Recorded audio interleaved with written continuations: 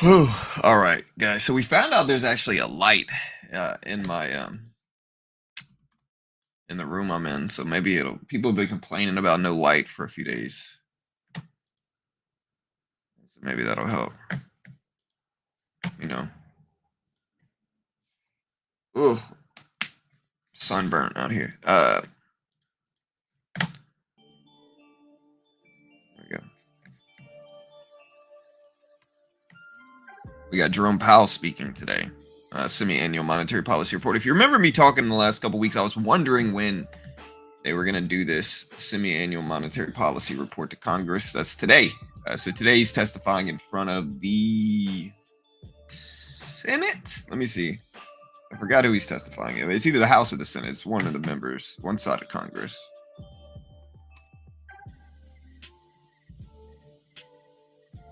All right, so he is speaking.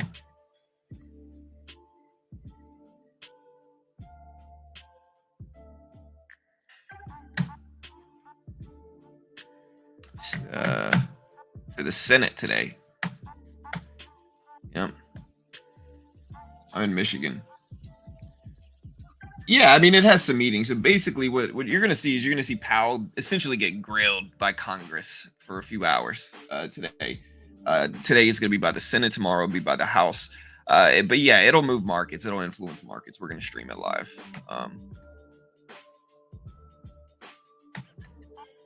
GameStop up a little bit today. That's nice. Yeah, Intel is very green for me too. I'm nicely green on Intel as well. I saw that this morning. So we'll take it.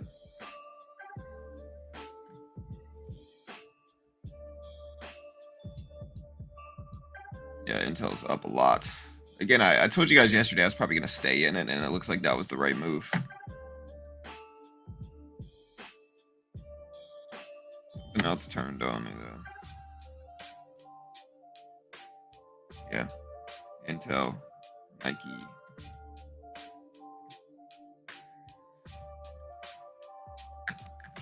Palantir flying up again today, too. I don't know whether I want to add more to Palantir or what I want to do there. Yeah, I'm in Michigan right now. I'm going to be coming home Wednesday, though, so yeah, I'm excited. I'm just wondering whether I'm going to have power when I get home. Also, Nike. Nike is a position I kind of added to, and I'm sitting in it now. I don't really know how to feel about it, though. Like, I'm down on it. But I think if I'm patient enough, I'll be fine. Let me check out the biggest news stories of the day.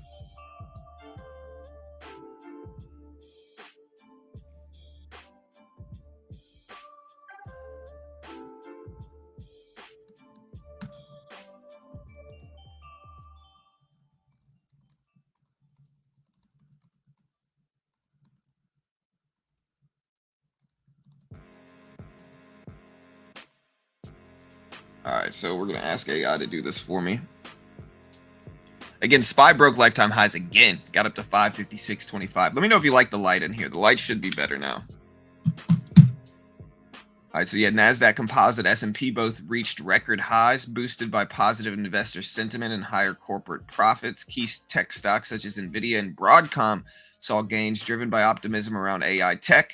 Tesla shares continued their upward trend. If we look at Tesla here, Tesla is up to 252s right now. Went pretty high yesterday, got up all the way to almost 260 at one point yesterday. It's a pretty big move. But yeah, they're up a lot. The surge has nearly erased the company's year-to-date losses. So Tesla's doing really, really well. First-time unemployment claims rose unexpectedly last week to 4.1%. It's a 19-month high. Manufacturing orders fell in June, and service businesses activity contracted in May. Treasury yields declined because of this. Dollar commodities like oil, gold, and silver saw increases in price.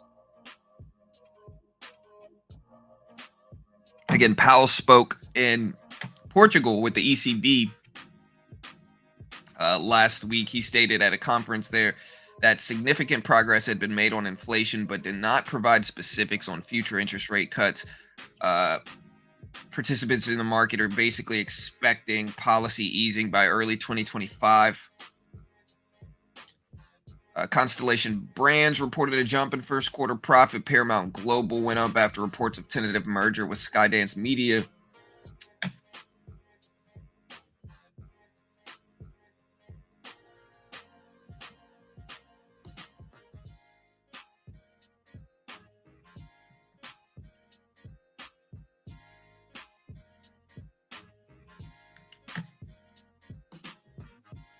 What about NVAX? You know, this is one of those kind of like stocks that I really just don't know. This is kind of like a mid cap, but I'm pretty unknown to it. So yeah, I really just don't know about NVAX here. I've seen this one over the years, but never really bought it. Don't know enough about it to really say yes or no. AMD did get a surge. Really nice move for AMD. We'll see if that continues. Aqua says Tesla most likely will pull back to 220 and then head back up. Just my prediction. Yeah, we'll see.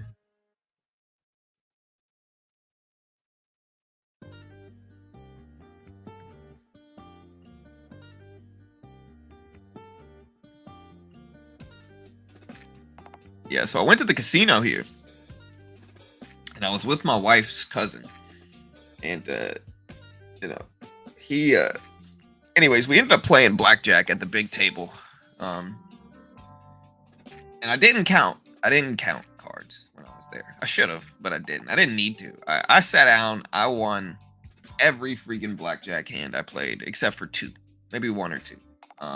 Went in there, played for maybe 20 minutes, won a couple $100, and then left. Felt good.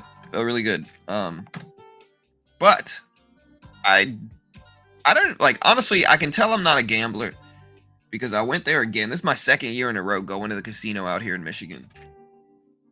And I can tell I'm not a gambler because I go to Michigan and I go to the casino and I go to play poker. I want to play poker.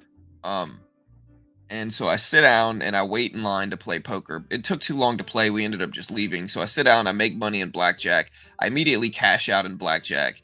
And then I just sit there. I didn't play one slot machine. I didn't play one video poker game. I didn't play one anything. I just kind of made money and left. I don't like to lose money at all. But yeah.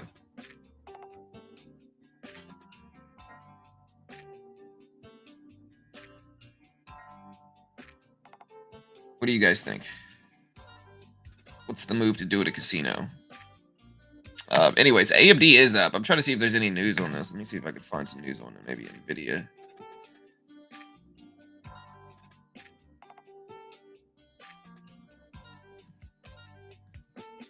NVIDIA, Intel, Lucid, AMD. A lot of people saying semiconductors are starting to trade higher. Maybe the sector's gaining momentum. Where's NVIDIA at right now? I haven't even looked at NVIDIA. Let me see. There's GameStop. NVIDIA almost at the 130s. That's what's dragging the market up.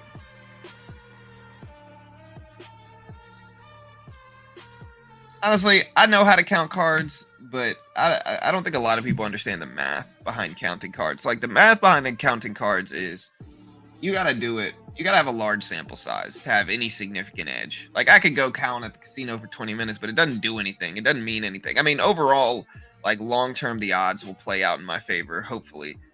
But it's a waste of time. The pit boss, since we were paying at the larger table, did come over, you know, so like I just wasn't gonna try that.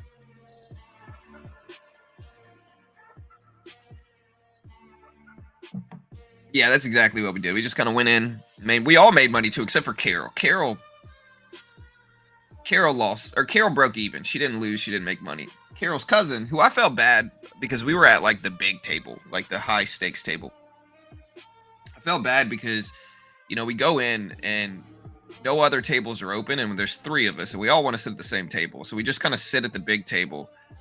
And I could tell he was kind of nervous about it at first. But we both went in there. Him and I both made money. We doubled our buy-in very quickly and then left. Carol didn't make anything. She was completely flat.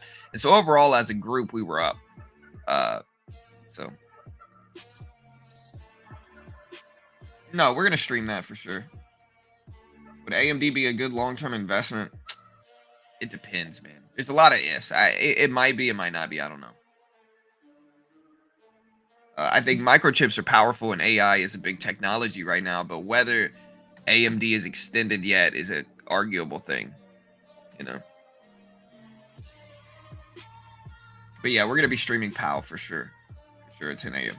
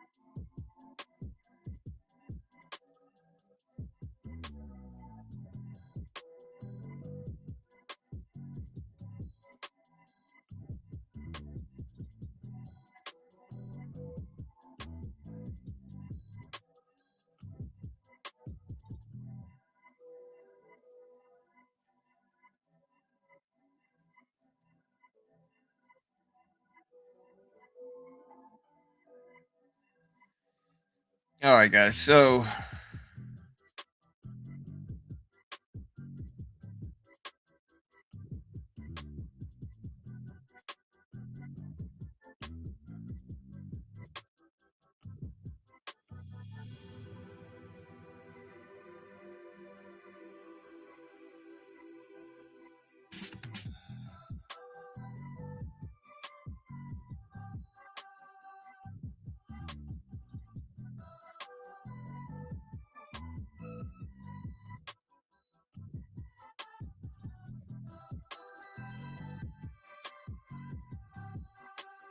all right, chat.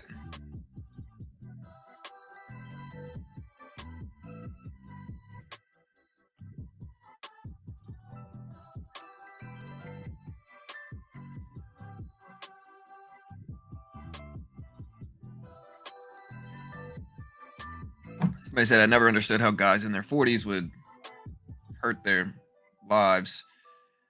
I get it now. All you do every day is look after others. Always more requests. You're always pouring into the cup of work or family. No one ever pours into your cup, and no one seems to care. I don't know, man. I think that's a very I think that he would probably. It depends on your family. Like I got a good family that's pretty supportive, you know. But it depends. You know. Sorry, I'm reading Twitter posts. Somebody on Twitter.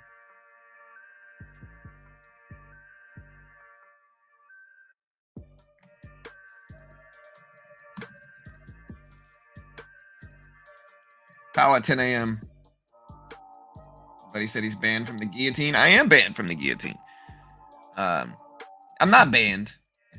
My coach just frowns upon me using it, you know. And I understand his logic. His logic is basically like, hey, like we want to make you a killer, and if you're not, and if you're guillotining everybody, you might be really good at the guillotine, but you're not going to be good at everything else. Basically, is his logic. In much less nice words, he was basically like, hey, you're guillotining too many people. He said you're not learning anything, and he said he understands why I'm doing it because it works, right? Like if I could tap a blue belt or a purple belt with a guillotine as a white belt, you know, it feels really good to do that, you know, but sometimes just because sometimes just because it's easy, sometimes the easy win's not what you're supposed to do when you roll with people. And that's true, right? And so I understand. So I'm not banned against it. Like what I've been doing is catching and releasing, if that makes sense. So I've been guillotining people and letting it go once I know it's locked in. Evening from New Zealand. What's up, Joseph? Constantine, good morning. Cheese. Hey, what's up, man? It's best to walk out as soon as you are up and deed at a casino. Way to easily lose it as fast as you got it. Yeah, I went and played poker. I don't know. I have very good luck at a casino.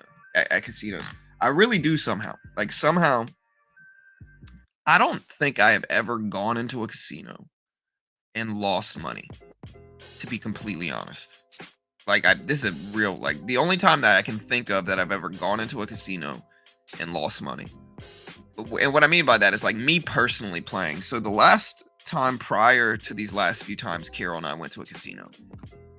Last time I went to a casino, I walked in, made money at blackjack. Carol ended up losing money, but I ended up making money at blackjack. The time before that, I walked in, I played limit hold'em, and I got the biggest sun run of hands anybody could ever get. I go into that casino. This is Harris in New Orleans. And I go into this casino and I immediately get like, I remember I got like quad aces. My first hand. Like quad aces. I got like a weird like 7-9 full house and bet all streets and made money. And they called, some guy called me all streets and I basically doubled my account, doubled my bankroll very quickly. And then immediately, same thing. I get that sun run of hands in like 30 minutes, and I immediately say, all right, guys, I'm done. The guys at the table kind of look PO'd at me afterwards. And I make money, and then I leave, and Carol is like begging us to play Baccarat. But I don't know how to play Baccarat. And so I'm like, for my mentality, I'm like, hey, look, let's get out of here. Like, I just won some money. Like, let's leave. But Carol's like, no, I want to play Baccarat or something. And so she goes and plays Baccarat and then loses some of it. But I still came out ahead. Basically, I'm the top 3 greatest gambler of all time ever in the world.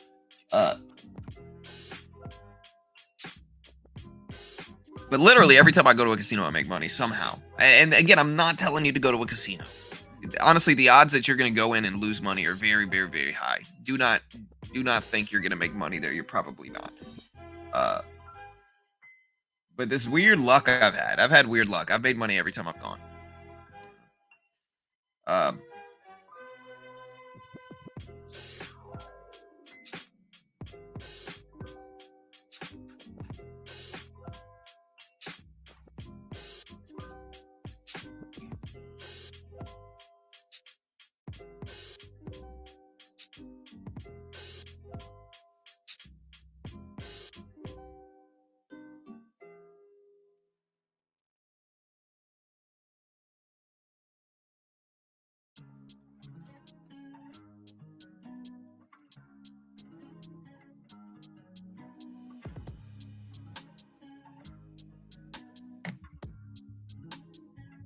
I'm taking money off the casino. I mean, sometimes I do. Most of the time I do. Unless Carol wants to go play Baccarat.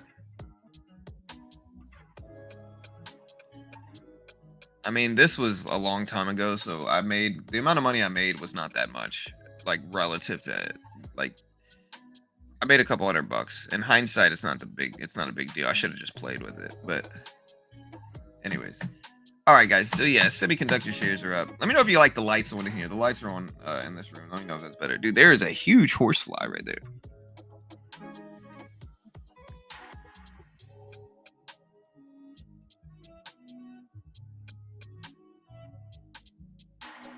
Hey, that's the way to do it, Pawn. Most people don't have that discipline, though, man. That's what you realize very quickly, is most people do not have that discipline. And this is why. Okay, it's like you get ready. Same thing with trading too. Like trading is very similar, you know, like, and again, I'm going to give you some analogies with trading and how they're very similar to this, right? So when you go to the casino, you get ready, especially like, it depends how long it takes you to get ready, but you get ready, you drive there, you do this whole thing where you're getting ready, you prepare yourself to go out, you do all this other stuff, and you finally go to the casino. You go to the casino, and if you win money in like 10 minutes, it's a very hard thing to accept. Like, hey, I'm done. All this hour I spent getting ready and driving here and all this stuff, that's over now, and I just need to walk out of this place. That's a very difficult thing to do or accept, even if you're making money, right? Very difficult thing to do or accept. Most people are going to want to say, hey, no, let's stick around. Let's play some slots or do whatever, right? Like, that's how most... Here, I got to plug my computer. That's how it goes for most people.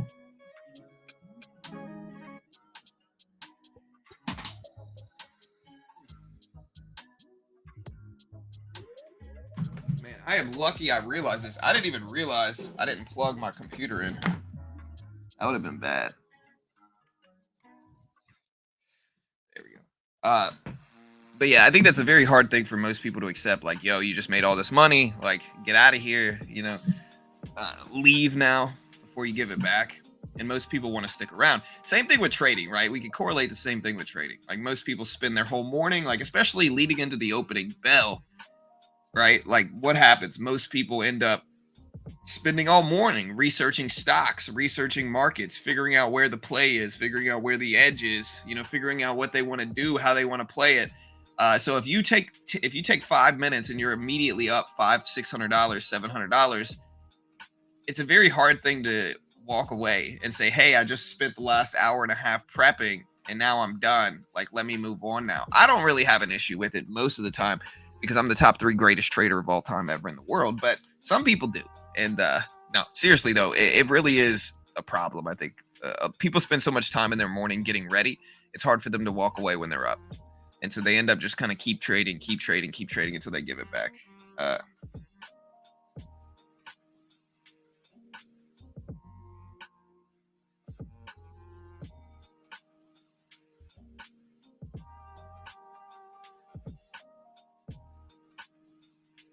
A red day yesterday, 272. Now our account is at 311. Need more funds to get above 350.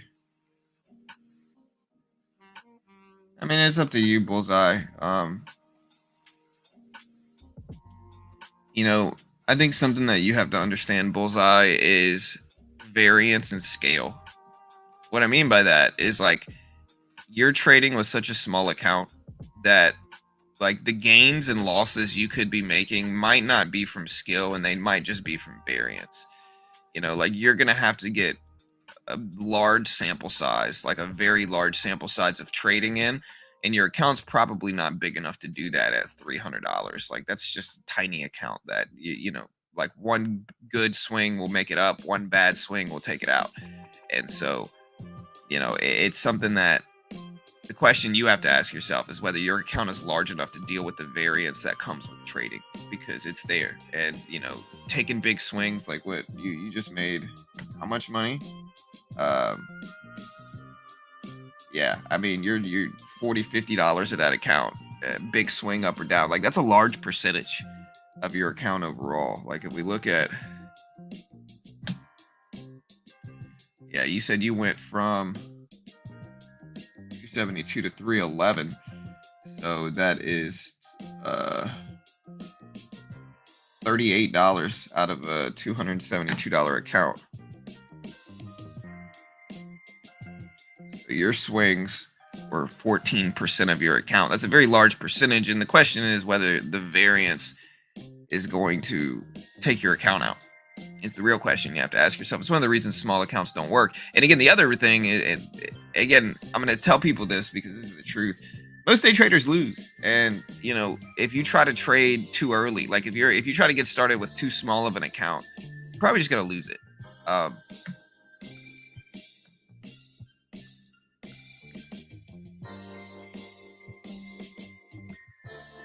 Yeah, we trade live. The minimum account size with the broker is 350. Yeah, no, I mean, I'm not talking about the minimum requirement for your broker. I'm talking about like, okay. The easiest correlation I can use is like blackjack as a correlation. All right. So say you teach yourself the card count, and like let's just say card counting is similar to trading in that regard, right? So say you teach yourself the card count. And say the minimum buy-in is $25, right? To play blackjack.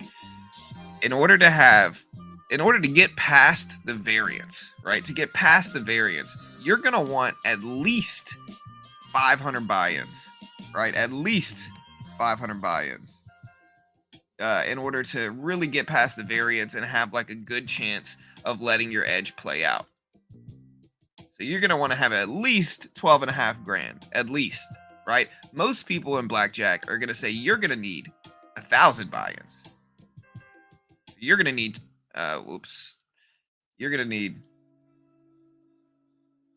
25 grand in order to get past the variance, with, you're basically trying to do it with $300, and so what I mean by that is like any swing can take your account out, and it might not mean it was bad skill. It might not mean it was because of bad trading. It might just mean your account's too small to get past the variance that you need to get past if you want to trade successfully. And so because of that, that's what I'm saying. If you're swing trading, it's different. But day trading, the variance is super, super high. Super, super high. Swing trading's a little bit different. You could probably like get into some good trades. I mean, you gotta essentially risk the account every time. And usually that's not a profitable way. But again, I'm just being honest. Good luck. I hope you make money.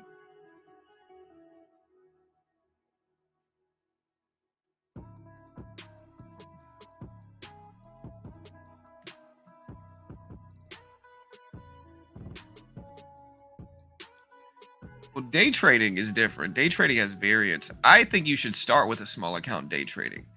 But I guess the point I'm trying to make is I think $300 might be a little bit too small. I think you're probably gonna lose that. And again, I'm trying to think of the easiest way to put it. Like, you're probably going to lose regardless, no matter what. It's one of the reasons I believe funded account programs are inherently useful because you can get started for 35 bucks. And if you lose, you're out 35 bucks. You're still risking something. You're still trading under pressure. You're still learning how to trade. And if you're profitable enough, you could still withdraw and make money, but the risk is noticeably less, right? I think that's the move for new traders. But again, they're sponsors of mine. I'm not even going to plug them right now because I don't even mean to plug them. I'm not trying to plug them right now. I genuinely think it's the move for most new traders who don't have that much money because it allows them to get started, learn how to risk, learn how to trade under pressure with for less, right? Instead of risking $500, $1,000, you could try it for 35 bucks. And I think that is much more useful than trying to get started with a $300 account.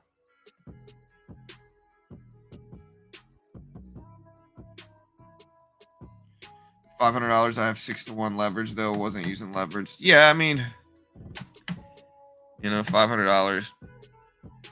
So you're gonna have about $3,000. I mean, that's not bad, I guess. Like, do what you do, make your money. Again, I don't mean to rain on your parade. I'm really not trying to. I think you're spreading yourself too thin with 300 bucks. Trying to day trade with it. I think day trading is a game day trading is a luxury of the financially comfortable, I guess is the easiest way to put it. And so if you don't have enough to put up I don't know. I guess I understand putting up a small amount, but I don't understand the difference between putting up $300 and also just paper trading. Um,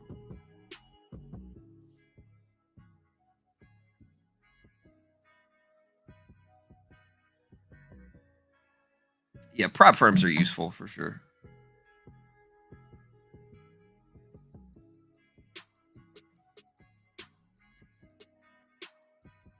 Yeah.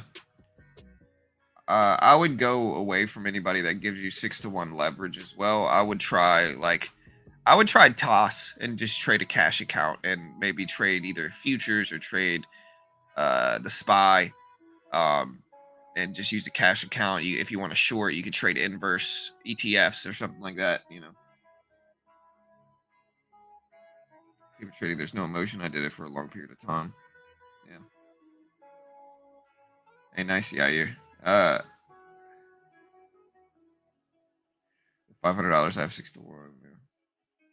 I don't know, Chad. What do you guys think is a good move? So she's a relatively young, or not new trader. She's a relatively experienced trader. She's been around for a while, but she's got a $300 account, and she's using trying to day trade with that account.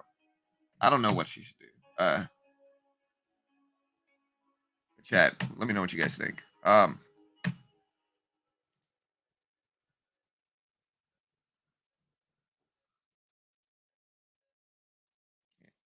So what platform are you going with though? If I go with Schwab, you have T1 and PDT. All right, well, one day settlement's really not that bad. PDT's definitely there, but if it's a cash account, you don't have any PDT.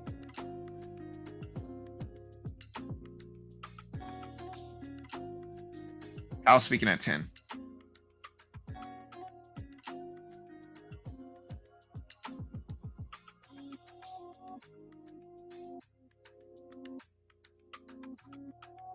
Sterling.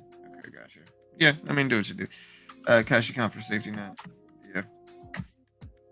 All right, Nvidia just broke highs again. Look at Nvidia, broke pre-market highs, got up to 130. Actually tapped 130 here and did hit it. Let's see if it holds. SPY very flat. You know, we do have Powell speaking, and it is CPI week. I'm going to look to trade choppiness today. Again, I did a short the other day, and what I said in that short was absolutely true, which is that what I said in that short was absolutely true, which is that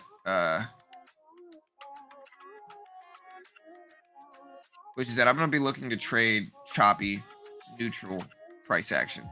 Because again, days leading into it, like we have CPI this week, right? So Thursday we have CPI, Friday we have CPI or PPI data. Those days, a lot of the time leading up to those reports, we get neutral action. And so ahead of CPI this week, ahead of Jerome Powell today, I think we might get sideways action. Look at Nvidia run here, Chad. Nvidia all the way up to 130.20s.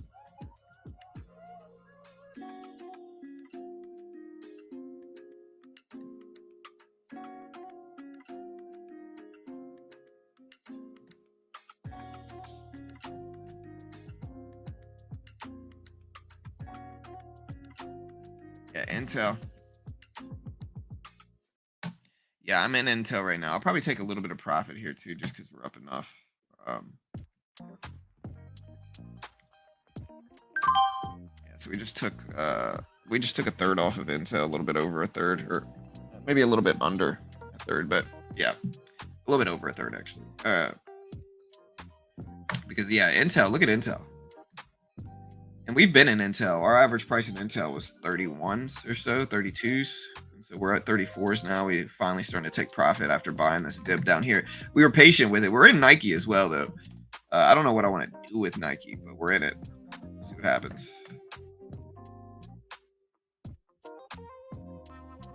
It's easier to go a $3,000 account versus a 300.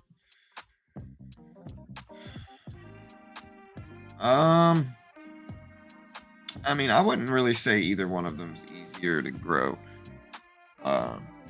Like percentage-wise, percentage-wise, they're about the same. I would even argue the smaller account's easier to grow percentage-wise. It's less room, but still difficult. Tesla may be starting that early dip before it's run back up. Yeah, if we look at Tesla, crazy run. Tesla is basically where it was prior to the year. Here's 2024. So again, this is the interesting lens to look at Tesla under. So here's Tesla. Tesla opened up here to start the year, right here at here. And now Tesla is all the way up at 250s, almost 260s at one point. So Tesla is technically green on the year now. Even over a 52-week period, it's still red over 52 weeks, but it's still doing okay.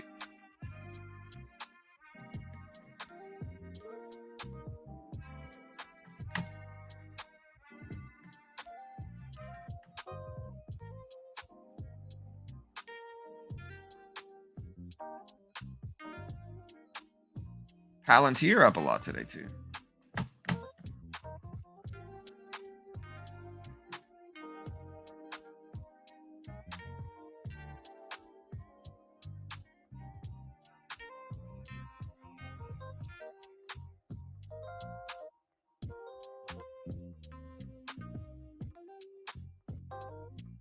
Why is my computer all of a sudden sounding like a rocket ship though?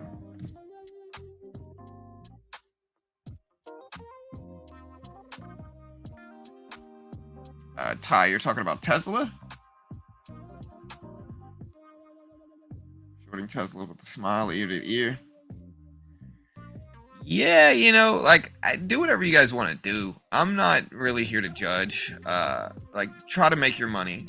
I'm just not Tesla's one of those stocks where Elon is so polarized, right? That a lot of people are hoping, like with confirmation bias, that Tesla fails because they dislike Elon as a person. Now, I think that's being way too emotional about it. I think that Tesla as a company is positioned very well for the future, right? Like what I mean, and I've said this many times, is that Tesla is positioned well for full self-driving. I think eventually we're going to get full self-driving vehicles that drive themselves without a driver in the car. Eventually, that's what we're going to get. The infrastructure is going to take time to build, but that's an inevitability, I think. I think that's eventually definitely going to happen. And if it does happen, which I think it's going to, Tesla's on the front of that. Tesla's on the front of that. Especially with the big surges in AI and all that potential right now. I'm not shorting Tesla. I think that's a silly bet. I think everywhere I look, I see a Tesla vehicle as well, driving somewhere. They're certainly more common than they were 3 years ago. And so a lot of people buying Teslas, good software, good AI on the forefront of FSD. I'm just not, Robotaxi event next month. Now, I think the Robotaxi event might not go well, though, because I think that's going to take a long time to get done. The actual Robotaxis is going to take a long time to get done. So I'm not as confident in the Robotaxi event next month. But, I'm not going to short Tesla.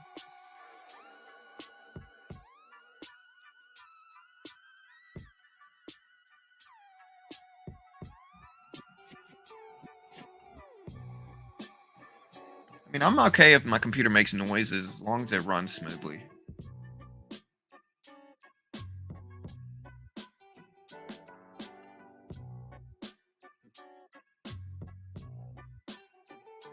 Yeah, the leaders in FSD. Yeah, for sure.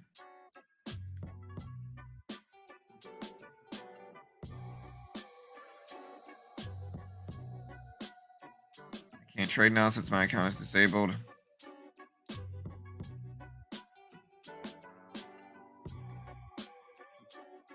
Yeah, as long as you're not asking anybody for money, bullseye. And please, nobody give anybody money here. There's too many people that try to scam people in that way. I don't think Bullseye's doing that, but I still wouldn't send anybody money. Doesn't matter who they is, what kind of story they have. There's a lot of really catchy stories on the internet that I just got to be very leery of.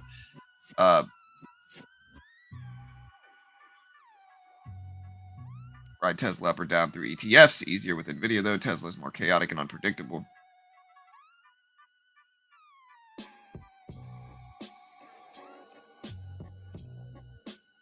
Okay, yeah, all good. Yeah, I mean, Bullseye, like I said, I think you're spreading yourself too thin to day trade. Unless you're going to try a funded account program, which you're going to get, it's going to be a lot easier to day trade that way. I think you're spreading yourself too thin. Tesla bot will yield Tesla revenue long before the Robotaxi era of FSD, in my honest opinion. Maybe. So easy to make money with this. Why even scam? I don't think it's easy. I don't think anything is easy. I think day trading is incredibly difficult and most people lose. 90+% of people lose. So I don't think it's easy at all. I think most day traders lose. I think everybody on the internet's acting like it's easy so they can sell their mentorship program. But I think it's incredibly difficult and most people lose. No, we don't have the FOMC today.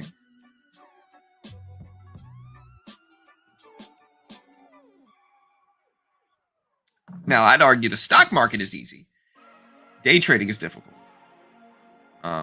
So what I mean by that is like investing in the stock market's very easy. You literally just buy and sit. As long as you have the discipline not to touch it, not to get greedy, not to get emotional, and you can just kind of buy and hold. Very easy to make money. Very easy. A lot of people don't have that discipline, though. It's one of the reasons you need money managers and like fund managers. You need financial planners, is because the biggest edge you'll ever have is when you buy the S&P, the NASDAQ, the Dow, and you sit on it for 10+ years.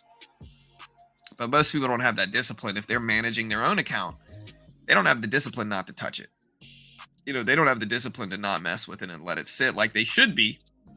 And so they end up selling it and taking the money and buying McDonald's with it or whatever, and just losing any gains they would have, any compounding gains they would have.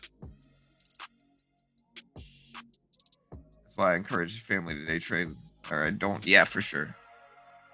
Honestly, anybody that messages me like that I know personally wanting to day trade, I usually tell them they'll probably lose money.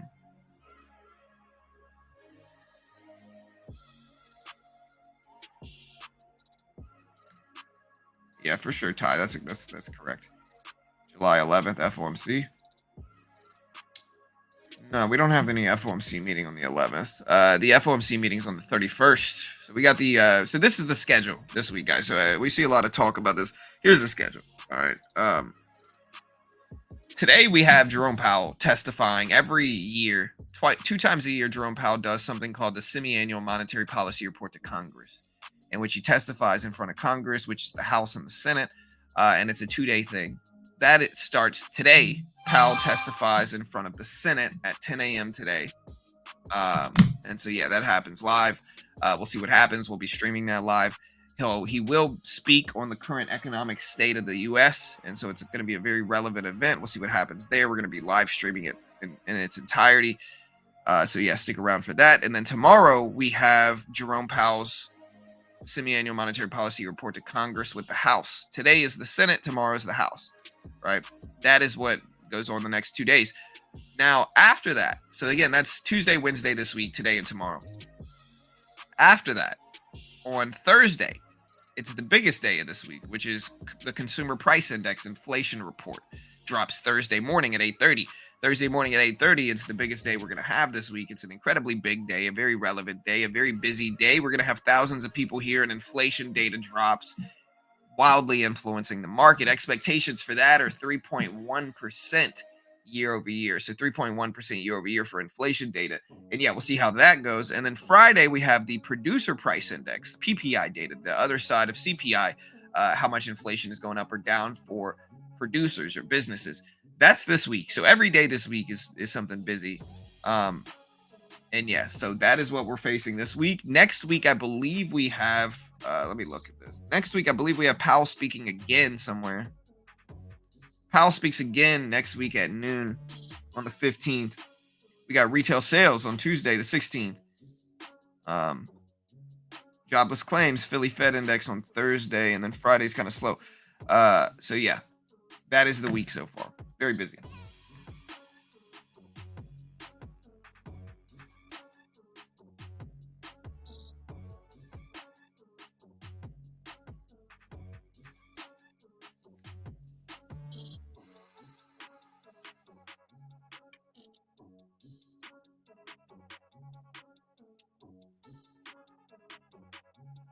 They hold it too long, hoping it will reverse. I've done it too. Yeah, I mean, the reason most day traders lose is very simple. It's a very simple sequence. It goes win, take a loss, get frustrated, so double size, take a bigger loss, get frustrated, add more to the loss, hoping to turn it around. It continues in the direction against you until eventually your whole account's gone. Right? Like, that's how most day traders lose. And it's happened to me. I'm not even acting, this is how it goes. So your job is to condition yourself through repetition to not do that.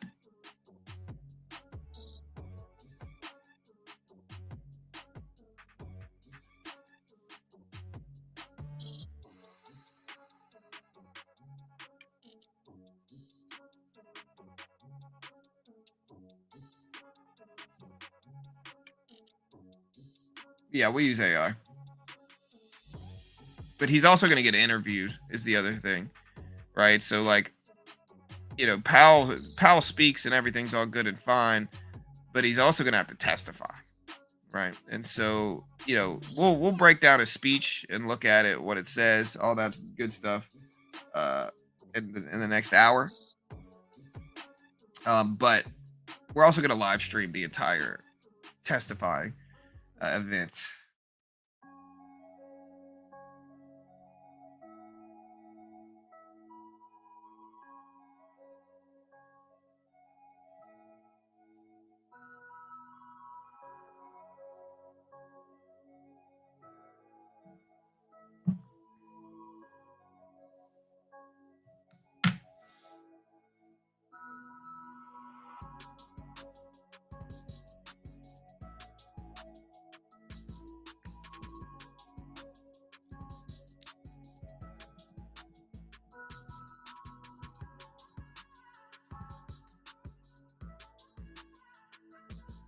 Yeah, so Jerome Powell testifies in front of the Senate.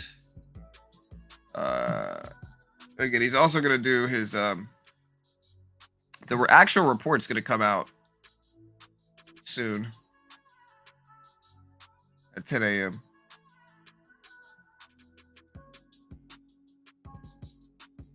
Trying to find where the actual Word document is. I saw it the other day.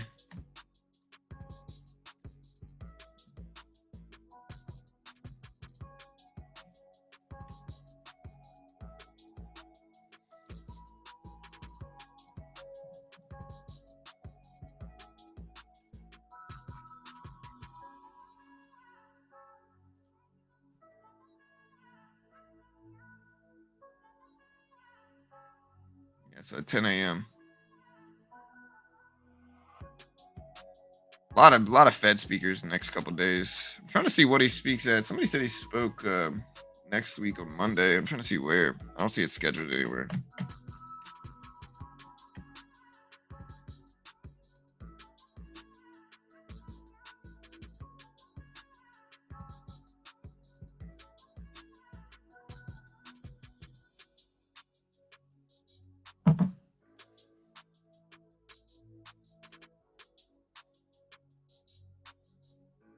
Is there a good side of resources for historical stock pricing with indicators listed on big events on certain days, like the days Powell spoke? I mean, I don't know why you would have that, to be honest, Phil. Like that's like one of the wrong assumptions that you're having there, in my opinion, brother, is that you're assuming that there's going to be consistency in terms of reactions to Powell. And I think what you're missing is that these speeches and events are not mirrors and carbon copies of themselves, right? So when the market reacts to one of these speeches, it's reacting to because it's reacting to something they said in the specific speech, not just the speech itself. And so you're not going to be able to mirror and trade this. Like one speech is going to be different than another because one speech is going to contain different concepts and bias and decisions in one speech versus the other, right? So my point is, if last year's semi-annual monetary policy report to Congress made the market drop 5%, it doesn't mean it's going to drop 5% this year. And I don't think it did, but that's my point.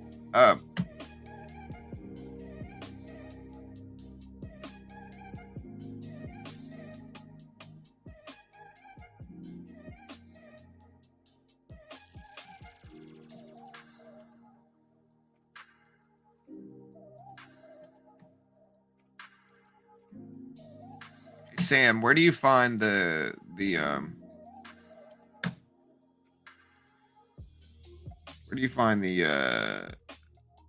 text from Powell's speech? I'm looking for it now.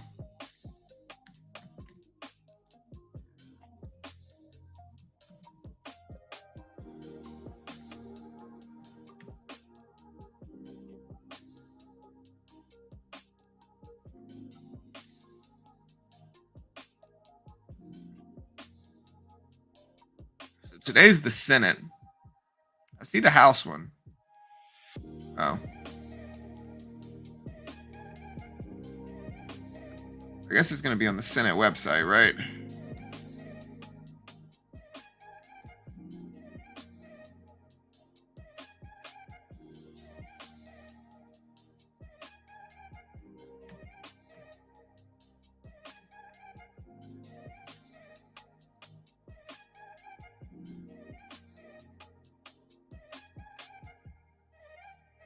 Yeah, no, makes sense, Phil. All good, brother.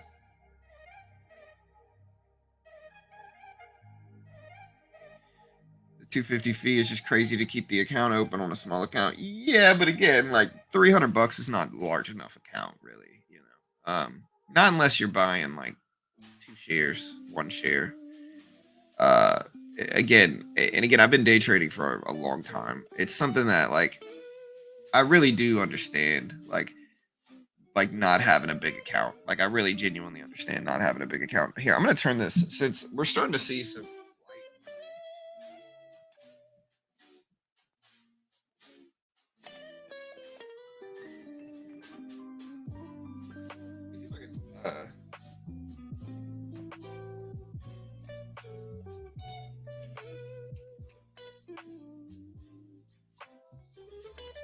Is that too dark, chat? Yeah, that looks pretty dark. Oh, let me sit down. How's this? Is this way too dark? Yeah, this is too dark.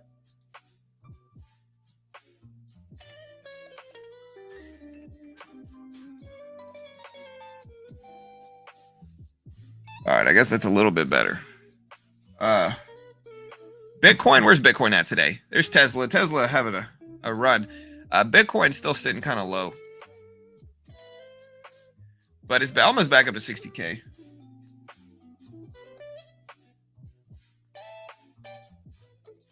Yeah, it's all good. I'll use AI or something, Sam. I'll find it. I'm pretty sure it gets released somewhere. I know it's released early.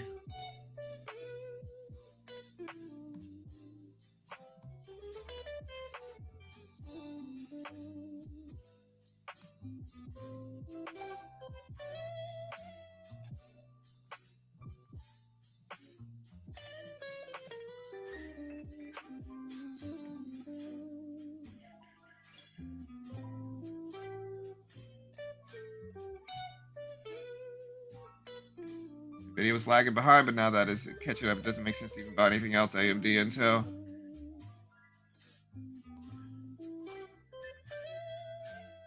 Yeah.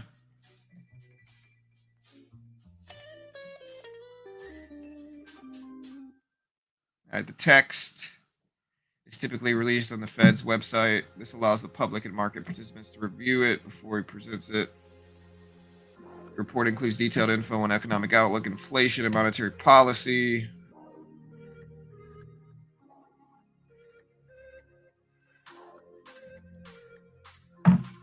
Um,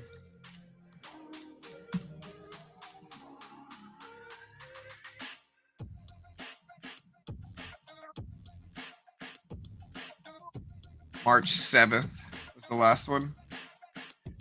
Let's see where that text is. We'll see if we can use that to find the new one, where it was listed.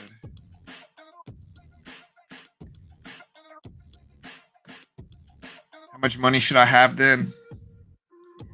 I mean, if you want a reasonable shot, like rolling money into anything, I would say a couple grand at least. You know, and again, I wouldn't risk a couple grand.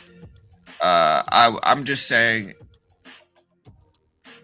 like, okay, I'm trying to think of the easiest way to put this. Like when you're day trading, money's gonna come and go, right? Money's gonna come and go. A $300 account, like a $300 is a very small amount of money to see come and go. And so I just don't know if, like, I think if you're, it's hard to explain. I just think it's too small. I think day trading, okay, I'll put it this way.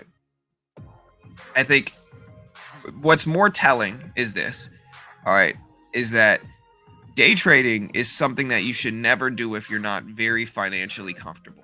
You know, I know it's marketed to people who are struggling financially and they can just turn their life around if they teach themselves how to day trade, and then they can ride off into the sunset and everybody will be like, "Ooh, look how smart you are." Right? But that's just marketing, right? Like it's not really like that. It's genuinely not like that. I've been doing this longer than most people here, and it's genuinely not like that. Most day traders lose, and the ones that do succeed typically have large enough accounts to where they can let it play out and not worry. I'm not saying you should risk a lot of money. What I'm saying is that if you're struggling financially, you're going to be way too emotional about your trading. You're going to be way too emotional about your trading, and I think it's a luxury of somebody who is not, who makes enough, like who makes enough money. It's hard to explain. I'm trying to think of the most delicate way to put this. And I'm not even saying that's you. Maybe what you're doing is the right move. But I don't know. Prop firms have way strict rules. Sure, but you're looking at it like you're going to grow $300 into some much larger account. And again, I'm here to tell you that's probably not going to happen. The reason most day traders lose, right? So the reality is you'll probably lose that 300 or 400 bucks or whatever you're trading with, and it's a lot cheaper to lose on prop firms. You know, I'm not even going to plug one, but it's a lot cheaper to lose there than it is to put up $400, $500 yourself and lose that. Uh, anyways.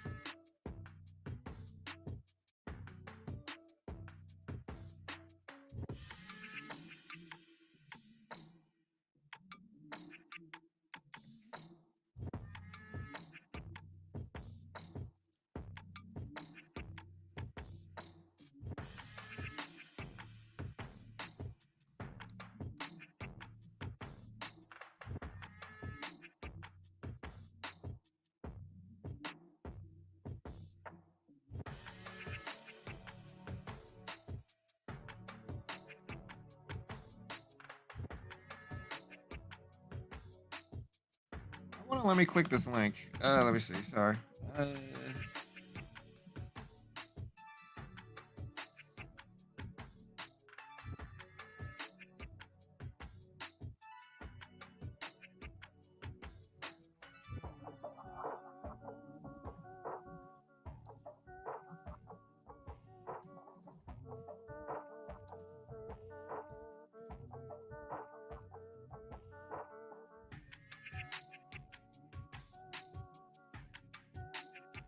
So they were trying to get the HTML version of it. That's why it didn't work.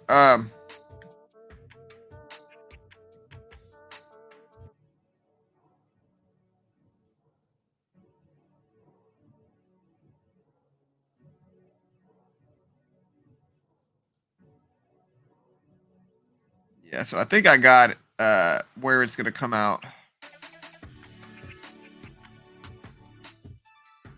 Yeah, so there's the simulator. So I see where the text is gonna come out. So I'm ready for it. Here's the last text.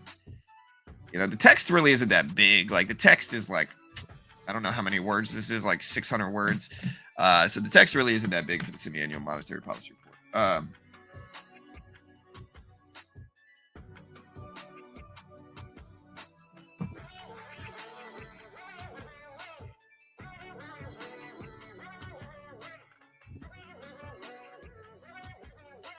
If you had a 20K account, the traditional advice is to risk 1% or less, or the 20K prop firm can't, depending on. Yeah, but again, and again, I guess it all depends on where you are in your journey, right? I think you have to stop looking at it like, hey, I'm going to grow this little bitty account into something big.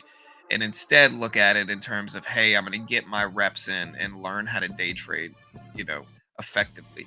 Um, because again, I think a lot of new traders, they think that they're going to be an outlier. They think that they're going to take, and again, a part of it is marketing and day trading, where day traders market small account challenges. Look, you could turn, if you just buy my course or buy my mentorship program, you could turn $400 into 30 grand, if you just do it right. And again, I think that's silly and ridiculous. I think, yeah, I think that you just need to focus on getting better and getting a good sample size of trading in so that you can learn and save up your money in the background of that is what I would personally do. But everybody's different. Do what you do.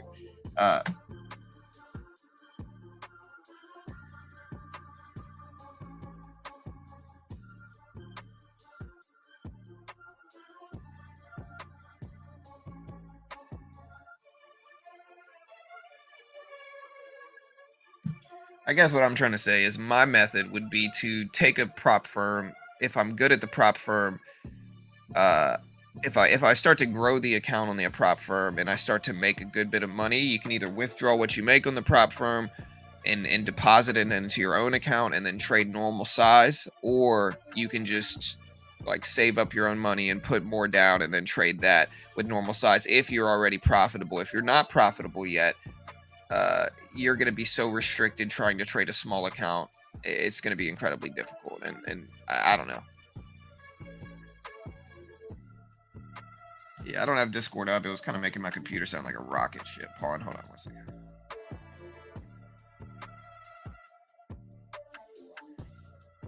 Yeah.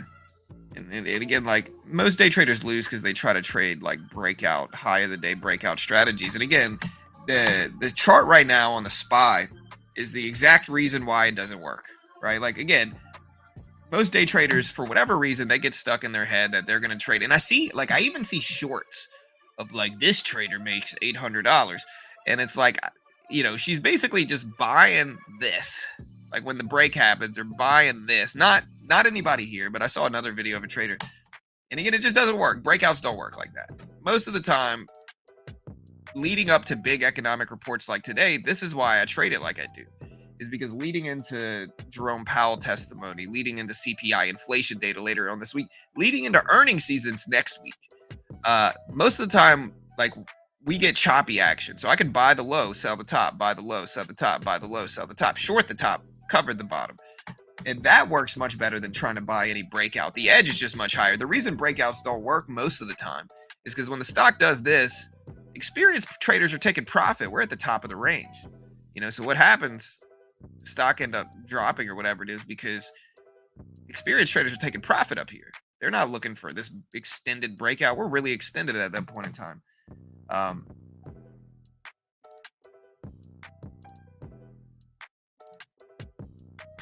Bad fills you. Yeah, I mean, you get bad fills anywhere with anything, and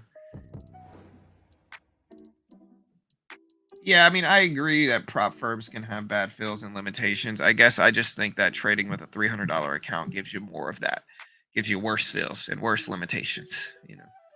But Powell, he might move the market.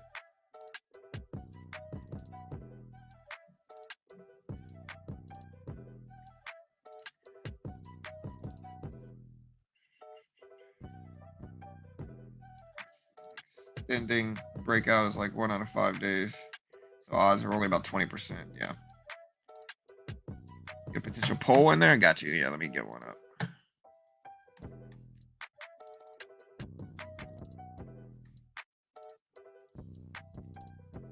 Does today's monetary policy report help or hurt the financial markets? Help.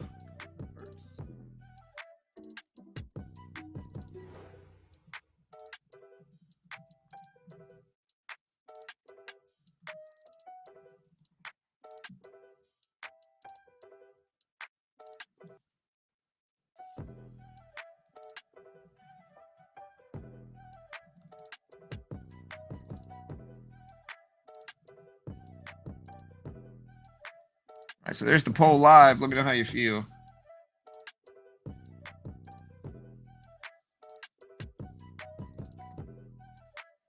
Is AMD falling? AMD is falling. Look how fast AMD is dumping here.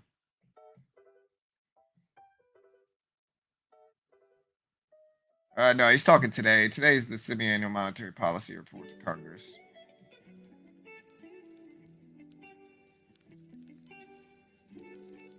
Let's see where this was. Okay, so yeah, this is okay. I see. Yeah, so the last one came out. I'm trying to see when this dropped.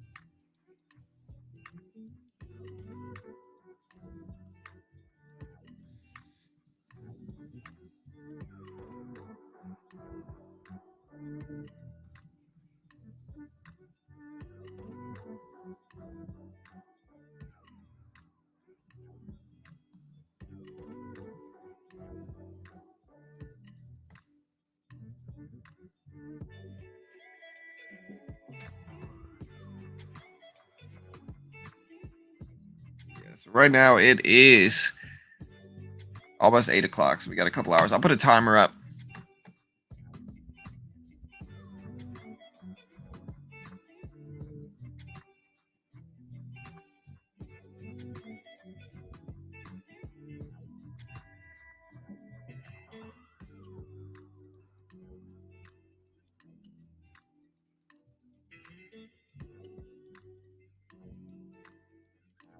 Just a small correction. I don't think Nike will go to the 60 short term.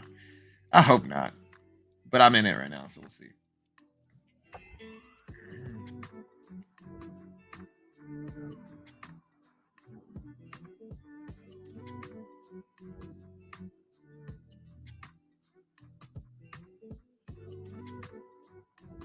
All right, so most people are saying 8:30 Eastern time.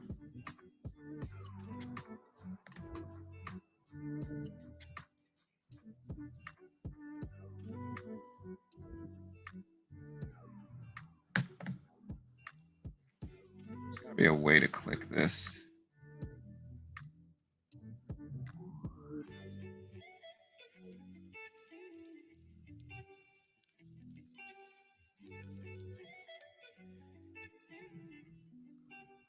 Yeah, so I see it. Okay.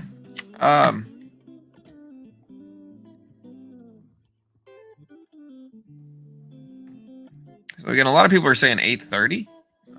Does that line up, Sam, with when you saw the time?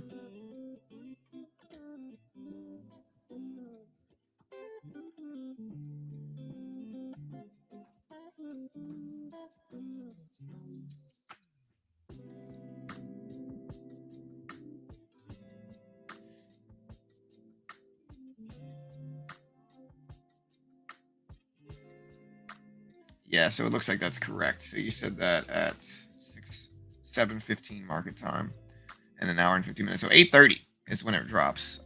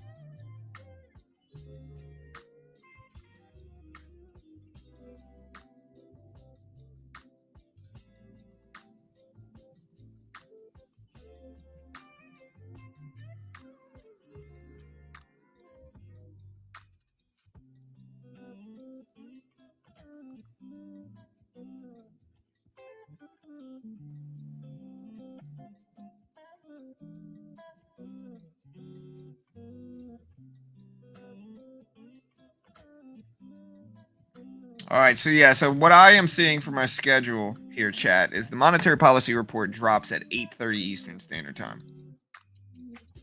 8:30 Eastern Standard Time. Jerome Powell is set to testify at 10 a.m. Eastern Time. We're gonna get ready to start day trading some as well here, but yeah, that is where we're at now. 8:30. Yeah.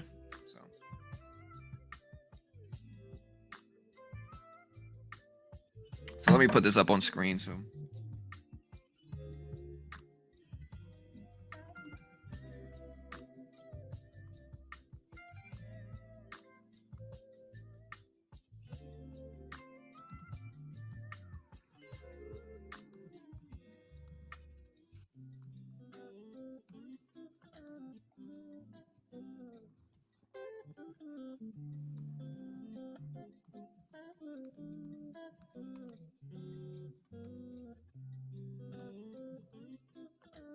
All right. So we're going to put this up on screen so you guys can see. So yeah, so the text from the semi-annual monetary policy report with Congress drops at 8:30 Eastern Time right here and will be reviewed heavily upon release. And then we're going to stream the full Powell speech at 10 a.m. live. NVIDIA pull it back to 130 here. Is it time to buy this dip? I don't know.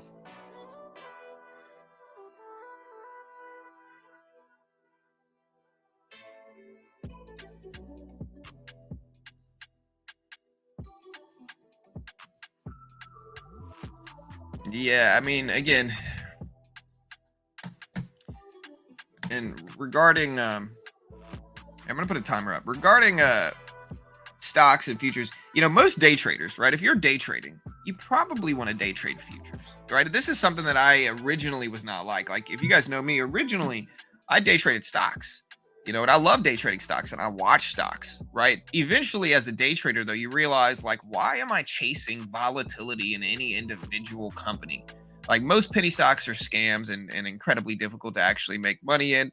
And so if I'm looking to trade blue chip stocks, the SPY, the NASDAQ are going to do essentially the same thing as stocks, right? But there's no PDT rule in the SPY and the NASDAQ if you trade them in futures. So you can day trade the S&P, basically the SPY price action. You can day trade the NASDAQ, basically the QQQ price action in futures, no PDT rule.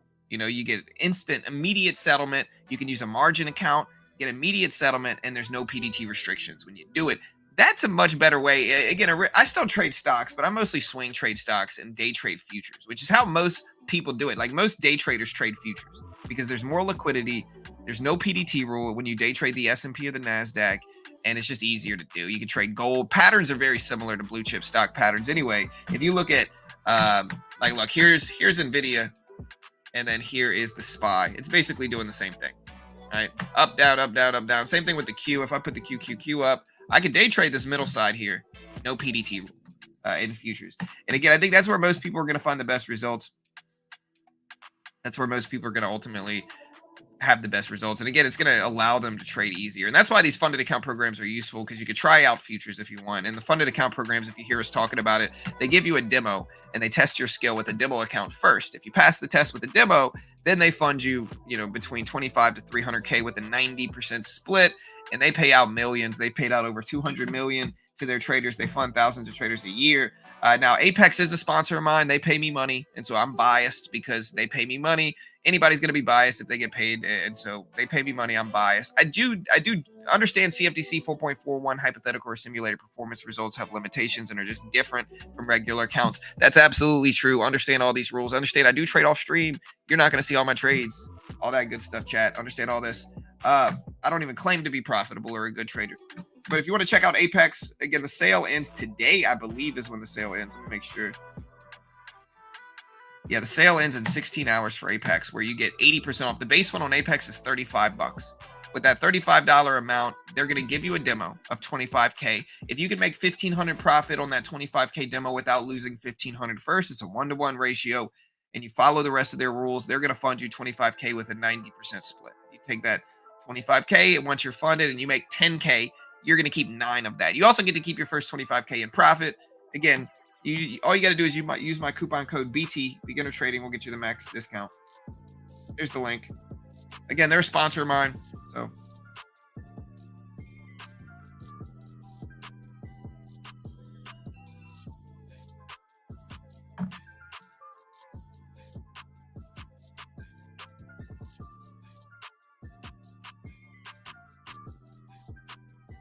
Nvidia looking strong. Yeah, Nvidia is bouncing right at 130. Looks to be in a sideways range. Again, I think we're mostly going to get choppy sideways action today. I really do. I think we're going to get choppy, neutral, sideways action leading into. We got the semi-annual monetary policy report with Congress dropping. That's one thing, right? We also have. Again, this drops in 45 minutes.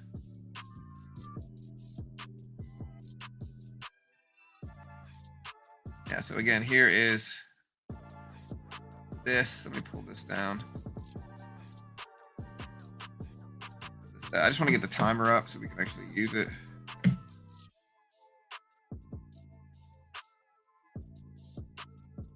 All right, so let me exit out of some of this.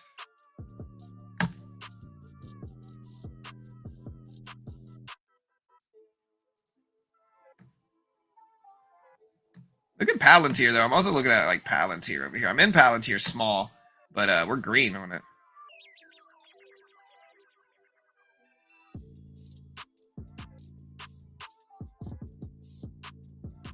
Put like gold up. Here's gold. Gold down a little bit today.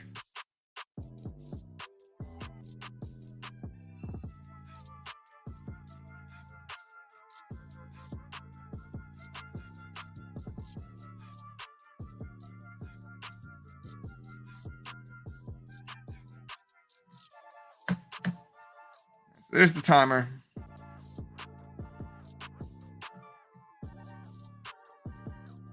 That's going to break all models. Yeah, there's AMD. AMD bounced pretty strong there, though. Tesla all the way down to 250. NVIDIA needs to break 130 and hold. I don't think so. I think NVIDIA just needs to stay sideways for the whole sector. You know, people are acting like NVIDIA needs to continue breaking highs. I don't think so. I just think NVIDIA has to stay sideways. If it can hold sideways gains, it's doing well. It's doing very well. You know, so as long as NVIDIA can hold the gains that it's made so far, I think it's going to be fine. If it can hold and it starts to turn and give back those gains, that's a completely different story that you got to be very wary of. Data comes at 8:30 on Thursday. What data are you talking about, Peter?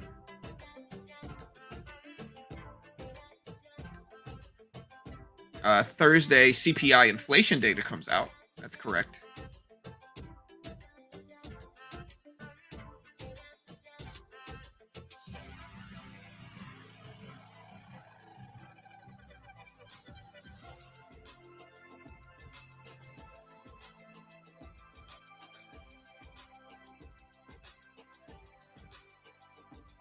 You know, so I think a really good thought experiment to do in stocks, guys, in the stock market. Yeah, CPI drops at 8:30 on Thursday, and then PPI drops Friday. Today, we're talking about the semi-annual monetary policy report with Congress, though. That drops at 8:30 today. The Powell testimony happens an hour and a half later at 10, where he gets interviewed, you know.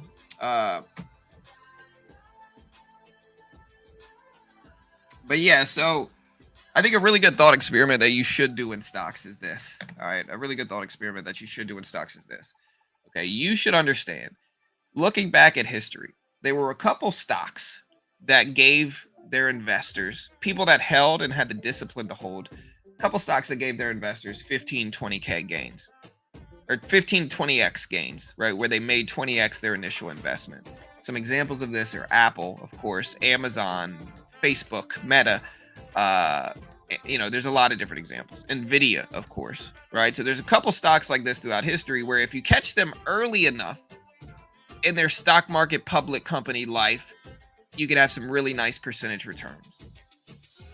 What are some stocks that you think fit into this description? Now, I'm not necessarily talking about only mega cap blue chips. Those are already past their big growth periods of time, a lot of them. Some of them aren't, and some of them are going to continue growing and do really, really well. What I'm really referencing is newer public companies that are fresher, that are newer, that are eventually going to become like namesakes in the stock market, that are eventually going to become the big boys of the stock market, like modern day Apple, Amazon, Google, Meta, stuff like that, right? What are the up and coming versions of that? Like, what are those young startup companies that are still big that can potentially have some crazy growth in? ARM, we see a couple people mentioning ARM. ARM has had crazy returns already. ARM is up from 46 to 190. So is it too late for ARM though? ARM's already up a crazy amount. SoFi, I'm torn on SoFi. I'm in SoFi right now, but generally stocks don't have this negative trend like this. Like this is a long-term downward trend on SoFi. So here's a weekly chart. That's a rough looking chart, to be honest. It's dropped from $24 to $6.30. So that's not really something that those mega cap stocks of today ever did, really. And so I don't know about SoFi. Maybe it is, maybe it's not. I could maybe agree Palantir looks to be decent. Palantir looks to be maybe, decent. I see somebody mentioning C3, which is AI is the symbol. I do agree that it's going to be some AI stocks. Maybe C3 is one. I'm not sure. Nah, Chipotle's already too big. Dell? Well, Dell, the question is, has the bull run already happened? Dell in 2022 was at $33 a share. It's now at $150. So the question is, has the growth period already ended for Dell? But it looks good. It looks good. CVLT, what is that? And again, don't mention penny stocks. Penny stocks, most mega cap stocks never started off as penny stocks. That's actually a really big misconception, that a lot of people think that like a lot of these big mega cap stocks started off as penny stocks and kind of grew. Most of the time, most of these mega cap stocks immediately IPO at like 30, 40, 50 bucks a share. So none of them were ever penny stocks. What is this? I don't know about this company. CVLT.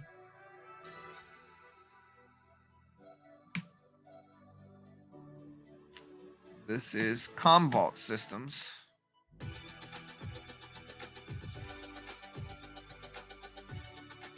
Yeah, I'm looking at some of these. These are interesting. I don't know enough about this one, so sell me on it if you want, but I don't know anything about it.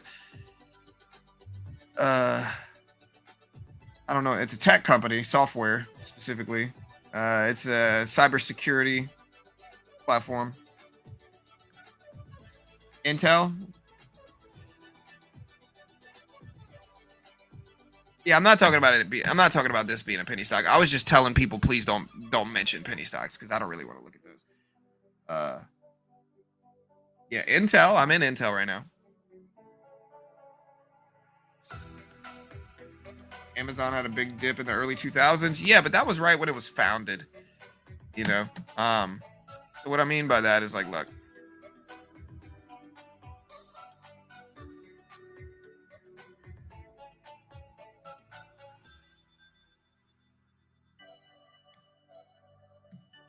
Like, yes, Amazon had some weakness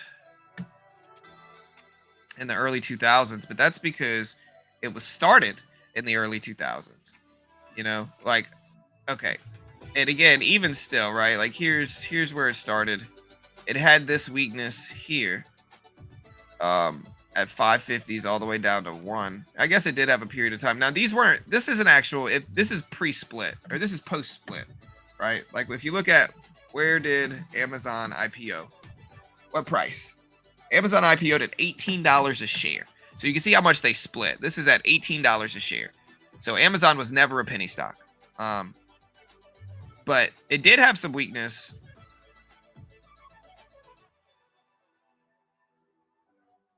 all the way into 2000. But again, very young in the company's life. Very young in the company's life.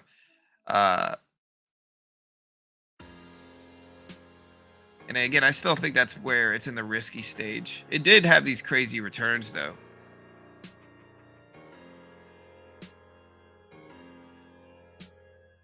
So,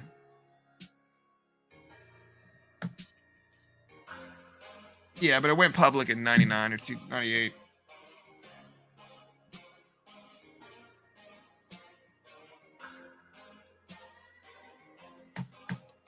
TSM, you don't worry about the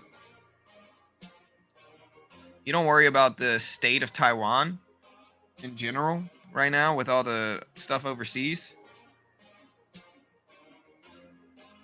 That's what I fear about in terms of investing in this one.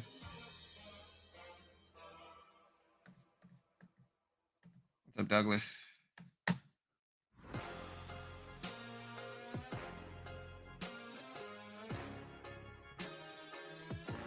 What is QRVO? I don't know anything about this.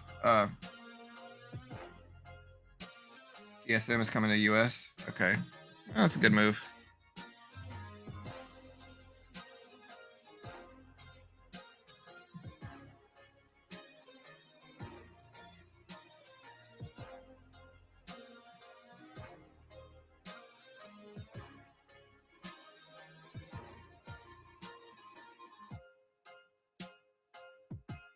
The market and economy are controlled by many things, and don't forget about lag time of policy decisions. Powell and rates sometimes overrated.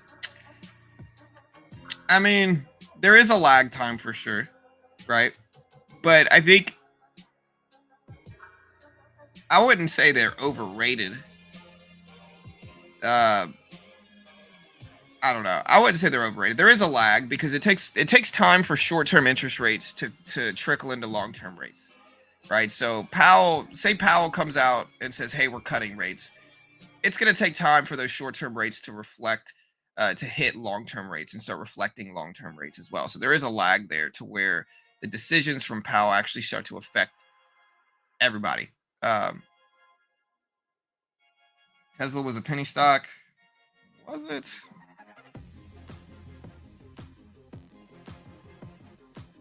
Tesla IPO'd at $17 a share.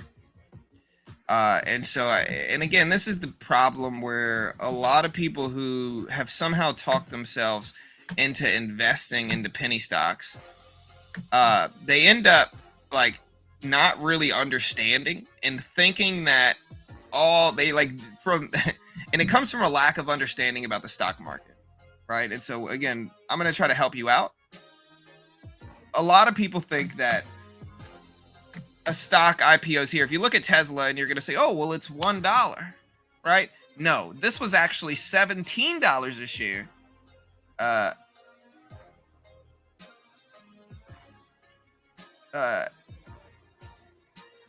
This actually IPO'd not at $1, but at $17 a share. Tesla was never a penny stock. The reason it shows $1 in history is because the stock had a bunch of stock splits. Right, so after a bunch of splits, this is going to say $1 in historicals, but it's not actually $1. Like this never was $1. Tesla was never a penny stock, and again, this is how traders get talked into investing in penny stocks. I promise you, if a company is successful enough, they are never going to be a penny stock. They are never going to be a penny stock. The only companies that are penny stocks are companies that made a bunch of bad decisions and did some stuff wrong, right? Healthy companies like the big mega cap stocks that you know about were almost never penny stocks. I'm not saying there weren't a large majority of the big mega cap stocks you watch were never ever penny stocks. Most of the time, like new traders get confused because it says $1 when you look at the history, and that just means it was split a bunch since then. It's had many stock splits since then.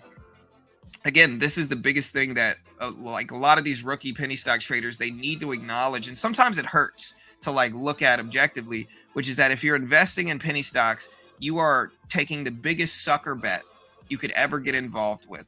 Like you are funding horrible CEOs and horrible companies that are most of the time just going to take your money and you'll never see them again. You're going to lose your money. Like be smart.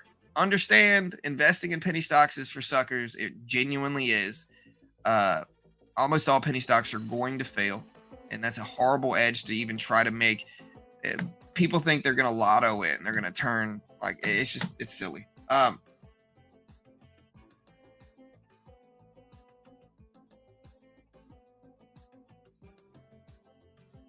Right, it's hard to watch Blaze, 100%, man. It's hard for me to see people get stuck with. Like people get talked into doing all this dumb stuff, and it's hard to see, you know. I'm trying to help them. Sometimes I think it hurts though. Like again, the analogy I always use is if you've ever tried to talk somebody out of a pyramid scheme, they get mad at you for it. They don't get mad and say, "Hey," they don't say, "Hey, thank you for helping me."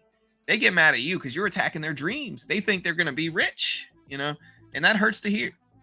But again, it doesn't matter how much it hurts. Look at it objectively.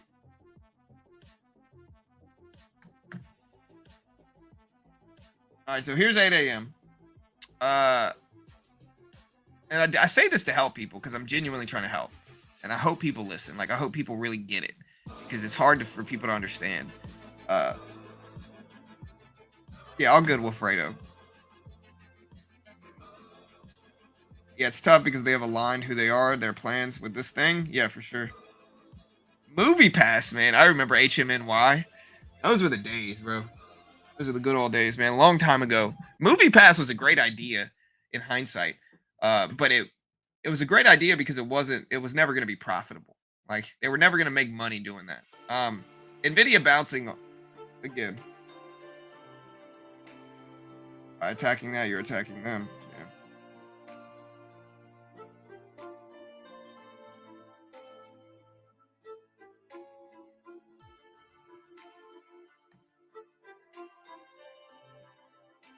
Oh, am I not on screen anymore? My bad, guys. I thought I was on screen.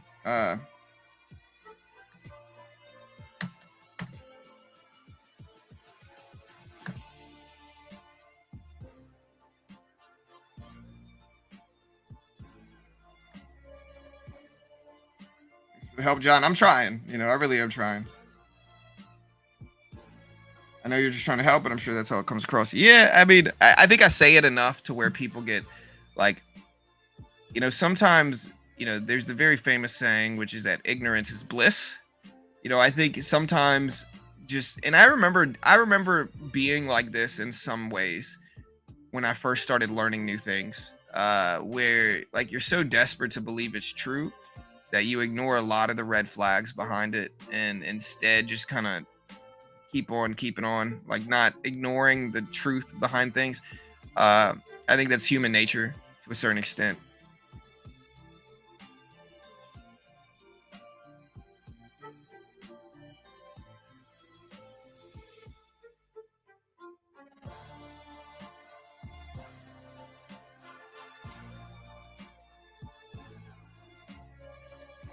Better off with options of a better regulated company. Yeah, for sure.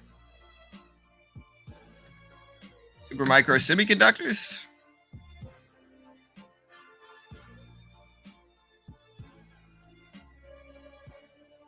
Supermicro semiconductors has one of these big bull flag like structures. Like, look at this. Really nice bull flag look here. Like that's a bull flag look.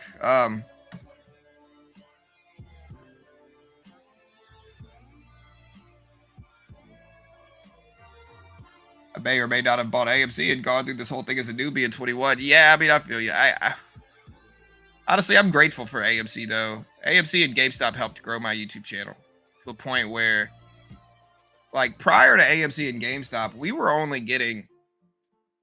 might get like like total views for a live stream of 4 or 5 hours. We'd get like 1,200 people maybe watch, like 1,200 total viewers. We might get like 200 people there.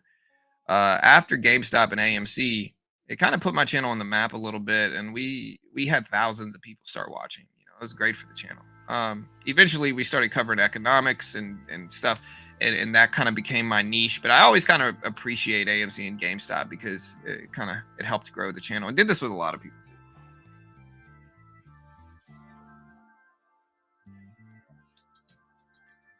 Yeah, if things were easy, we would already be rich, right? Yeah. That's what I always tell people if like, and you see this a lot, like good data comes out, the market tanks, or bad data comes out and the market rips up, and like traders are big mad about it. They're upset. They don't know why. They're saying the market's rigged and all this stuff. And it's like, well, I don't know. I guess you could call it that, but it's just not that easy.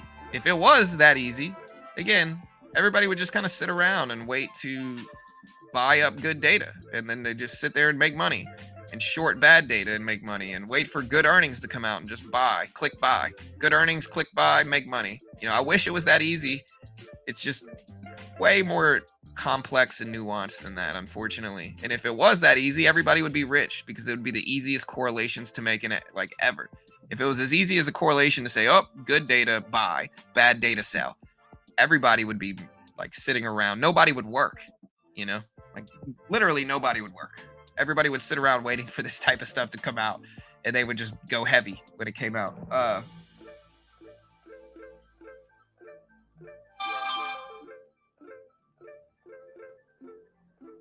like that you stream early. I'm just listening and watching trading stocks and working remote at the same time. Nice. Hey, well, welcome, man.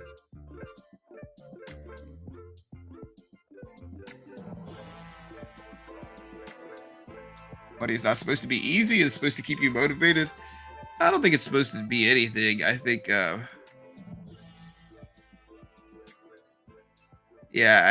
I don't think it's supposed to be easy. I think it can be if you know what you're doing.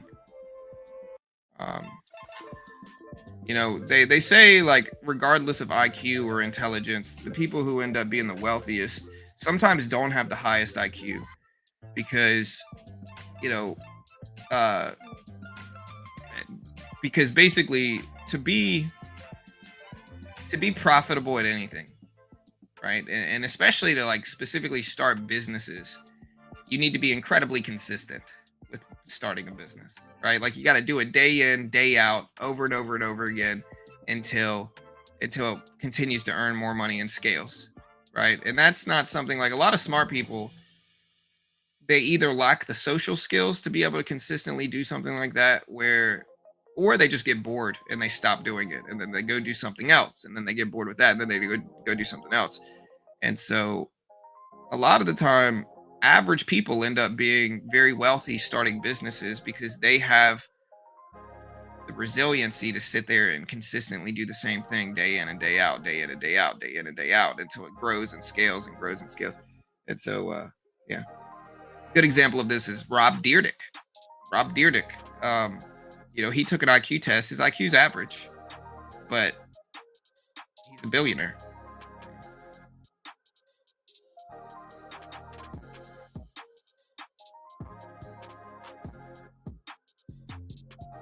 Oh, no, I wasn't streaming yesterday. I stopped my stream early yesterday.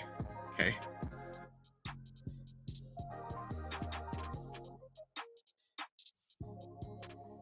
You'd have to work to get the money to buy. Sure, but it's still not that easy, unfortunately. Like, I guess the point is, like, okay, so say you make 5% per trade doing that, right? You wouldn't need that much money to do it. Like, say you make 5% just waiting for good data to come out and clicking buy, if the market was that, like, obvious of a correlation. Like, say you have $100, right? And say you make 5% every time you do that. Okay, so, like, just watch, and, like, let's say you do that 5 times a day, 3 times a day, where you play some kind of good correlation. 1 2 3, 1 2 3, 1 2 3, 1 2 3, 1 2 3. After the first week, you would double your money to 207. Second week, 1 2 3, 1 2 3, 1 2 3, 1 2 3, 1 2 3. After the second week, you quadruple your money plus.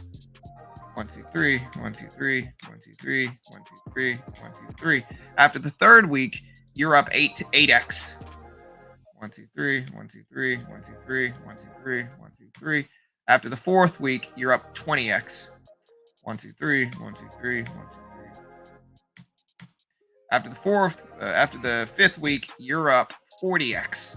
Like, you could see how fast you could start to make money, right? Just earning 5%. Like, this is why, like, you hear people say, oh, I could earn 5% a trade, or I earn 5% a day, or whatever it is. No, you can't. Because if you did, you'd be the richest person in the world within a couple of years. And there's a reason you don't see a lot of richest people in the world YouTubers, you know.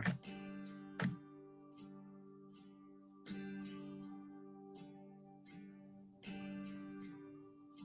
you hear about the acquisition of GameStop? Bring back Gamefly. Gamefly, man, it's been so long.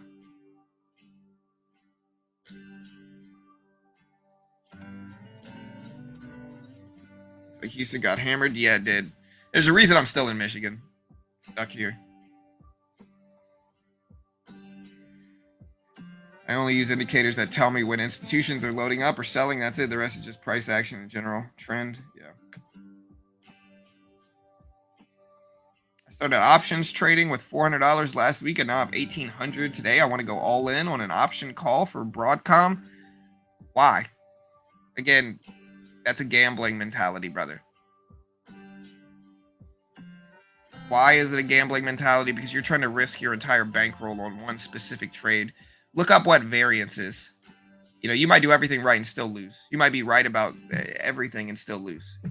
You know, and so, yeah. I mean, unless you're okay with losing all that money, you know, don't do it.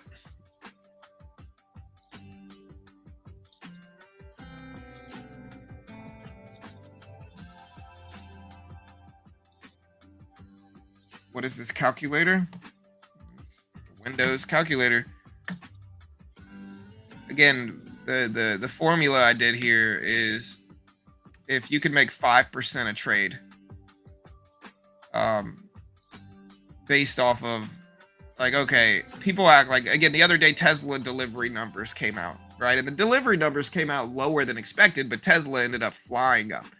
You know, and what did people cry? They cry what they cry every time they're wrong. Manipulation. This is rigged. It's manipulation, guys. You know, anytime somebody's wrong, that's what they cry. But what I told them is that nothing's definitive. Like, you're not going to be able to just sit around waiting for good data and then clicking buy and make money consistently like that. You're just not going to be able to do it. And if you could, everybody would sit around waiting for it to happen, and it would look something like I just showed you. Again, let's say you got $1,000. Again, I'll do it again. So you make 5% every time you do that trade. Let's say you do that trade 5 times a week instead. Right? So you got $1,000, you do that trade 5 times a week. 1, 2, 3, 4, 5. After the first week, you're gonna make 30%. 1, 2, 3, 4, 5. Second week, you're gonna be up 63%. 1, 2, 3, 4, 5. Third week, you're gonna be up 100%. 1, 2, 3, 4, 5. And you can see how fast you can scale it. 1, 2, 3, 4, 5. 1, 2, 3, 4, 5. 1, 2, 3, 4, 5. 1, 2, 3, 4, 5. 1, 2, 3, 4, 5. Before you know it, you're scaling this into the richest person in the world within a few years. It's just not sustainable. It just doesn't work.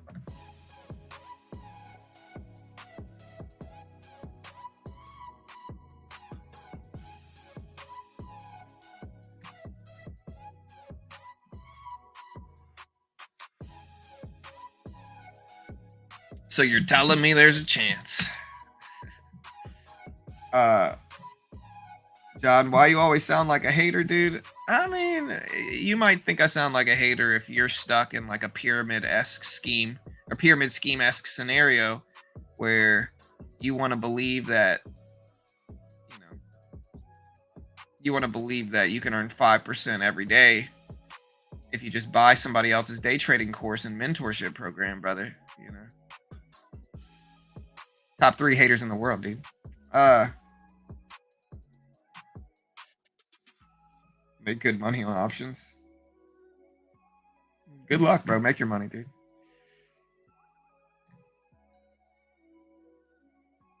Well, it's off because you can't really make 5% regularly like that. 5% is too large of a percentage to shoot for. Yeah. It's called constructive criticism. Yeah, I mean, I'm just trying to protect people is really what I'm doing. Like, I'm trying to help people understand. A lot of people get involved with this, and it sucks because again, they spend their time and energy and they think that they're going to be rich. You know, so they think that if they just take their $300 account and buy Bill's mentorship program, that they're going to be rich. And sometimes somebody like me coming along and just being honest, because that's what I'm trying to do. I have no reason to lie, right? Like, I'm just being real with people. Sometimes that hurts to hear, and sometimes it's easier to just kind of call me a hater and instead, continue living in kind of that ignorance is bliss scenario. Again, you try to talk somebody out of a pyramid scheme, they get mad at you for it. They don't say thank you so much for helping me. They say, how could you, John? You're not supportive of my dreams, John. I know.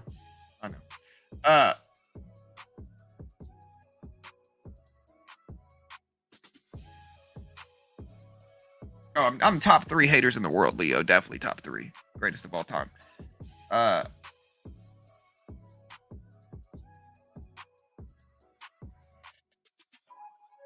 Bill's mentorship helped me out a ton, yeah. Honestly, Nvidia is so flat. Remember, I talked about this kind of choppy idea today because I think leading into these reports, the only question is how much is this semi-annual monetary policy report going to affect things? It drops in 15 minutes.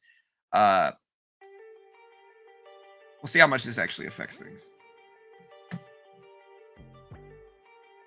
sound like a hater. Yeah, well, you sound like some guy that's probably creating multiple fake accounts out of some deep sense of insecurity. Maybe because your portfolio is filled with a bunch of terrible penny stocks that are wildly depreciating, or you've blown all your money and now you're just kind of big mad looking at people to take it out on.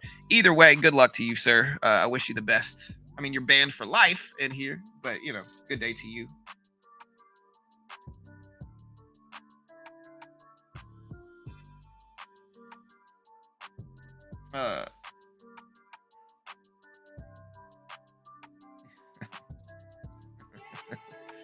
Honestly, it's fun here hanging out with you guys. I appreciate you guys.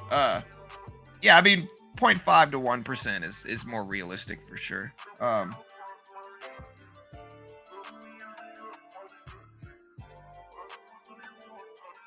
Yeah, no, I agree. There's a balance to it for sure.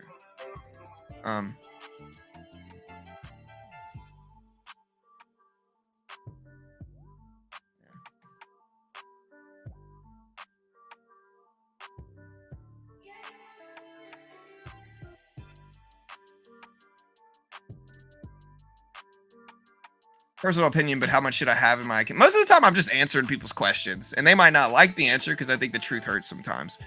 And maybe it's not the truth. Figure it out yourself. Maybe I'm wrong. I certainly could be.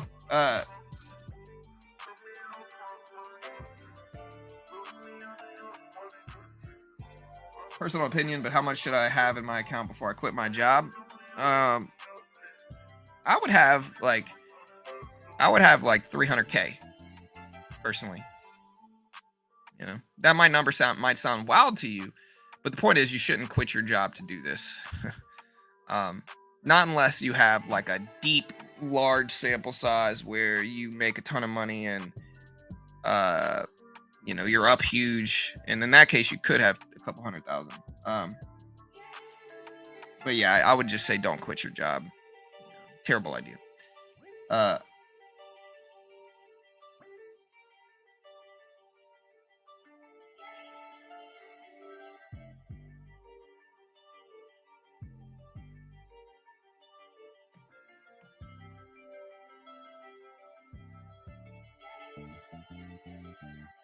It makes me laugh that people get up early in the morning to come to a channel they dislike to tell them they dislike them. Yeah. Again, I've speculated before. It's got to be somebody I know in real life, right? Like, it's got to be somebody I know. And again, like, some of them are just big mad, and it's fun to interact with. I think you guys could probably see I get a little bit of joy shutting them down, just a little bit. All right, guys, we got 12 minutes.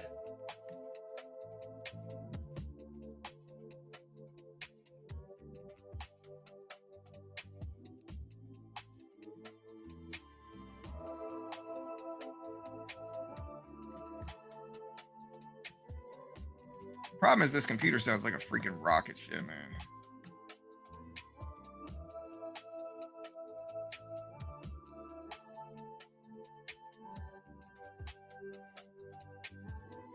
Who's Sam? Who's talking to Sam?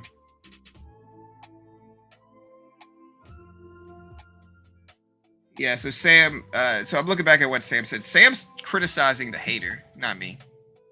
Just to clarify. All right, guys, we got 11 minutes until the report's supposed to drop. Again, remember, Powell's supposed to speak at 10 a.m.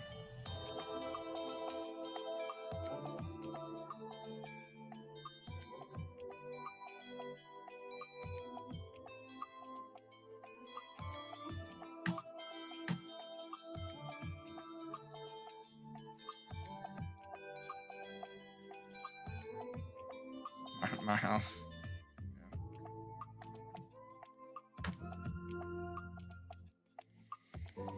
All right, monetary policy report. We got Powell speaking at 10 a.m. The actual report drops at 8:30 in about 10 minutes, chat. We got 10 minutes left. We look at our poll.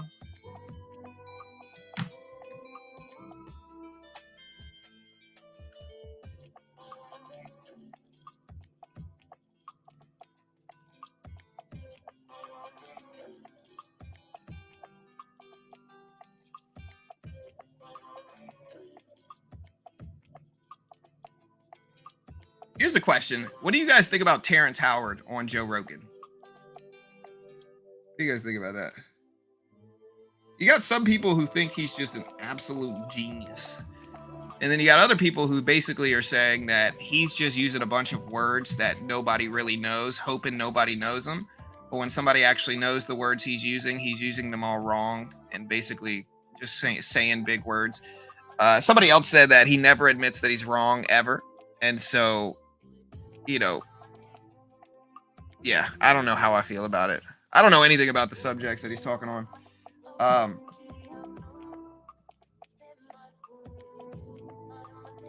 Sounded smart until Smart Guard came on. Yeah.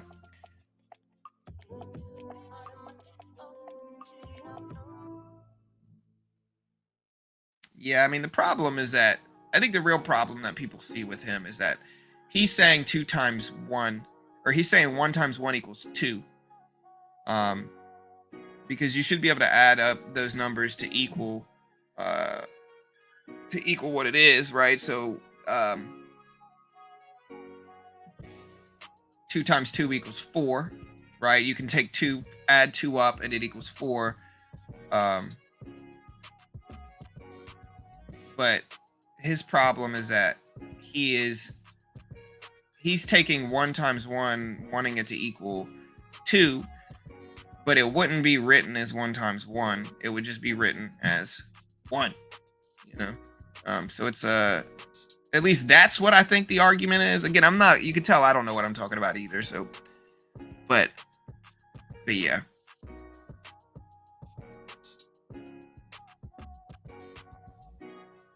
Yeah, I think he's tricking a lot of people into thinking.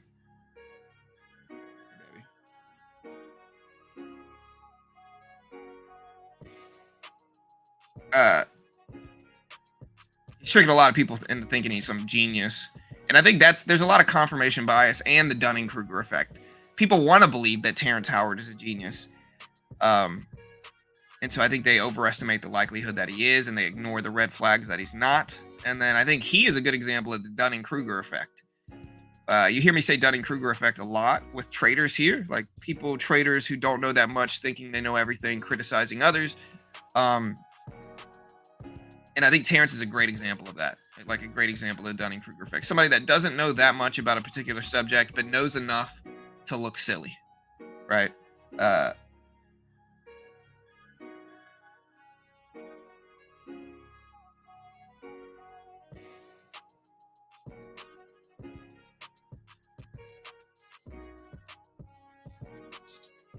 Yeah, I did see Professor Dave's subject on it.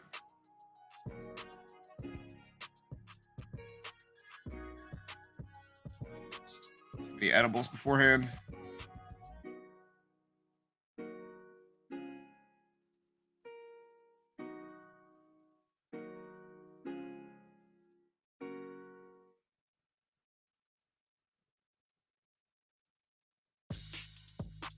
Yeah, I mean, with Terrence, I think I realize he's full of crap when he starts to talk about how he remembers his birth, right? And he's got his hand floating around here, and he's like, hey, there's my friend. That's my friend right there. Oh, wait, that's my hand. Guys, oh, I felt constrained, he says. Like, what a ridiculous guy. It's hard out here for a pimp, though. What's the movie he was in? I love the movie. The movie was great. I liked it. I'm like a rap nerd. I like the movie. What was it?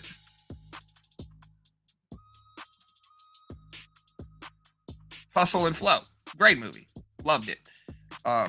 But he needs to stick to that, I think.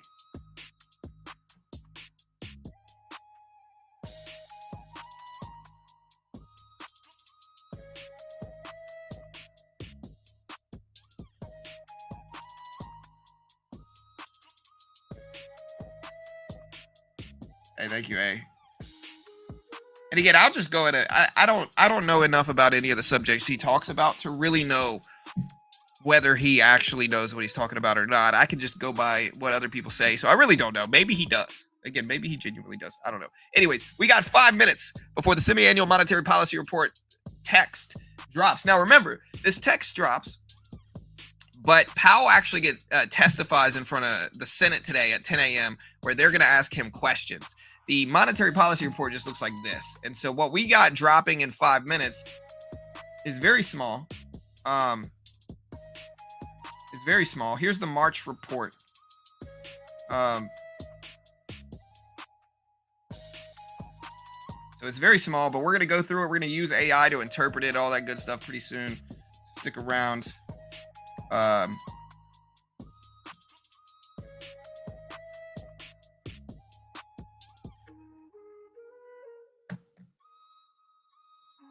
We got the testimony. Oh, wait, is the July report out already? I believe it is. Hold on. I think the July report is out. Nope. The last one was July 5th. So the last monetary policy report dropped July 5th. I want to see if there's another one that's supposed to come out today. Let me make sure.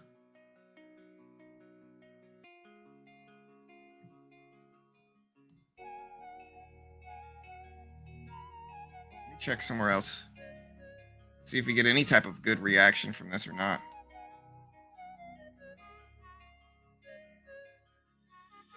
Yeah, so Powell testifies at 10. I do see one of these reports is already out. So look. Here's July.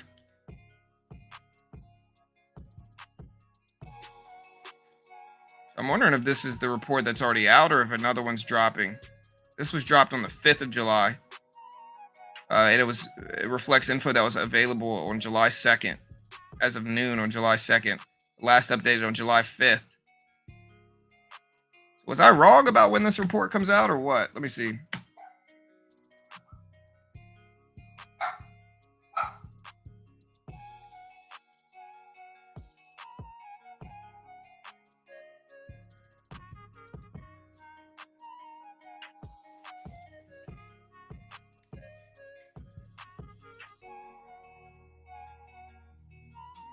Report. If you don't know about the subjects, we can. Yeah. Where commenters are actually. Yeah, I'm gonna ban Just Joe. The reason I'm banning Just Joe is because Joe doesn't seem to actually ever comment outside of just like critical, harsh attacks. You know, this was a guy where we used to have a voice chat in our Discord. Right. And again, I don't know how I feel about it, but when we got rid of that, he got all upset and kind of weird, and then has been kind of harsh and critical ever since. Just kind of looking for things to criticize, turned into kind of like a undercover hater in some ways. So good day to you, sir. If you maybe whoop that trick. Oh man, good movie, dude. I like the movie. I like Hustle and Flow. It's a great movie. I'll have to go watch it today. You know, shout out to Terrence Howard.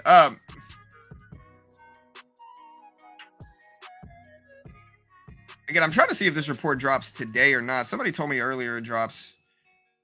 Again, let me use AI here.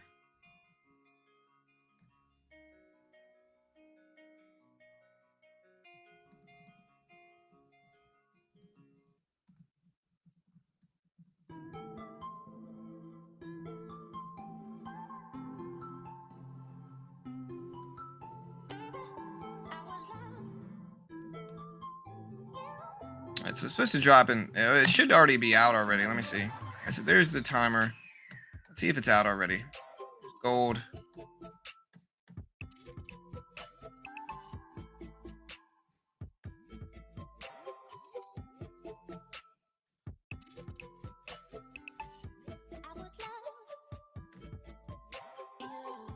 Yeah, sorry, bear with me, chat. I'm trying to see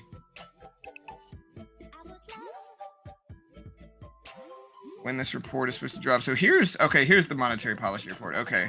So yeah, this is a much longer report. We're gonna have to use AI to interpret it. Let's find this new one. It's a big report, guys. So here we go. So let's take a look. Let's go to testimony.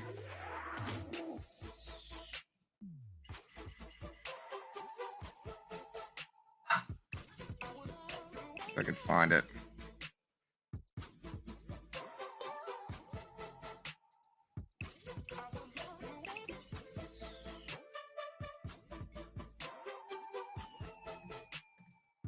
Yeah, I mean, the market did jump a little bit. I'm trying to find it, chat, so bear with me.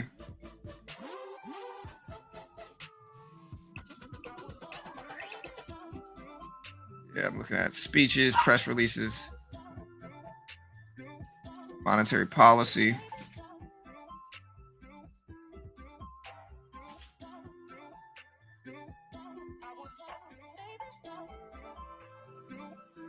All right, guys. So again, we're looking at the monetary policy report here. It is last update. I'll put this up on screen so you can see it. I'm also going to look at other parts of it.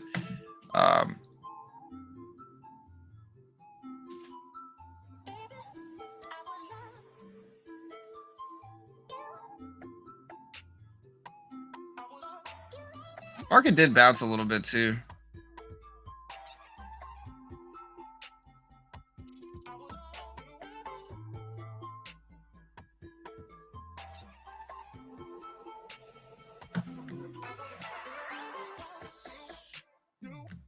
I don't know. The difference though is like, okay, hold on.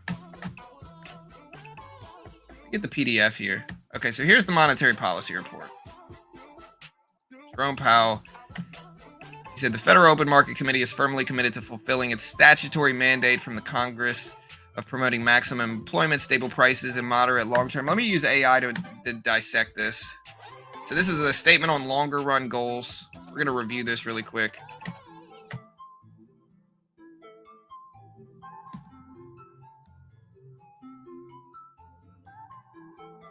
I'm using AI to interpret this.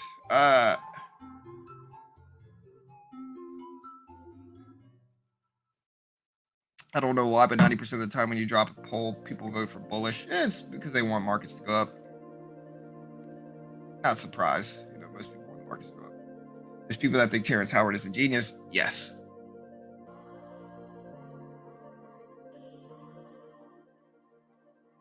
I don't get how you waste your own time hating on people's stream. Yeah, I mean, again, we're using AI. Let's interpret it. Yeah, I mean, I've told them once, I'll tell it again. If they just took some of that energy and put it towards themselves, they'd probably be in a lot better position. But instead, I think they lack self-control, and so they just end up lashing out and, you know, wasting their own time. Anyways, FOMC reaffirmed its commitment to statutory mandate in promoting maximum employment, stable prices, and moderate long-term interest rates. The committee emphasizes clear communication in its monetary policy decisions to enhance public understanding, reduce uncertainty, and increase the effectiveness of monetary policy. Economic indicators such as employment, inflation, and long-term interest rates fluctuate due to various disturbances. The primary tool for adjusting monetary policy is the federal funds rate, which has declined relative to historical averages, leading to more frequent constraints by its effective lower bound.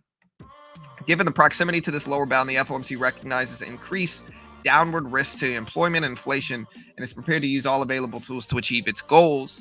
The goal of maximum employment is broad and inclusive, changing over time due to non-monetary factors. Hence, it cannot have a fixed target, but requires assessment of employment shortfalls from its maximum levels. These assessments are uncertain and subject to change, relying on a wide range of indicators. Inflation is primarily determined by monetary policy, and the FOMC reaffirms a long-term inflation target of 2%, measured by the annual change in the PCE data. Well-anchored long-term inflation expectations at 2% are believed to promote price stability and maximum employment. The FOMC may aim for slightly above 2% to average out over time, and so forth and so on. So that's the first part of this. But again, the market has already reacted to this to a certain extent.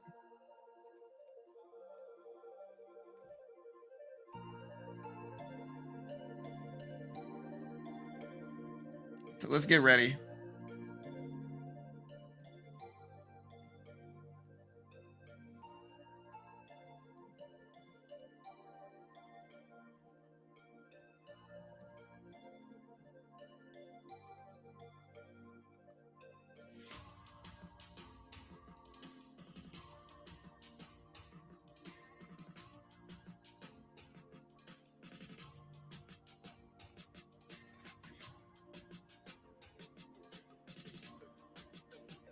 All right, guys. So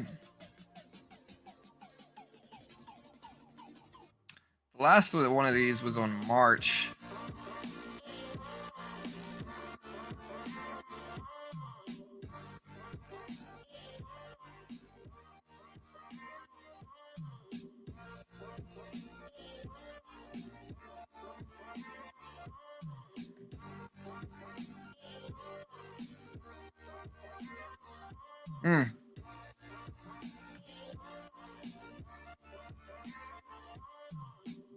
All right, so today he's actually in front of the Senate here, chat.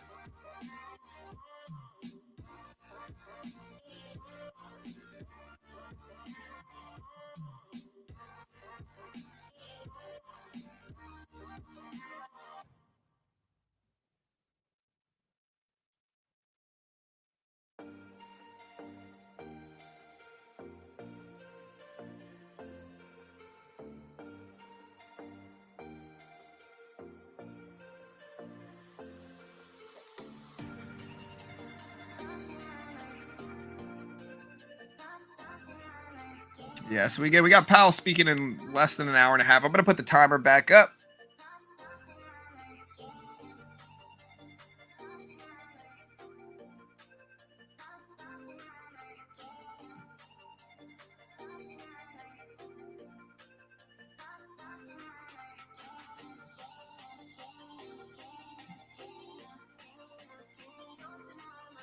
All right, there we go. So-called experts love to disagree with each other, so you don't know what or who to believe. Yeah, I mean, I know 1 times 1 isn't 2, and I know that, to be honest, I know the signs of a narcissistic person, right? And one of the signs of a narcissistic person is that they never admit they're wrong ever. And I think we see mirrors of that with Terrence Howard. I think that, Terrence Howard, I think people want to believe that he is a genius. And I think because of that confirmation bias, like they want to confirm what they want to be true, which is that Terrence Howard is some genius that people just haven't found out yet. I think they ignore a lot of red flags about him.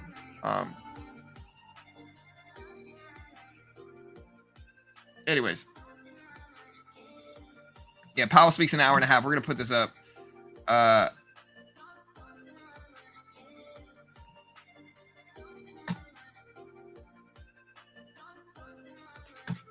I'm going to put the timer back up here. All right, so right now we got about an hour, 20 minutes. Yeah. There we go.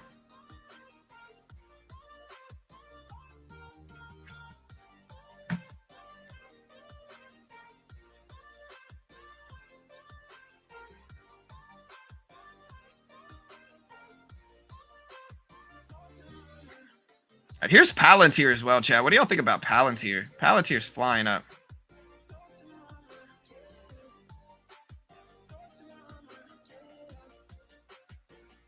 I'm going to put gold up maybe here instead. Here's gold.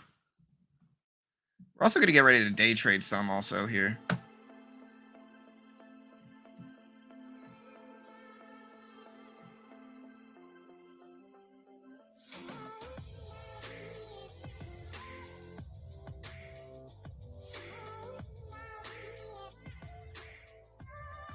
He's using other people's. Yeah, I think what he's more so doing is he's using old theories that have since been disproven. And he hasn't really been following it enough to know they've been disproven, so he thinks he stumbled upon something. From what I understand, like he's acting like he invented a lot of things that were already around prior to him. So he's trying to take credit for a lot of things that have already been invented or, been around. So I don't know. It's hard to tell. I'm not really a scientific guy. I know math, but not super, yeah. Like not the math that they're talking about, excluding 1 times 1. I think Palantir. Yeah, Palantir is one of those stocks like we talked earlier about, if we fast forward in 15 years, what are the stocks that are going to be the next mega caps like Amazon, Apple, Google, Nvidia? What are the next mega cap stocks?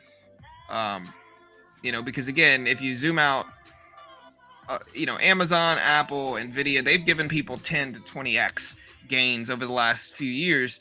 What are the next stocks to do that? Please do not mention penny stocks. Most penny stocks fail. They're not going to turn into mega caps. It's fine to mention mid caps. Mid caps are fine. Just please don't mention penny stocks because, again, that's a misconception that penny stocks turn into large caps. Most penny stocks fail. Most large caps, especially most mega caps, were never penny stocks.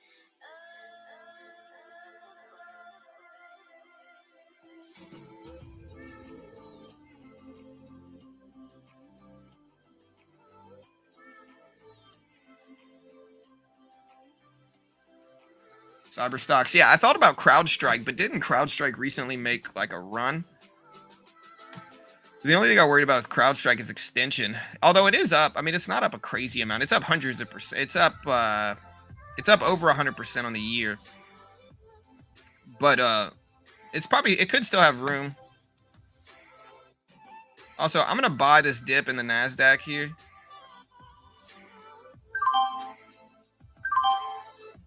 Because I think heading into the opening bell, we might have some type of good action. It's like 100 shares of the queue. And we're just looking to essentially bet on chop. Song playing right now is called Lepiton Falls by OOYY.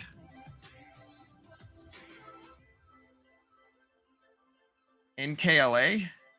You mean the company that pushed the truck down the hill? That NKLA? Is that the same company? I'm good on that one, man.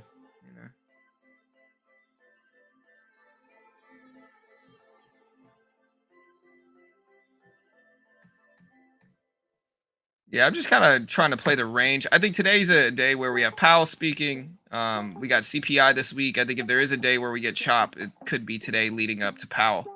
Powell speaks at 10. We got some time to let the range play, and we will take profit along the way if it does bounce. Do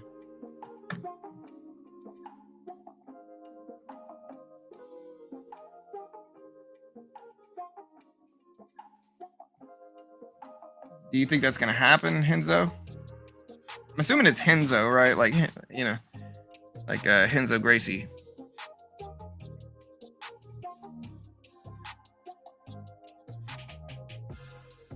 I will say the content is better. More in line with what we need on this earth versus social media influencers and zombies. Yeah, that's kind of what I'm thinking too, Peter. I'm just looking to attack choppiness.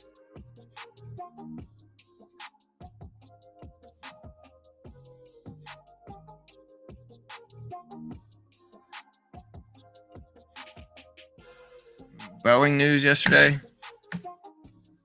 Nvidia flying up. This should help the trade I'm in right now. I should add maybe a little bit more to this, though, to be honest. Yeah, Boeing, big dip yesterday. Although Boeing has basically bounced back from where it was. Boeing's had a tough couple months. Boeing was at 260s. It's still really extended on the downside. And the question is, what are the competitors to Boeing? Like, despite any negative press, what are the competitors to Boeing? Like, does it have enough competition to where it's actual at genuine risk, or is this just an emotional move on the downside that is eventually going to fill back to the upside for Boeing? That's my question with Boeing. Is I think there's a chance it fills the gap and goes back up, but I might be wrong. Airbus, yeah, I know Airbus is one of them. What about the others? Is there any others outside of Airbus?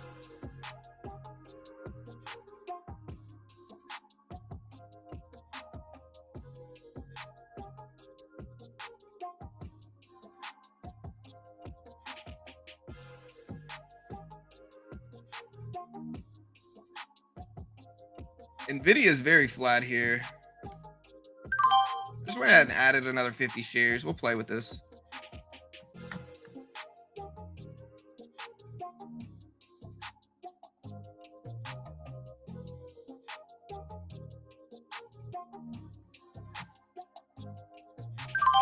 We're we're in 200 shares of the Q now.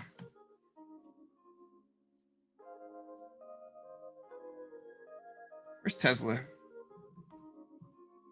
Tesla had a big resurgence. CrowdStrike too.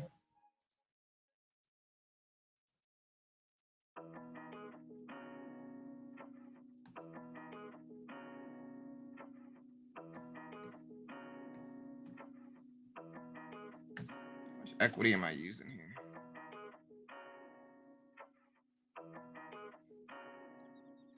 $120K.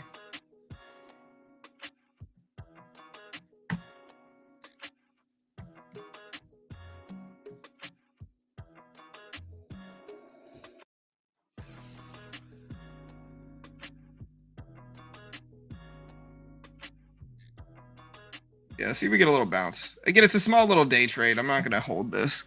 I just like buying the dip in the Q on the bottom of this range right here. I'm not going to hold it very long. I'm just looking to hold it into the open. I'll probably sell before the open most likely. And so if I could take some profit somewhere along the way, great.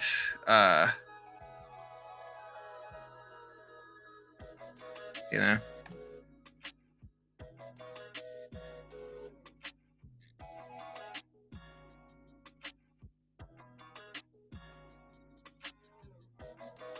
It's a little bit too much. I just want to sell 50. All right, so we got a little bit of a fill there. A little bit more. Got another 20 left in this.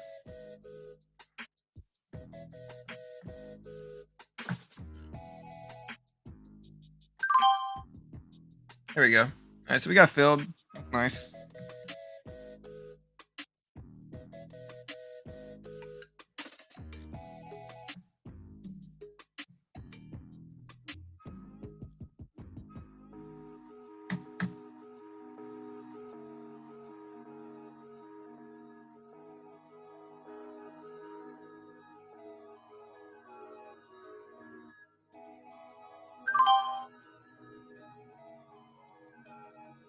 Small little trade. I was trying to get filled up here, but we just didn't.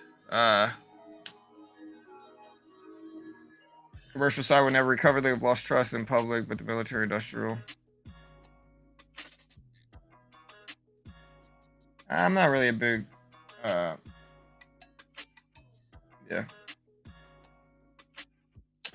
I didn't quite get filled here, but we're in the green now, so we're fine.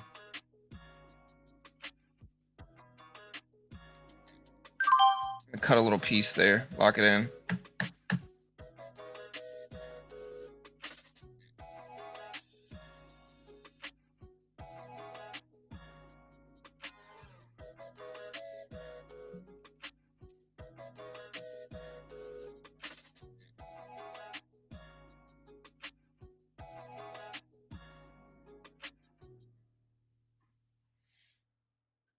Oh wait, let me change this banner.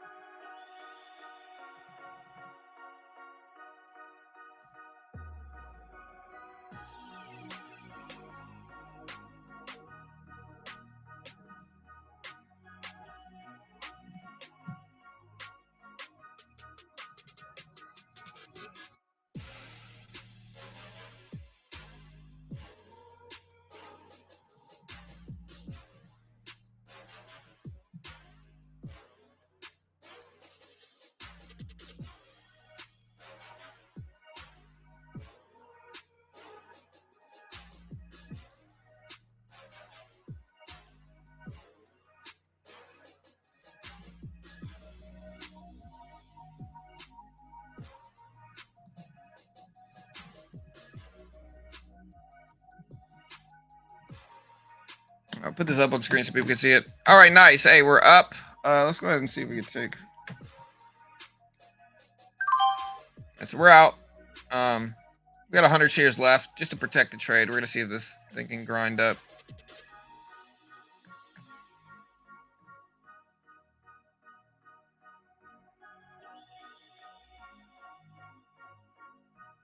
Rivian's interesting. The problem with Rivian though is I see a lot of Rivians driving around too. I really do. I see a lot of Rivians driving around. Long-term downtrend. what happens if hydrogen does become the next big thing though in EVs, right? Like what happens if hydrogen becomes that next big thing in electrics? Like what if the market moves away from electricity cars and instead moves towards hydrogen? I think Tesla is strong enough to pivot and be fine, and it's got the analytics behind it to do so. Can Rivian do the same thing? I know Rivian's got some big money backing it, like Amazon, but still, that's the biggest question mark I have for Rivian is what's the medium term future outlook look like for them? What do you guys think? Will hydrogen become a big thing or no? Better by Plug Power? Yeah, maybe. What's Plug doing?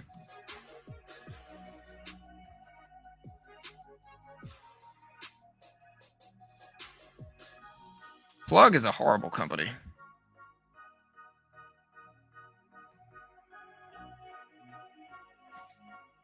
Amazon backed Rivian.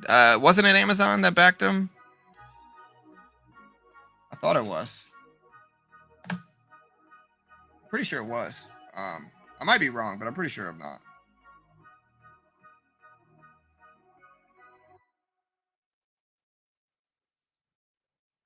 Hydrogen is not viable. Yeah. Volkswagen. Amazon invest in Rivian. The company invested $1 billion in a startup electric company on May 15th, 2024. It is Amazon's first significant investment in an automotive company and follows several smaller ones over the past few years. This was as of April 16th of this year. Yeah, so Jeff Bezos, Amazon investment in EV startup Rivian. So yeah, they did.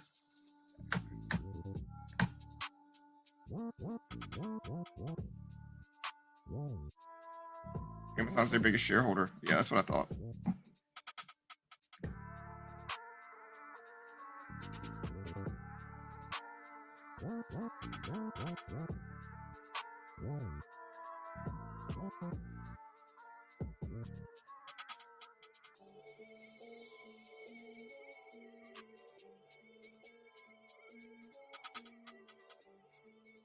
Volkswagen invested $5 billion. Okay, so it's both of them. And again, Rivian's not bad. It's just, I think it's vulnerable is the easiest way to put it. The good thing, okay, I'll put it like this. I've said this before, but most of the EV brands are going to fail. Outside of Tesla and the legacy EV brands, most of the other ones are going to fail, right? They're going to fail. They're not going to succeed long term. Why? Because they don't have the customer base to do it. You see people investing in Mullen or Lucid or, Polestar and and I think Polestar is technically legacy brand, but regardless, most of those brands are going to fail. They just don't have the customer base they need to succeed. They don't have enough people that want to buy those brands. If you didn't trade the stock market, you would have never heard of most of those brands. And so the only ones that I think have a chance are legacy automotive. Tesla obviously is fine, and Rivian. Rivian's still producing vehicles. They're producing cars. You see them driving around. They're certainly not at the level that Tesla is or anything like that, but you do see a lot of Rivians driving around. And they're cool cars. I heard they're trucks. They're mostly trucks. And I think they have a niche where, you need a niche. A lot of the other EV brands are just kind of carbon copies of Tesla. Like, you see them, they're just basically trying to be Tesla. Like, the Mullen CEO even dressed and tried to act like Elon, Except he had sideburns and he kind of looked like Elvis. Anyways, yeah. So most of those brands are going to fail. Outside of Tesla, Rivian, legacy brands.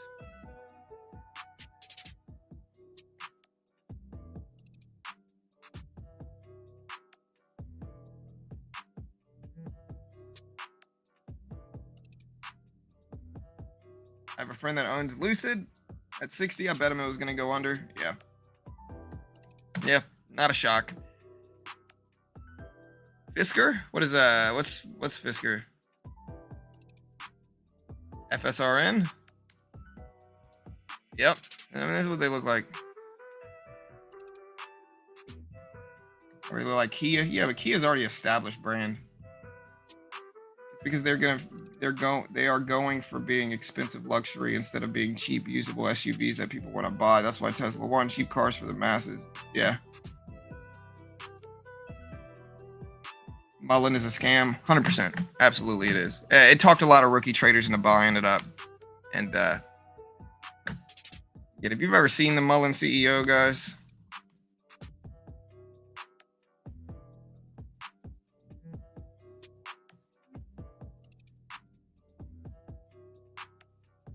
I don't know, man. I feel bad. I don't mean to make fun of him.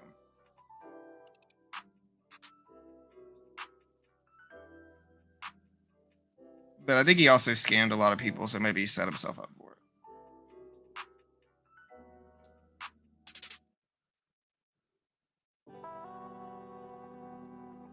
What's his following like now?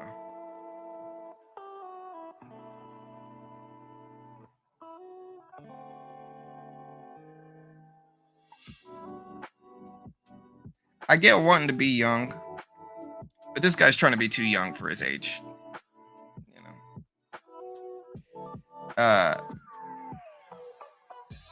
Yeah. Canoe? Yeah, CO. I can't remember what the actual symbol was.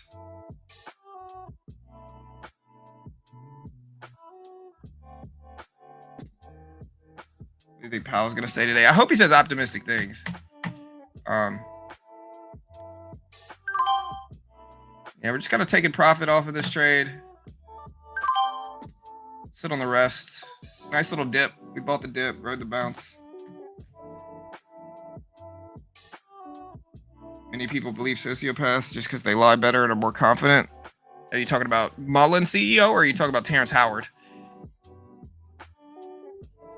Mullen got me in the beginning. Yeah, I mean, penny stocks can be really sketchy and difficult to gauge. You know, again, it's really compelling. Somebody saying, hey, you could get rich if you just buy this stock, right? It's really compelling. You know, again, you go back to the Wolf of Wall Street. What did the Wolf of Wall Street do? He said, oh, you know, Aerotine International, cutting edge firm, you know, imminent patent approval. Like, you know, and again, selling garbage to garbage men is how he described it after the scam was done. He described it as just that. That's what you see mirrored in a lot of penny stock trading. You see a bunch of YouTubers making videos about horrible companies, telling everybody that they're going to 100x or 1000x, and they almost never do. And then they talk about a new stock afterwards. Sometimes they're getting paid by the company themselves. Again, famous story here, But, you know, there was a time when AMC and all the AMC YouTubers, I told this story, I think it was last week I told this story. But there was a time in which AMC and GameStop were going crazy in 2021.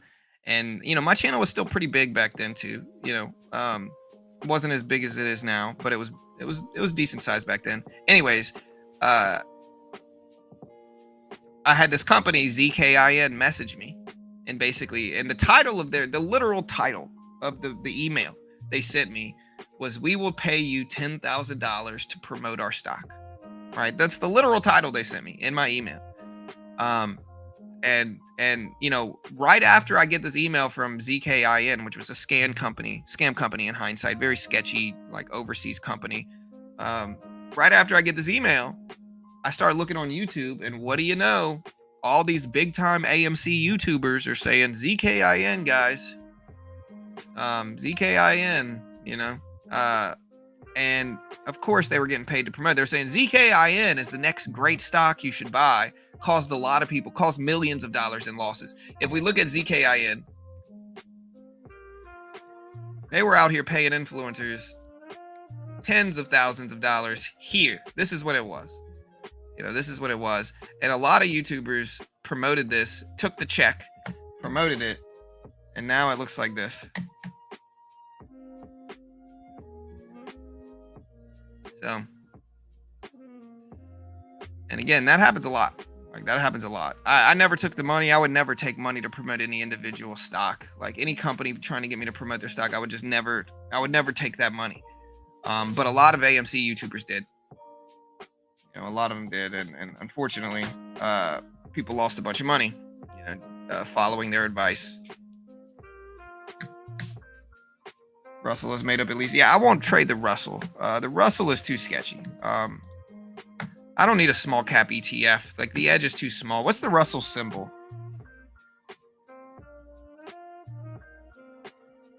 Russell. Let me see what the symbol is. Somebody help me out. What's the Russell symbol? I feel like it's like R something. It's like RTY or something like that. Slash, is it RTD? No. Is it RTY? Oh, it's RTY is what it is, right? Yeah, this is it right here. I mean, it doesn't have bad gains. Like here's a yearly chart. So it's up on the year, but there's no reason to buy it. Like again, this is up on the year, but here's the E-mini on the year. So it's just a much different trend. Now, I'm not going to say it's never the time to buy the Russell. Like there's a correlation between small caps and large caps and the movements on each way. You know, if you look at the E-mini was dipping in July of 2023.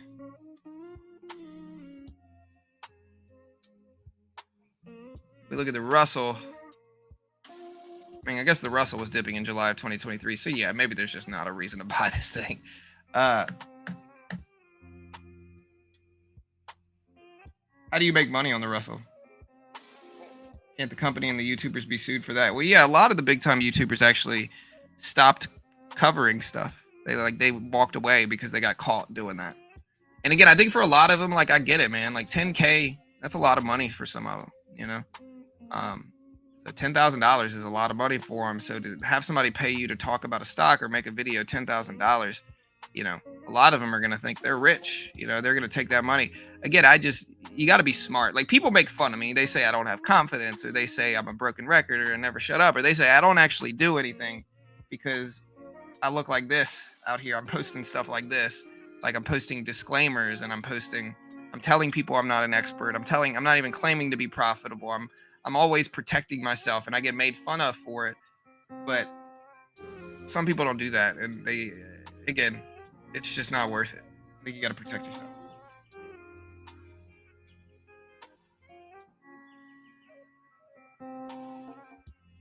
The trend is all the same. Yeah, the trend might be the same, but the gains on the Russell. All right, like let's look at a percentage gain in 2024. The Russell looks like it is up about 10% from 1800. Let me see when this started. Okay, it's up less than 20%.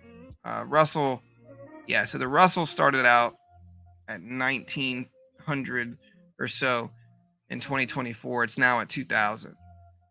So the Russell is up like 5% this year.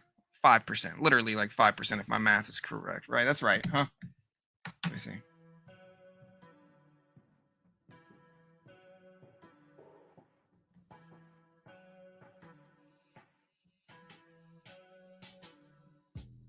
Yeah, 5%. My math is right. Okay, just wanted to make sure. So Russell is up 5% on the year.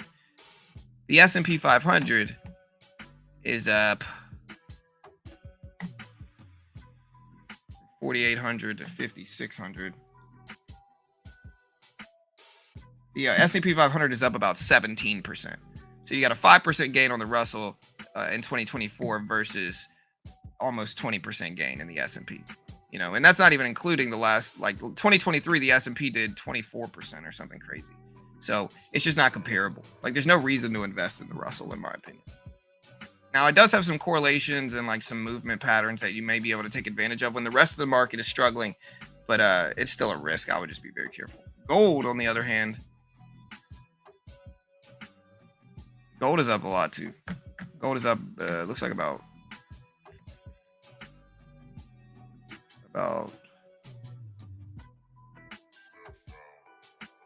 where did it start the year? Should say gold started the year off at 2000. It's now at 2400. Gold is up about 20% on the year.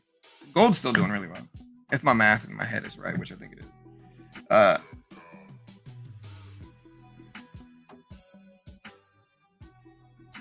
Well, that's because Nvidia, Tesla, Amazon, Apple, Microsoft are in the S&P 500.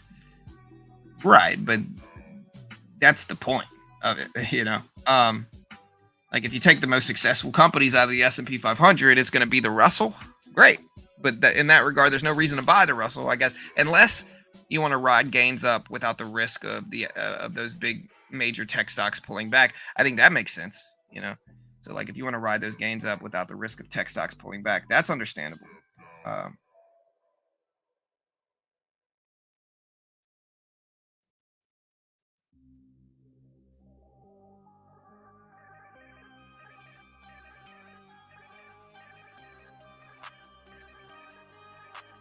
Yeah, no, that's what I just said, Tony. He said, "Well, John, what I'm talking about is because it's an AI bubble." Yeah, and again, that's what I'm saying. So what I mean is like if you want to ride the market up without the risk of a contraction in those AI stocks, sure. But again, a very niche scenario, long term. I guess the point is like people have been saying that we've been in a bubble um, for so long now, and maybe we are, but maybe we're not. Um, Again, in Nvidia, I've talked about this before. If we look at Nvidia specifically, right, and Nvidia prior to this crazy AI boom that we've gotten, Nvidia versus the earnings that it makes and the revenue that it makes are about even. So Nvidia's bottom line in terms of its EPS has increased parallel with the stock price. So like I guess my point is I would argue we're in a bubble for Nvidia if we looked at Nvidia earnings 2 years ago and they were similar to what they are today, but the stock price is up ridiculous percentages even though it's earning about the same amount of money. In that situation, I would argue Nvidia is in a bubble, right? Because that's where it makes sense, where it's earning about the same but the price is way higher than it should be. That's one thing, but that's not what we're in right now. If you look at Nvidia, if we look at Nvidia's EPS, which is their earnings per share, Nvidia's EPS has skyrocketed since then. So the amount of money that Nvidia is earning now is up a huge amount versus where they were a year ago. I think I think Nvidia's actually has a better PE ratio now than it did a year and a half or 2 years ago prior to this crazy big run. Basically, Nvidia's price to earnings ratio is better now than it was a year and a half ago. If we look at revenue for Nvidia under the same lens, if we look at revenue for Nvidia, it's even more polarized in that same way. So I don't know. I think we could be in a bubble, and I think there's some tech stocks that are really extended on the upside. I also could think that this is just the next major tech evolution that we have in technology with AI. And, some of these moves are justifiable. It doesn't mean they're going to hold, but, some of them could be justifiable, and time will tell. Nobody knows. I don't think we can say for certainty that we're in a bubble. And again, if you do think we're in a bubble, give me your argument, regarding what I just said, that we're in a bubble. Again, maybe we are, not even disagreeing, just saying in terms of EPS ratios, how much Nvidia specifically, which is kind of the king AI stock, is bringing in terms of revenue. It's still bringing in much more revenue than it was a year and a half ago, which I don't know is necessarily showing a bubble. But again, you might be right.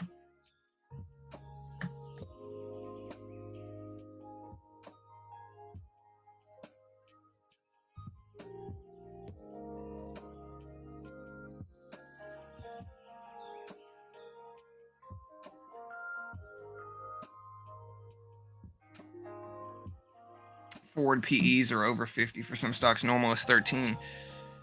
When have we been, give me a time where we've been 13 average PE ratio over the last 10 years. Nothing has a 13 PE ratio right now. Nothing has for the last decade, really. Nvidia ripping up still. Look at that.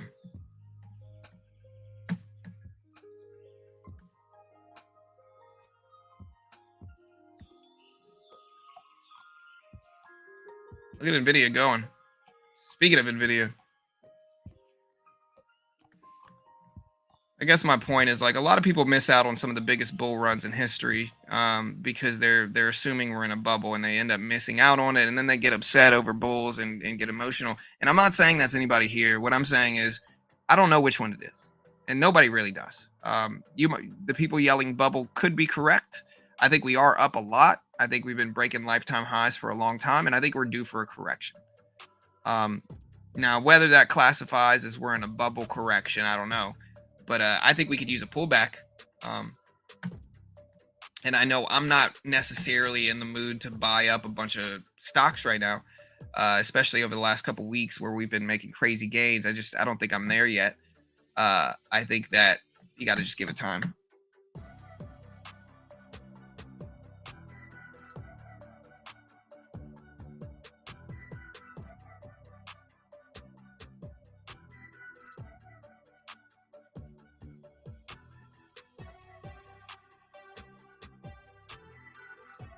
No, maybe I was not specific enough. Not a pullback. A really nasty recession or depression is coming, in my honest opinion.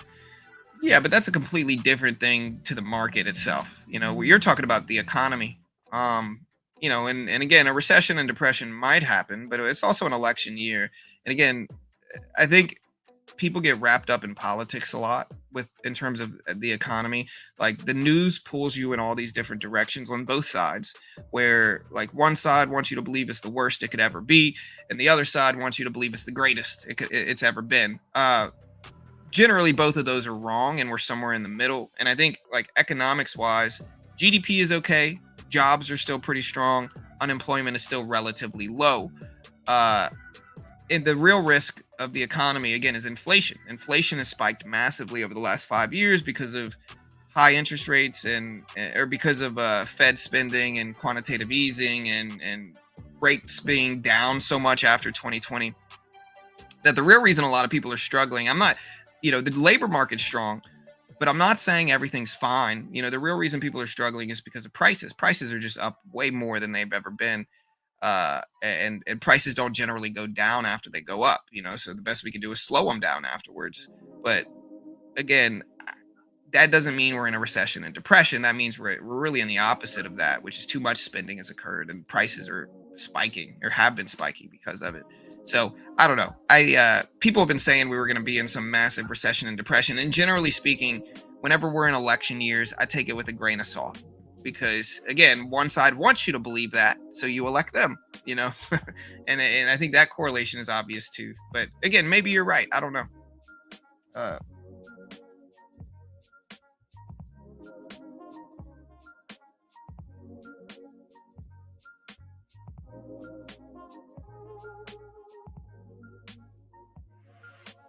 CPI is way worse than what they told us.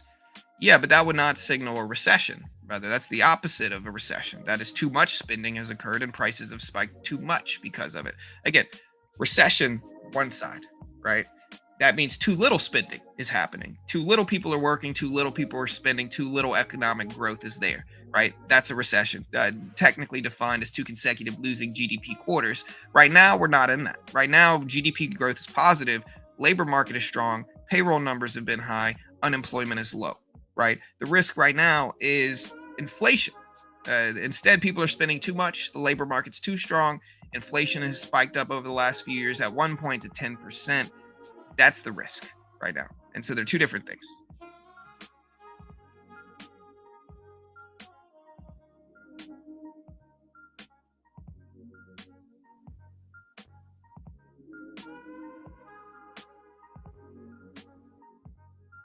I disagree on that. The next bear market will last for years. They never last very long. I mean, they can though. So just to kind of play the other side. And again, I think it's time for a pullback personally as well. Bear markets can last for a while. Like, look, so the biggest one actually, I think, parallels what we're in right now. So the biggest bear market we've had in a long time was after 2000. After 2000, the internet boom, very similar to the AI boom that we're facing now. Internet boom happened. Online companies IPO'd with .com at the end of their name, and they got crazy wild valuations in their IPOs, and they did crazy, and the stock market boomed, leading into 2000 when everything corrected and basically went down. And when it went down, we trended downward for 4 years. We trended down. And really, we never quite got back to those highs. It took us almost a decade. It took us over a decade to get back to those highs at one point. If you look at the NASDAQ here, So it took us all the way until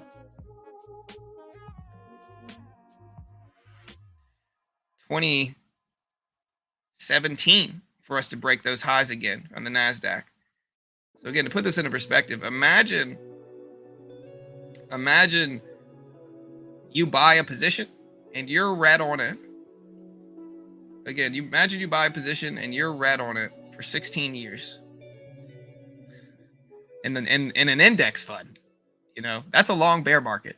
I don't know whether you'd consider the whole thing a bear market, but that's not a short period of time. Again, the problem though is that like the amount of time it's been since then is too low. I don't think that's what we're facing here personally, but it could happen and you never know. And you just got to protect yourself accordingly.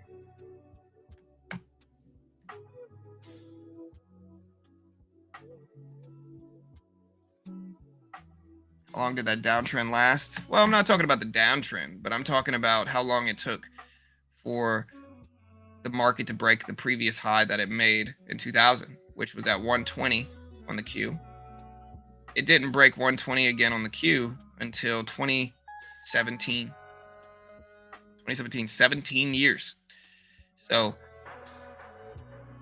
again, gold, you see very similar things if you invest in gold.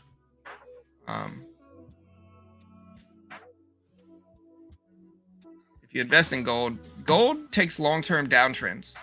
Big upward moves, long-term downtrends. Big upward moves, long-term downtrends. And so again, here's gold. Gold hit 1900 in 2011 and then downtrended afterwards for 6 or 7 years. Gold downtrended afterwards. And so, yeah, you just got to be careful. You never know where the tops are going to be. And you always have to take appropriate position sizes in that way. It wasn't a bear market. You're correct, Matt. It wasn't a bear market. The bear market lasted for about 5 years.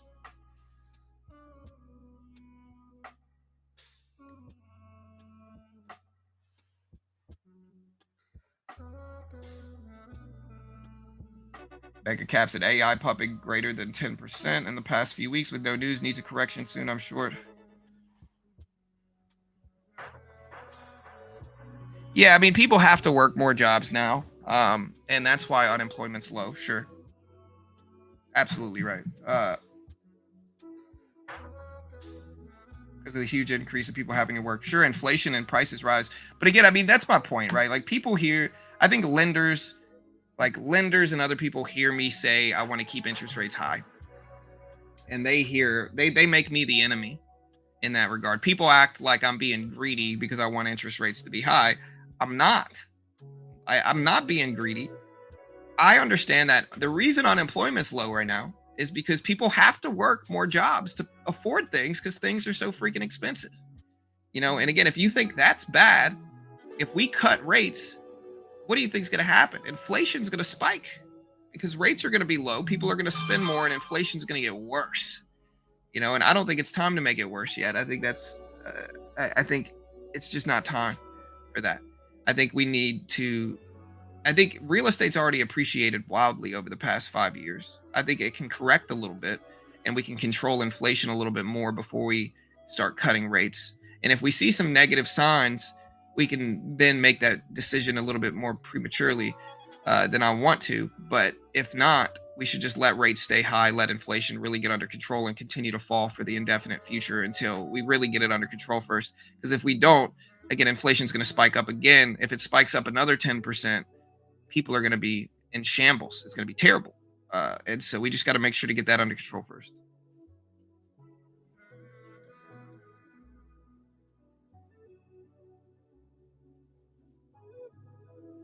Well, it's quantitative easing. Quantitative easing is what happened in 2020, which is a form of money printing. Yeah,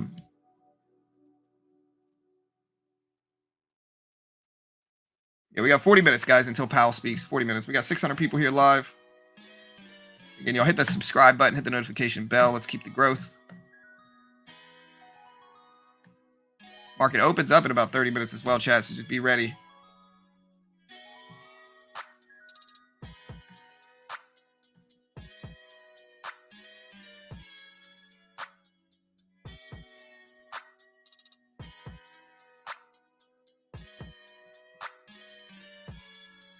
because you think too much, others think for you, but you think continues.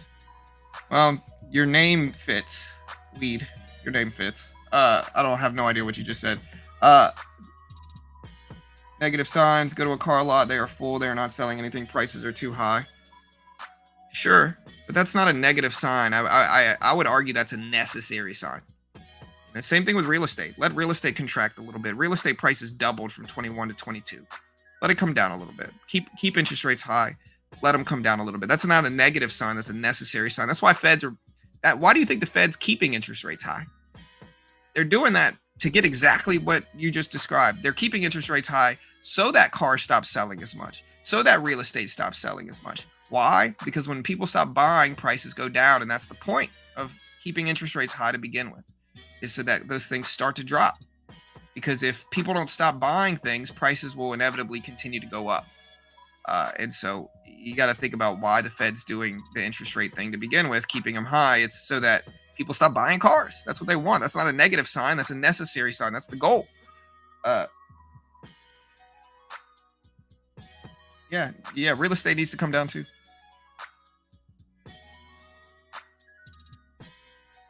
Yeah, we got 37 minutes. 37 minutes.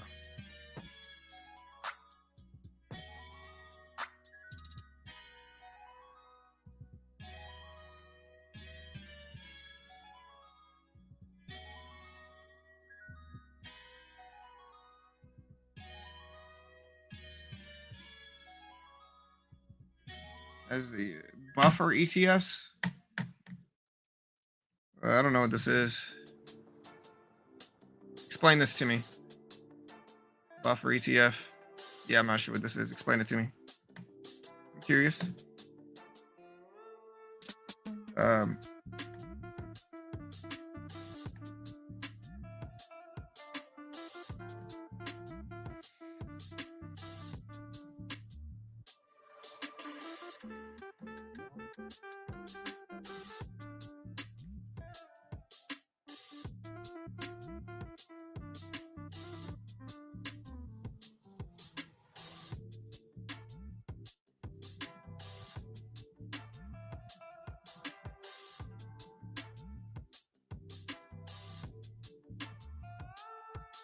All right, so market opens up in 7 minutes, Chad. 7 minutes. Powell, again, does their speech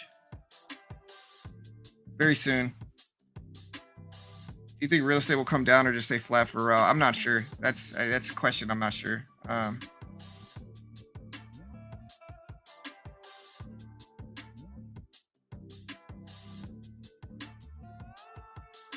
Bitcoin long-term hodl, hedge against inflation. Yeah, no, I agree. I think holding something long-term needs to happen. Again, if you're not hedging against inflation long-term, you're losing money. And that's just the truth, right? And so you got to hedge against inflation with something. I would go personally with real estate. I like real estate. You could do it with real estate investment trusts or just buy a rental property long-term.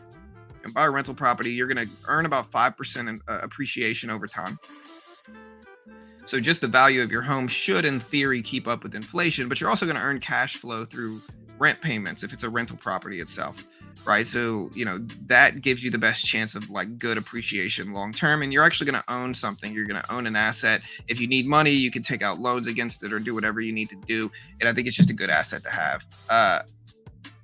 But everybody's different. We'll see. Some people would prefer to just stick it to the S&P, and there's pros and cons to each.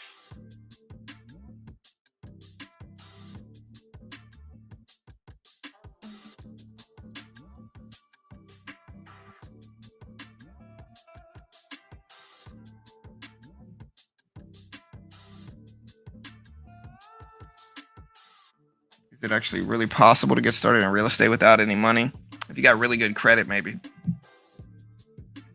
But this is investing. Money's the name of the game. If you don't have money, you're not going to be able to invest in anything, And if you don't have money, it doesn't matter to begin with.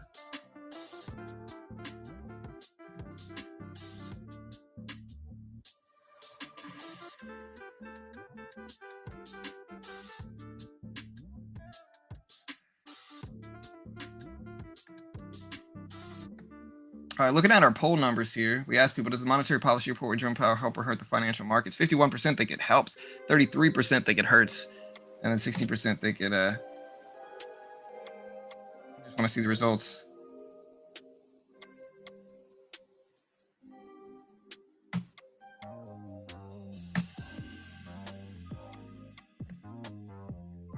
All right, guys, the opening bell is about to happen. We're going to get ready to day trade here. I think we're just going to day trade our regular toss account, though.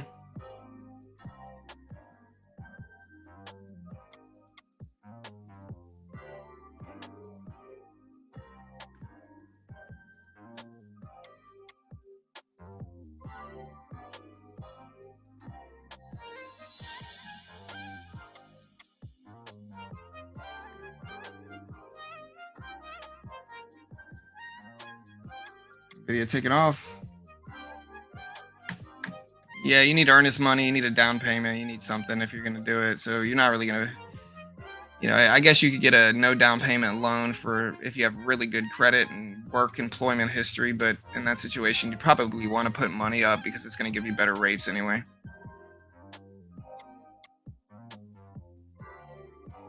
Tesla sitting at 251, SPY at 556, NVIDIA at 130.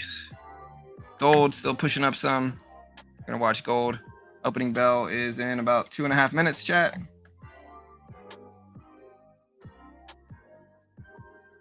Meta looking strong. Yeah, there's the SPY.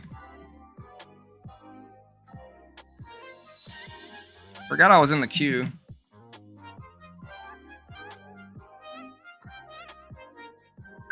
I'm gonna go ahead and sell this and just lock in our little day trading profit at the open. We're gonna be day trading a little bit larger once the open happens. So opening bell starts pretty soon. We're gonna be trading a lot larger once the opening bell happens. But again, we've been trading mostly flat, choppy behavior because we have Powell today. Meta just broke highs, so Meta's up to 534s. Buy or sell? I don't know what you should do there.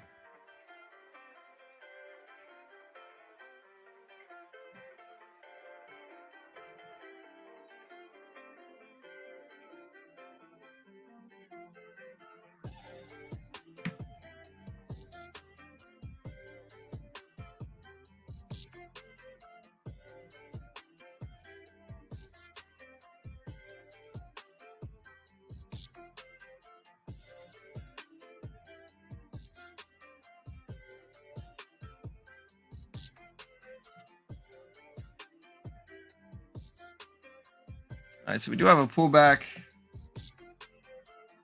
How much do you expect to make a day when day trading? Do you have a number, a set number, then stop? No, not necessarily. It just depends on how big your account is. My account's going to be smaller or larger than other people's accounts, so it's all relative to your account size, in all honesty. Depends on how big your account is. A good trader can make 5 to 10% daily. I'm not sure if you're serious or not, Jimmy, but somebody sold you on get rich quick day trading, and you know, good luck to you, brother. It's all love here. I mean, I disagree. Jimmy says you can make 10% a day trading, which is just a ludicrous statement. All right, here's the opening bell, guys.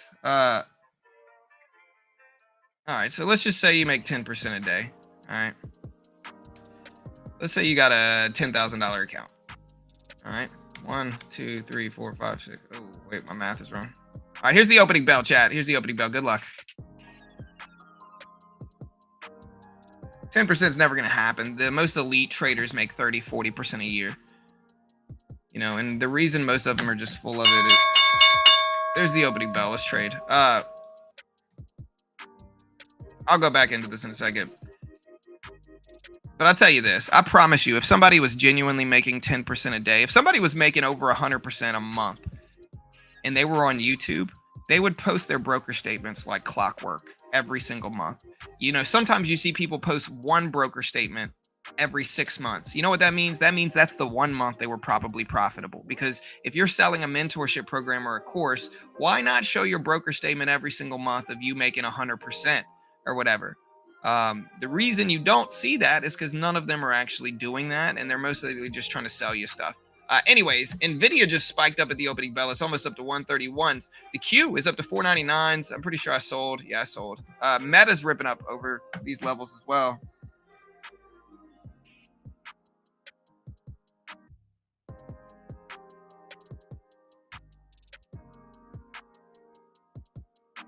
%2 is a good day. Sure, it's a good day, but it's not going to be every day.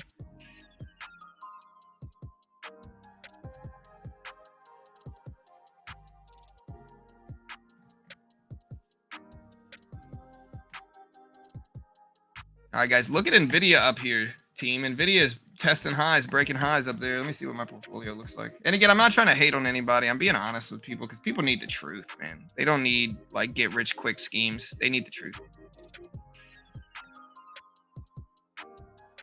All right, we're actually up really nicely today, mostly driven by Intel. So Intel's treating me right. So is Nike today. So is Nvidia. Made a little bit of.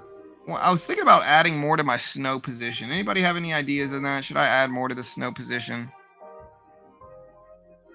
SoFi. Red on SoFi. Look at Meta. Chat. Meta's flying up. Here's Tesla. Tesla's down. Look at Nvidia still breaking highs. Gold's trying to move up too.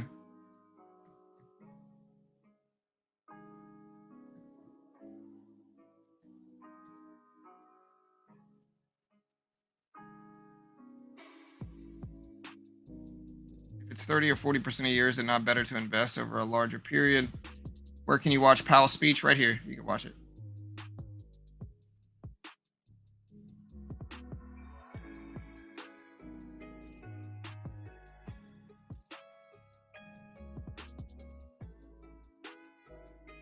Yeah, again, the problem really, guys, is like I said, man, you got so many mentors on YouTube trying to sell you their day trading. But again, if they were really as profitable as they say they are, they would show you their broker statements every single month. There's no better credibility building thing than to see their broker statements every single month. You know why all these guys never show you their broker statements except for maybe once every 3-4 months? It's because that's the month that they were actually profitable. And so they're hurrying up, showing you their broker statements on the one profitable month they have to build credibility. And then it's kind of crickets the rest of the months. Funny how that is, huh? You know, but yeah, they're really making money every month, guys. You just don't see it. Like, be smart. Tesla just broke highs, got up to 254s here, chat. 254s. Wow. Seeing if there's any news out for this, but man, what a crazy move. Let's see. Kathy Wood's ARK pauses Tesla selling after trimming stake for 3 straight sessions. So Kathy Wood stopped selling Tesla. That's why Tesla's up to 254s today. Tesla stock today, if it's green, it'll have 10 green days in a row.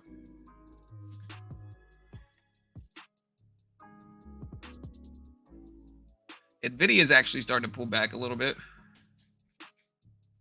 So Nvidia is starting to fall after ripping up to 130s. Tesla is at 253s. Meta is at 537s. Gold's still trying to push. Wolf. What is WULF? Isn't this a pet company? TerraWolf. Oh. Anybody ever seen The Office? They have Wolf. What's AMC GameStop doing today?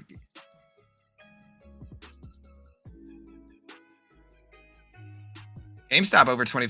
GameStop starting to run some as well. Tesla up to 255s. Wow.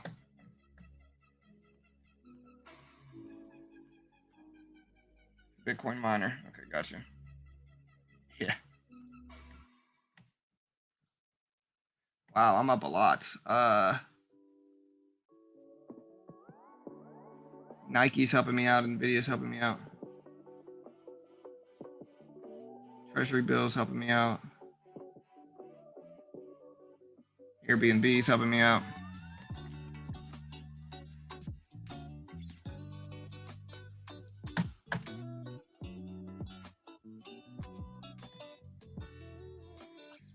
All right, guys, we almost got 7 Powell speaks in about 23 minutes here, chat. 23 minutes.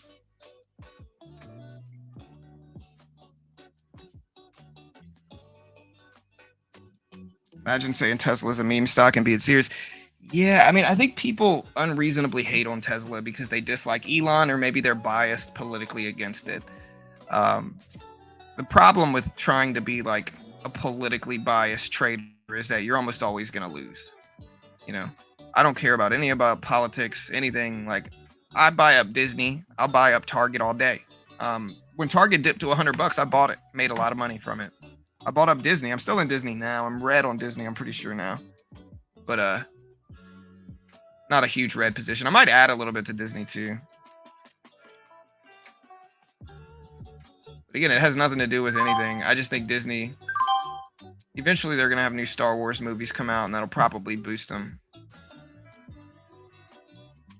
Adding on the dip. We'll see what happens. Very small position, as you guys can see. GameStop now dipping down some here. GameStop now at 650s.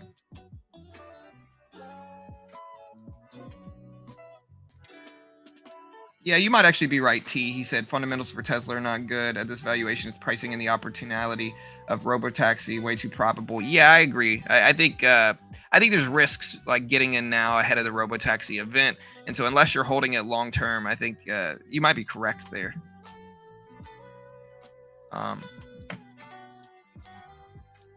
Palantir shooting up also. I didn't even notice.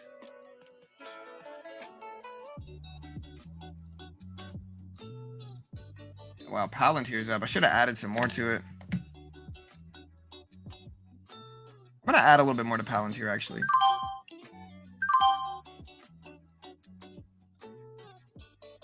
I'm already in it. I know I'm adding on strength, which is not what I usually like to do, but it still doesn't look bad.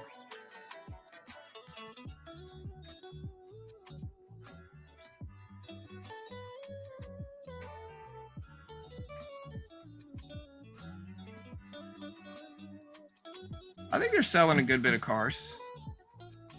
I don't know. In my area, I see Teslas everywhere. But again, y'all might be right. I don't know. I'm not really super like rigid there. I like Tesla long term because I think full self-driving is the future, and Tesla's on the front of that. And I think that will benefit them long term. But it's a long term play. I don't know about short term. Anything could essentially happen short term.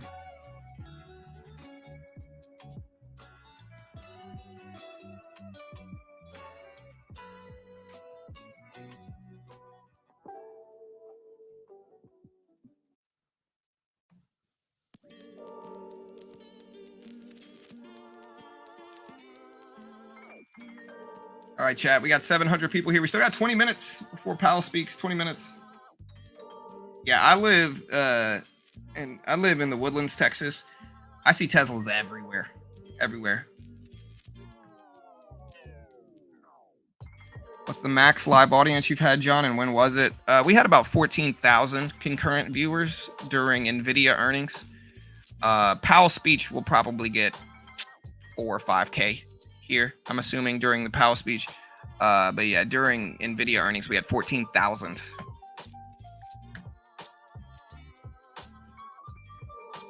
Reddit is jumping. I haven't seen Reddit stock in a minute. They've had a really successful IPO and move forward from it. You can see the IPO, they dipped a little bit and then they kind of surged back up. So it'll be interesting to see.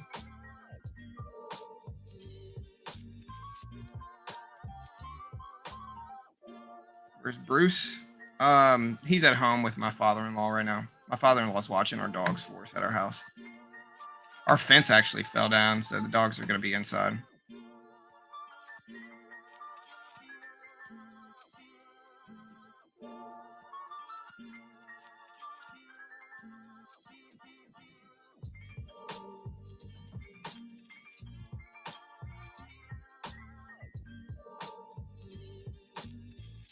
Right, NVIDIA's breaking highs. They're testing highs again. Boca Raton is affluent. Well, so is the Woodlands. The Woodlands is kind of snooty, I would argue. High prices for homes and definitely suburban. I see a lot of Teslas there. Freaking a lot of Teslas. See a couple Cybertrucks. I've seen a couple Cybertrucks out here in Michigan too. So I've seen a decent amount of Cybertrucks here. Honestly, I think it looks great, the Tesla truck. My wife hated it when she first saw pictures of the Tesla Cybertruck online. When she saw one in person, she completely changed and thought that in person it's an impressive looking car. It really is. It looks like a freaking tank. So it's cool when you see it in person. It really is.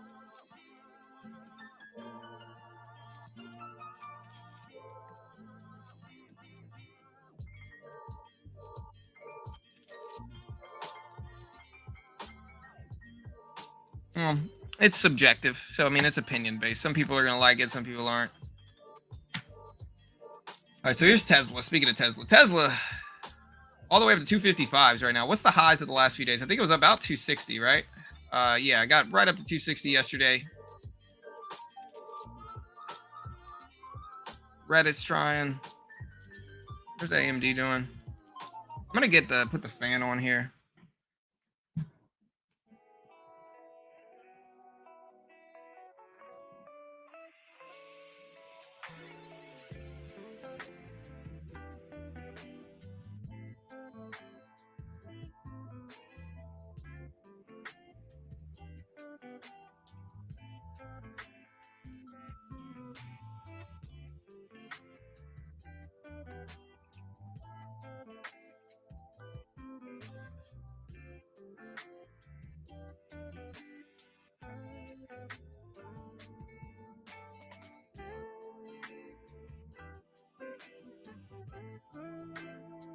Sorry guys, I'm putting the fan on here.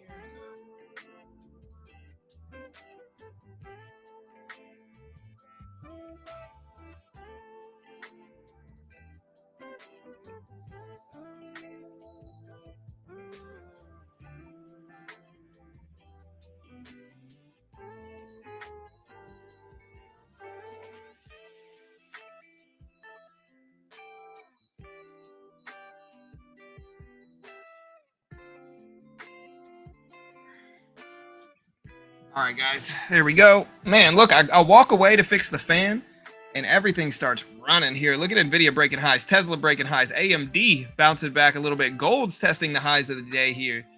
So market's starting to run.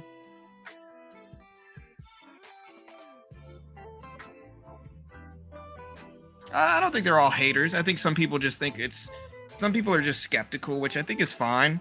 I'm skeptical of other stocks, and so, you know, I don't think anything's definitive, you know, and I think they could be right, they might be wrong.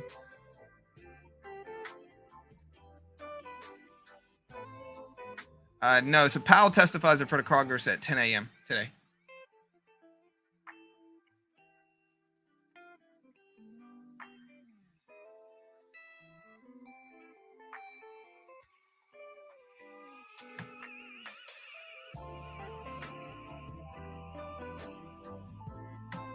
Yes, there's AMD. Here's Bitcoin. Bitcoin's fallen a little bit, but it's had a good little resurgence today. Again, NVIDIA's still testing highs up there.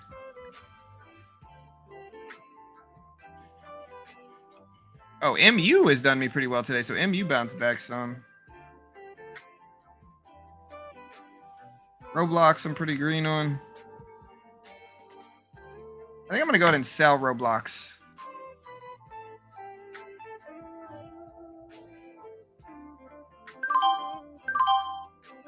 I just cut my Roblox trade. We made money on it, but we're just gonna loosen up our positions a little bit here.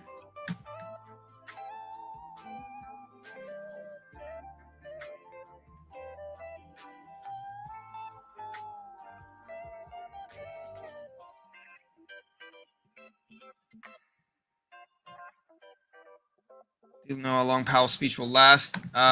Couple hours.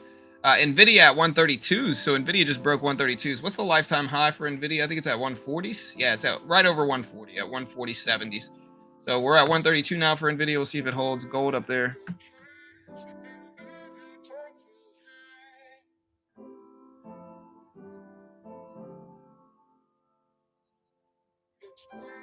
What is one instrument that made you the most money in general?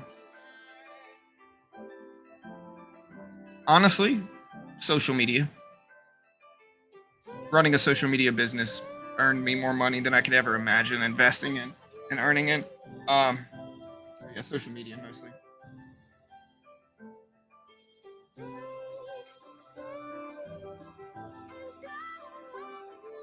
My brain, yeah.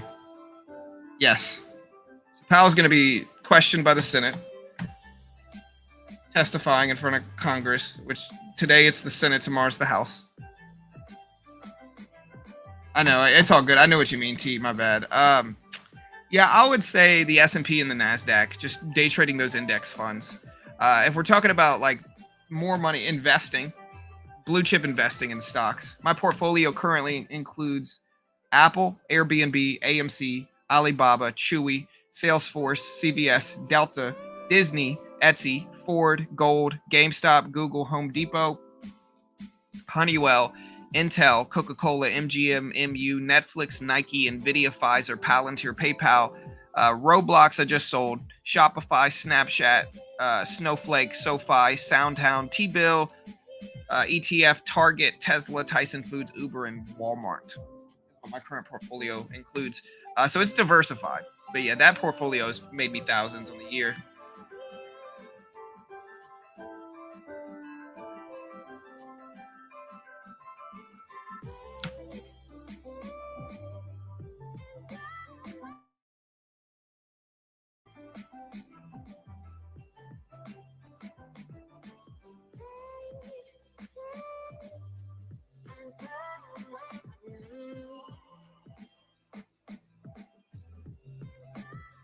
Tesla dipping down a little bit here.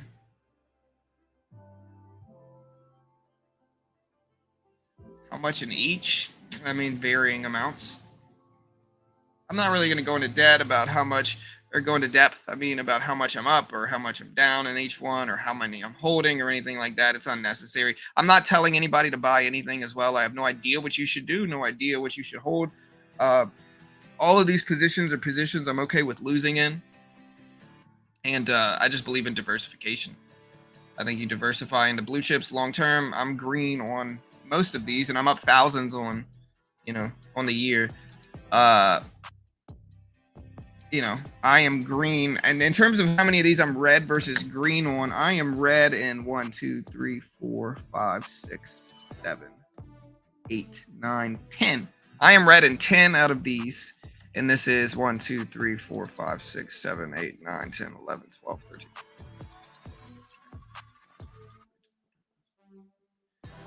30, 31, 32, 40. I'm in 40 positions. I'm green in 30 of them roughly. So I'm about 75% accuracy with these positions. And these are a mix of swing trades and investments. Both swing trades and investments. Best one lately has been Intel. Remember, I bought Intel at the low 3s or at the low 30s. It's up to 35s. We were patient. We waited. We bought it after earnings. So if you look at Intel, my favorite strategy is very simple. It's I look for major weakness. I look for a beat up company that's down big, like Intel. It was at 50 at the beginning of this year. It's now at 30, so it's down 40%. And I look for extended weakness. It's Nvidia. It should be strong, and so I buy weakness in what I consider healthy companies, and I just kind of sit on them, see if they bounce back, and kind of a swing trade idea is kind of what I do.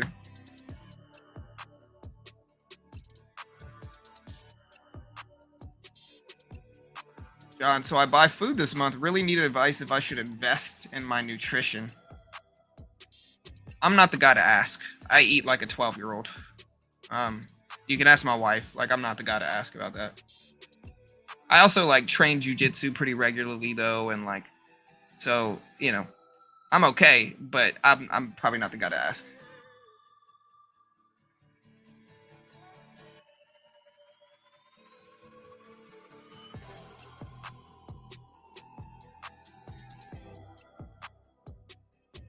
Oh yeah, all good. Yeah. All right, guys, we got 10 minutes. 10 minutes.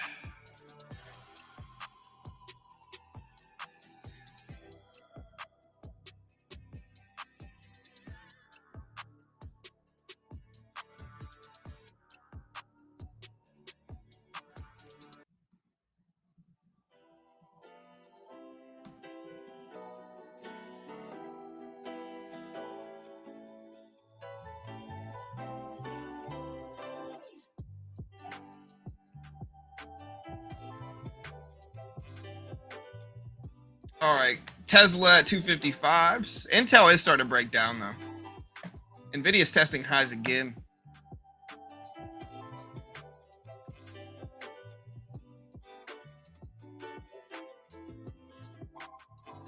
Yeah, Jiu-Jitsu do good for me. I have fun doing it. I haven't traded a couple weeks now though. I'm ready to get home.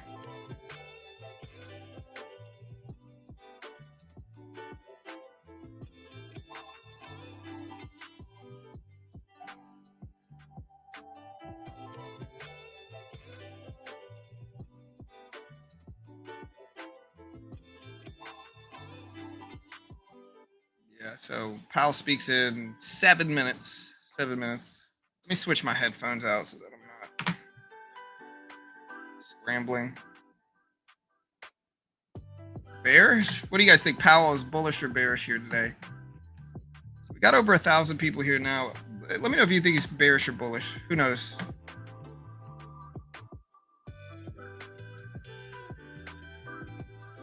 I'll do this poll here.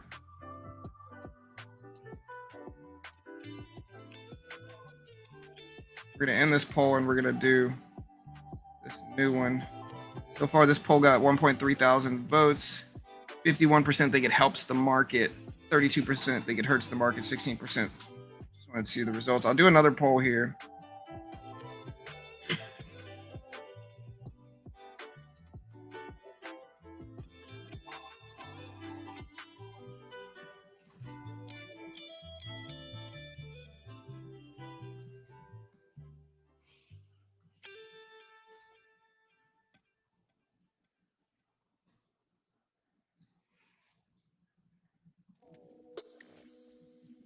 All right, so are you bullish or bearish on today's Jerome Powell congressional testimony? Bull, bear, neutral, / see results.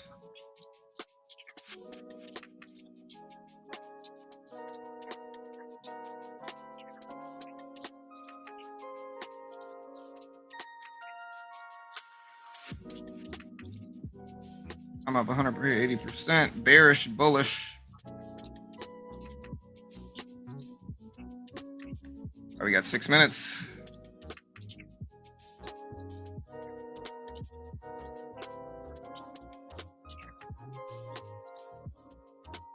Probably Apex Kane, but I still promote both of them. But yeah, Apex is a majority of what I use. Apex is great.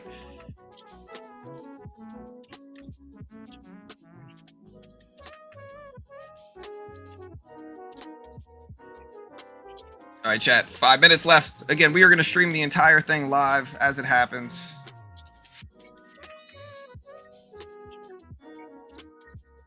You guys ready?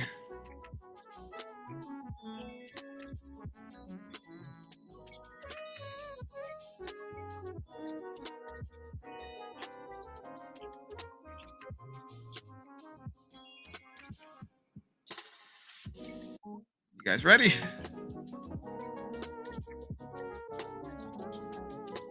Waiting.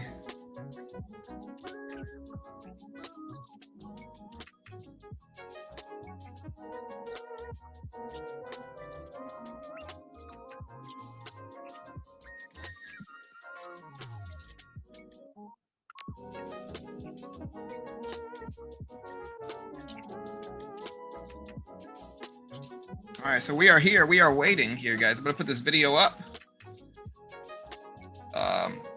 Make sure we got all the screens here. I'm going to have to switch out this. I'll just put the SPY up. We'll just put one chart up actually here.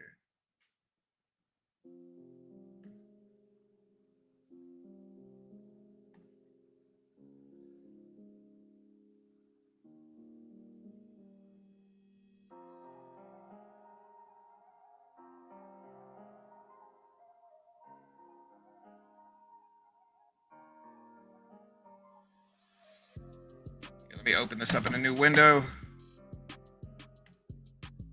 There we go.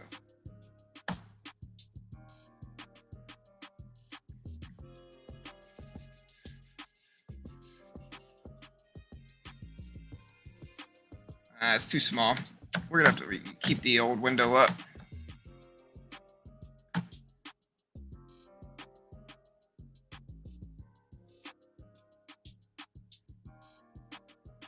Go.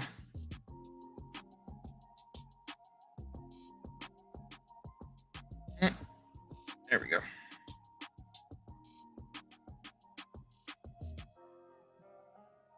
Put the SPY up here.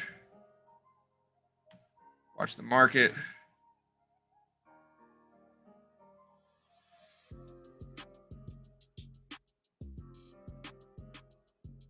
Gold up at the bottom maybe here.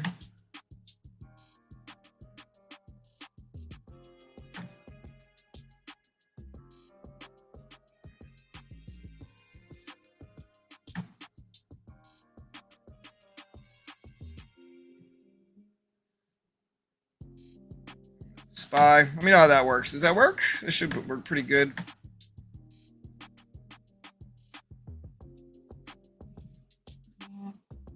Yeah, I'm going to turn the music off.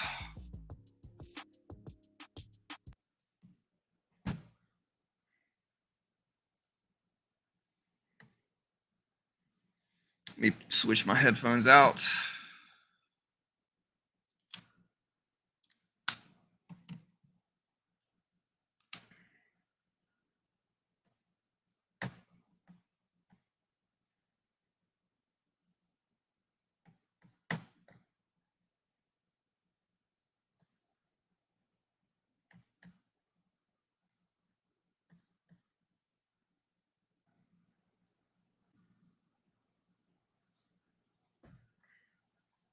All right, so I'm gonna have to stop sharing my screen for just a second while we get this up.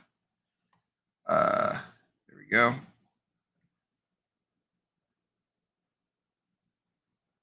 Do you guys want this on the right side? I'm gonna put this on the right side, actually. I think the right side's a little bit cleaner, less stuff going on. Put the SPY on the right here. There we go. That's better. A lot more stuff, a lot more better view here. And then this just kind of exit out. There we go. I think that's pretty clean, right? All right, guys, 50 seconds. We got about 2 minutes left, really. About 2 minutes.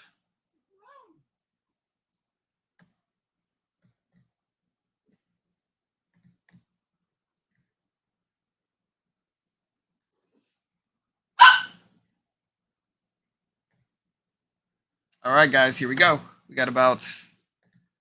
We are waiting for this. We got about 1 minute left until it's scheduled to start. Sometimes they're a little bit late. I know they've been late historically, so sometimes they are a little late. But yeah, we'll see what this looks like. Sure. I'm gonna mute the background here. Once it starts, just do me a favor. Let me know that it's working clean.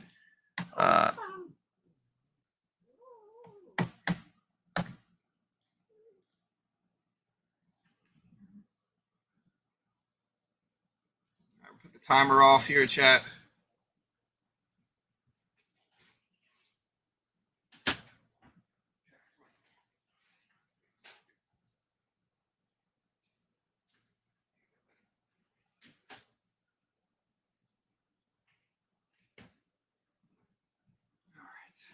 So here we go.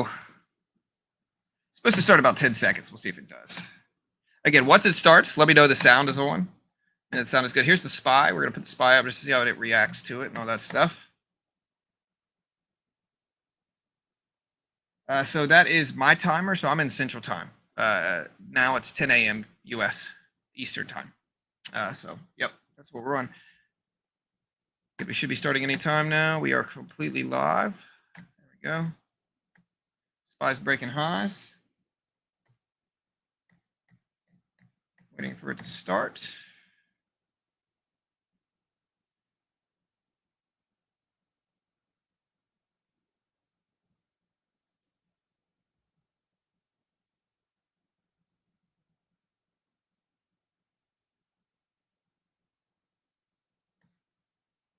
All right, guys, waiting for them to start. Again, last time they were a little late. So here's what it is.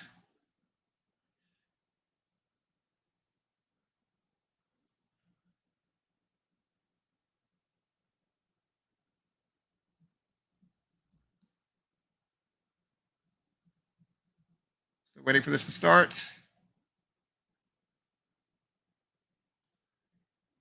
Yep, I'm looking at the actual Senate page just to make sure, and yep, they haven't started either. So we're just kind of sitting tight, waiting here, chat. We're just sitting tight, waiting. We got it fully live. Sound should be on.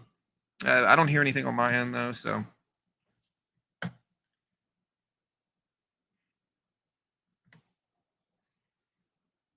Yeah, so we're just waiting.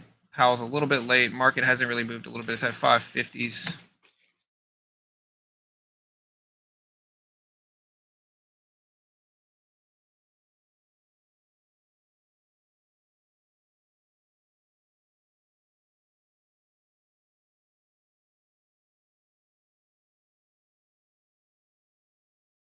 Yep, we're waiting. Looking at this now.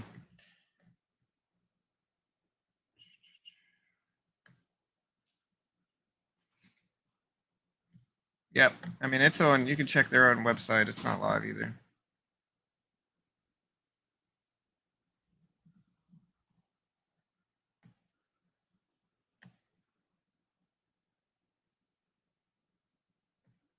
Here, I'm going to check the background. Yeah, nothing's live on any of their ends. Yeah, so again, we're sitting here waiting for it to start. It should start right now, but they're not live yet. I've checked multiple different sources. They're not live. Trust me, I'm on these every time. So we'll tell you guys when. You'll see when they start.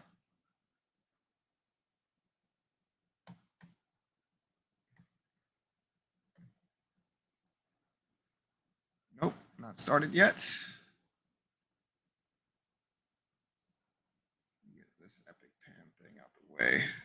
Bear with me, chat. I got to do this real quick. Close this epic pen thing down. There we go. Yep, we're waiting for them to start. It's not live. We have it live already. If you lie to people and act like it's live, I'm just going to kick you out. It's not. I see it. Nothing has been said yet.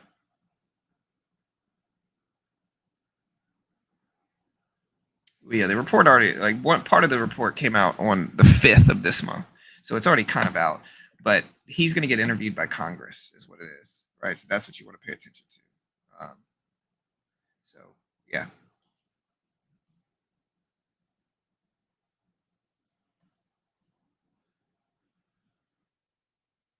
Yeah, I can look in the back. I'm looking at all these different.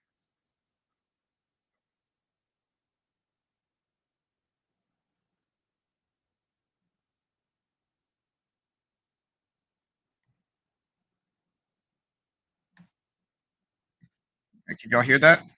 Here, let me help you guys out.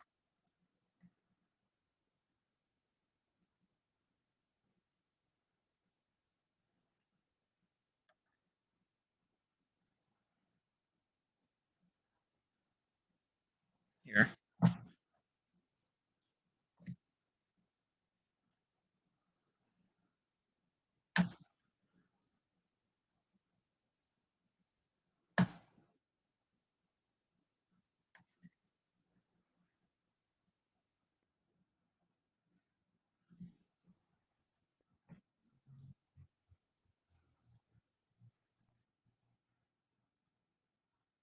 Raising interest rates does nothing to address the biggest causes of rising prices right now: corporate greed.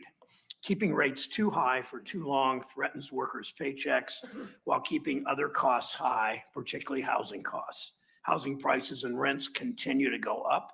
It's no surprise that since the Fed began raising rates, the amount of income families need to qualify for a mortgage has nearly doubled.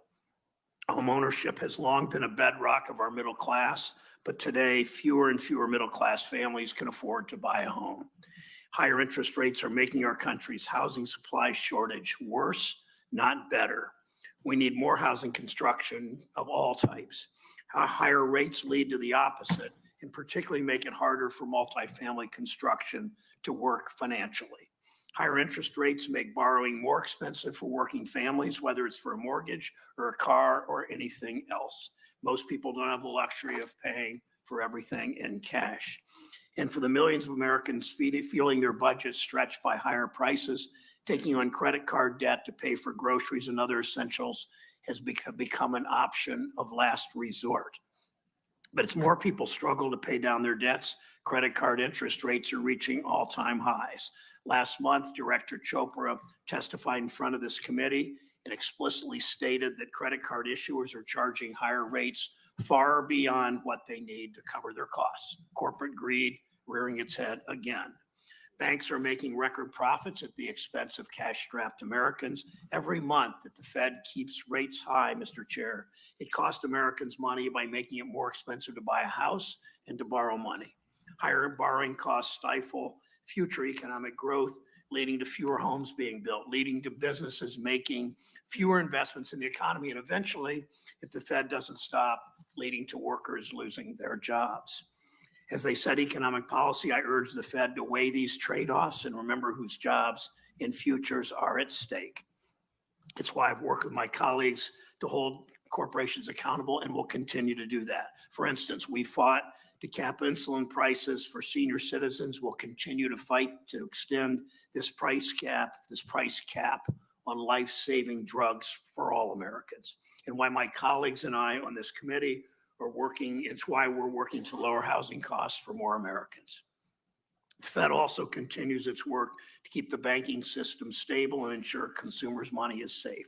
Last year, the Fed and other bank regulators issued a proposal to update bank capital requirements, strong capital standards, and you've heard in this committee overwhelming support for strong capital standards. They're critical for the economy.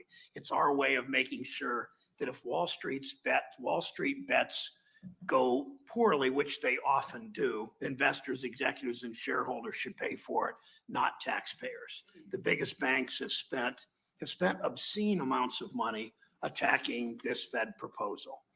But you, the Fed, don't work for big banks. You work for the American people. Your concern should be developing capital rules that protect Americans' money, not protect bank CEOs' stock portfolios.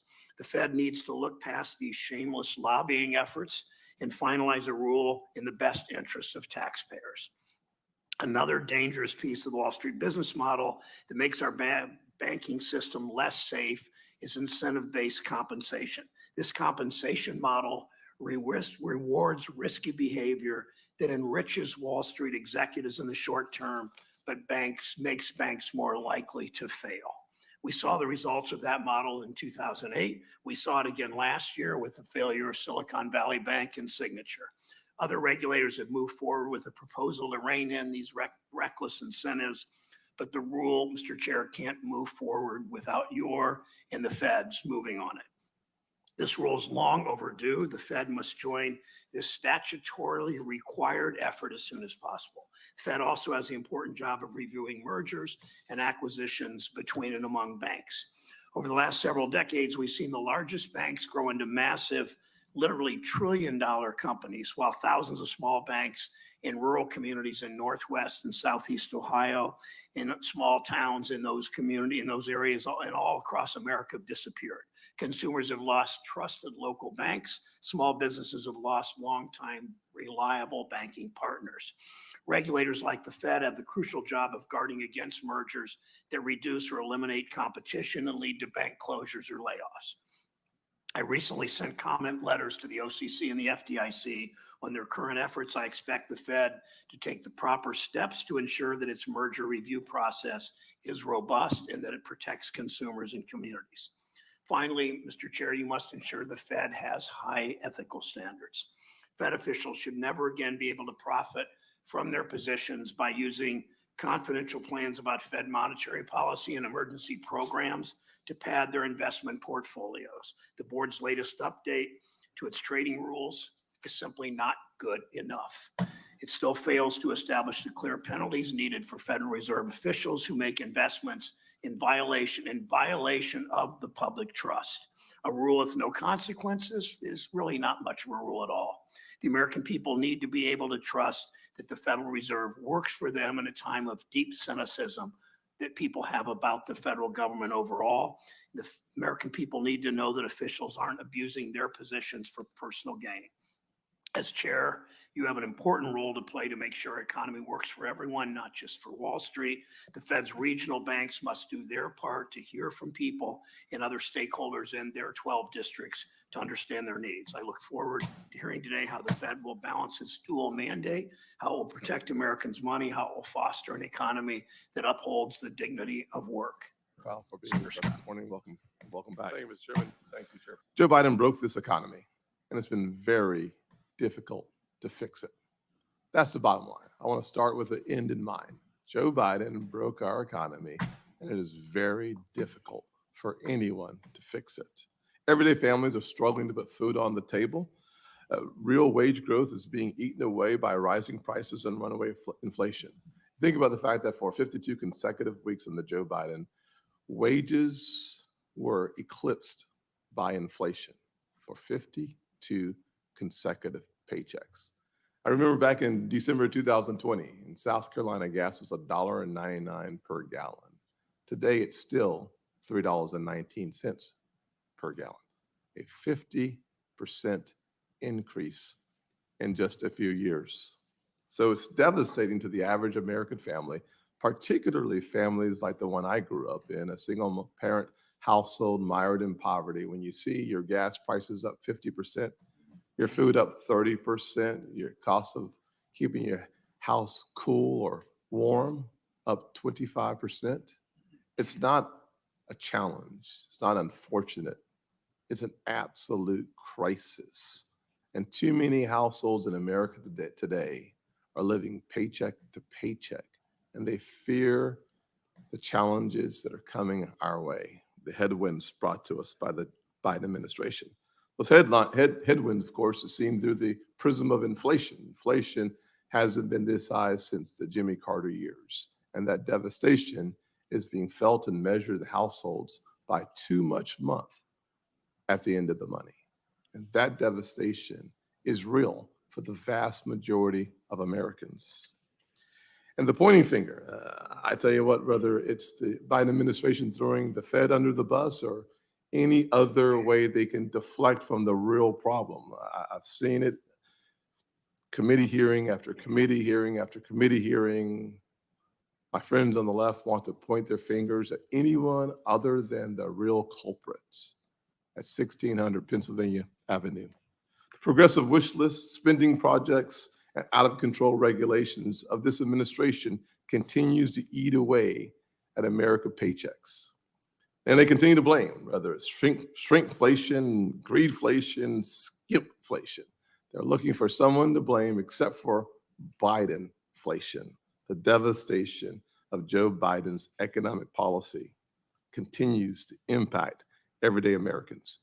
The American people see through the facades and they want real solutions. It doesn't take a PhD economist to understand what the average American is experiencing under this administration. When President Biden and my Democratic colleagues pump trillions of dollars into our economy, those dollars increase the demand and pushes prices higher. It's that simple. The American people see and feel it every single time. And they see it, as I said earlier, the grocery stores, the gas stations, at the doctor's office. It's just undeniable the impact that this is happening. Just last week, we celebrated the birth of our country, the birth of this notion of freedom and liberty. But American families got slapped with the most expensive July 4th on record, with a cookout this year costing, on average, 30% more than it did just a few years ago. I call that hogwash. What's worse is that this administration doesn't want to learn a lesson in economics. Instead of reducing the push for more spending and more regulation, they only simply double down.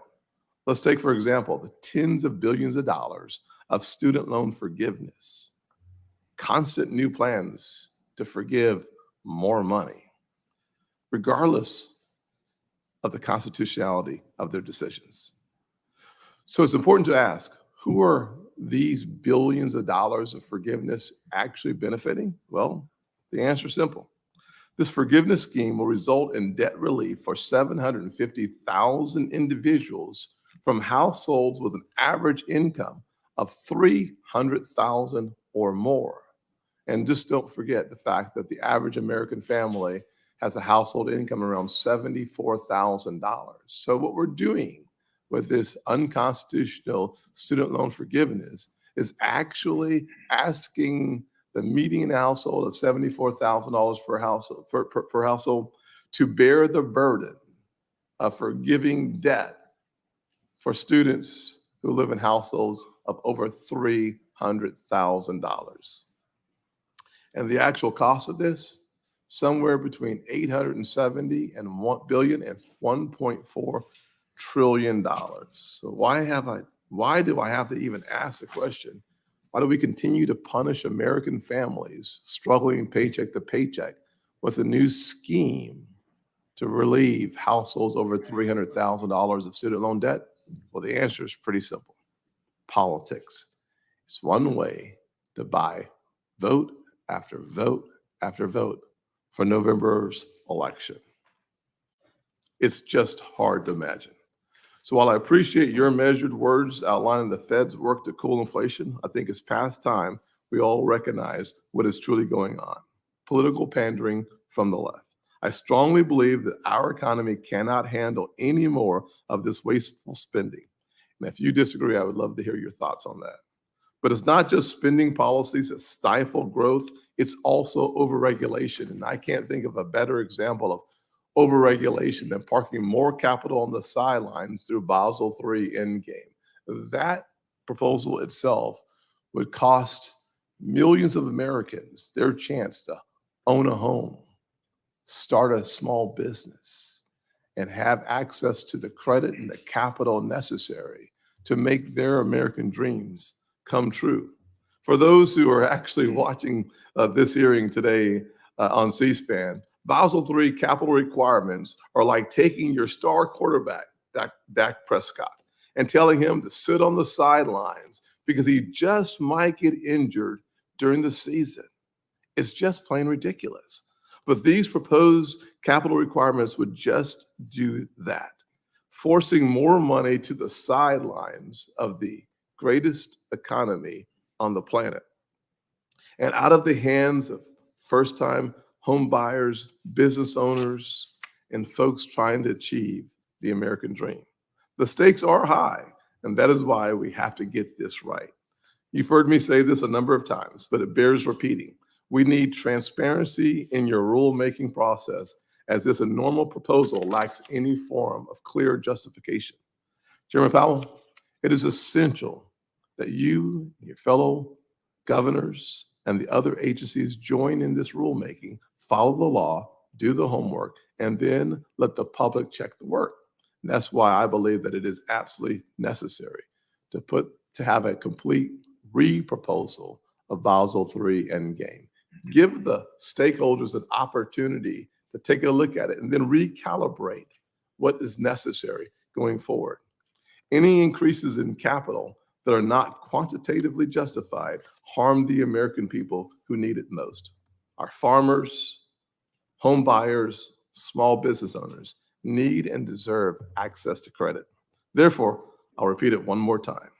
You need to restore confidence in this rulemaking process, pull the existing proposal, and have a complete restart.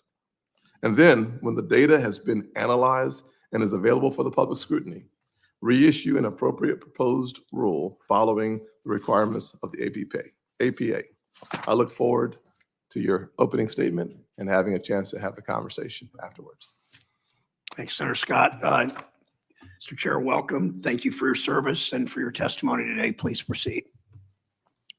Chairman Brown, Ranking Member Scott, and other members of the committee, I appreciate the opportunity to present the Federal Reserve's semi-annual monetary policy report. The Federal Reserve remains squarely focused on our dual mandate to promote maximum employment and stable prices for the benefit of the American people. Over the past 2 years, the economy has made considerable progress toward the Fed's 2% inflation goal, and labor market conditions have cooled while remaining strong. Reflecting these developments, the risks to achieving our employment and inflation goals are coming into better balance. I will review the current economic situation before turning to monetary policy. Recent indicators suggest that the U.S. economy continues to expand at a solid pace. Gross domestic product growth appears to have moderated in the first half of this year, following impressive strength in the second half of last year. Private domestic demand remains robust, however, with slower but still solid increases in consumer spending. We have also seen moderate growth in capital spending and a pickup in residential investment so far this year. Improving supply conditions have supported resilient demand and the strong performance of the U.S. economy over the past year. In the labor market, a broad set of indicators suggests that conditions have returned to about where they stood on the eve of the pandemic, strong but not overheated. The unemployment rate has moved higher, but was still at a low level of 4.1% in June. Payroll gains averaged 222,000 per month in the first half of the year. Strong job creation over the past couple of years has been accompanied by an increase in the supply of workers, reflecting increases in labor force participation among individuals aged 25 to 54, so-called workers in their prime working years, and a strong pace of immigration. As a result, the jobs to workers gap is well down from its peak and now stands just a bit above its 2019 pre-pandemic level. Nominal wage growth has eased over the past year. The strong labor market has helped narrow long-standing disparities in employment and earnings across demographic groups. Inflation has eased notably over the past couple of years, but remains above the Federal Open Market Committee's longer-run goal of 2%. Total personal consumption expenditures prices rose 2.6% over the 12 months ending in May. Core PCE prices, which exclude the volatile food and energy categories, also increased 2.6%. After a lack of progress toward our 2% inflation objective in the early part of this year, the most recent monthly readings have shown modest further progress. Longer-term inflation expectations appear to remain well anchored, as reflected in a broad range of surveys of households, businesses, and forecasters, as well as measures from financial markets. Our monetary policy actions are guided by our dual mandate to promote maximum employment and stable prices for the American people. In support of these goals, the committee has maintained the target range for the federal funds rate at 5.25% to 5.5% since last July, after having tightened the stance of monetary policy significantly over the previous year and a half. We've also continued to reduce our securities holdings. At our May meeting, we decided to slow the pace of balance sheet runoff starting in June, consistent with the plans released previously. A restrictive monetary policy stance is helping to bring demand and supply conditions into better balance and to put downward pressure on inflation. The committee has stated that we do not expect it will be appropriate to reduce the target range for the federal funds rate until we have gained greater confidence that inflation is moving sustainably toward 2%. Incoming data for the first quarter of this year did not support such greater confidence. The most recent inflation readings, however, have shown some modest further progress, and more good data would strengthen our confidence that inflation is moving sustainably toward 2%. We continue to make decisions meeting by meeting. We know that reducing policy restraint too soon or too much could stall or even reverse the progress that we've seen on inflation. At the same time, in light of the progress we've made both in lowering inflation and in cooling the labor market over the past 2 years, elevated inflation is not the only risk we face. Reducing policy restraint too late or too little could unduly weaken economic activity and employment. In considering adjustments to the target range for the federal funds rate, the committee will continue its practice of carefully assessing incoming data and their implications for the evolving outlook, the balance of risks, and the appropriate path of monetary policy. Congress has entrusted the Federal Reserve with operational independence that is needed to take a longer-term perspective in the pursuit of our dual mandate of maximum employment and stable prices. We remain committed to bringing inflation back down to our 2% goal and to keeping longer-term inflation expectations well anchored. Restoring price stability is essential to achieving maximum employment and stable prices over the long run. Our success in delivering on those goals matters to all Americans. I'll conclude by emphasizing that we understand that our actions affect communities, families, and businesses across the country. Everything we do is in service to our public mission. Thank you. I look forward to your questions. Thank you, Mr. Chair. And the senior member of the committee will begin the questioning. Senator Reed. Thank you very much, Mr. Chairman.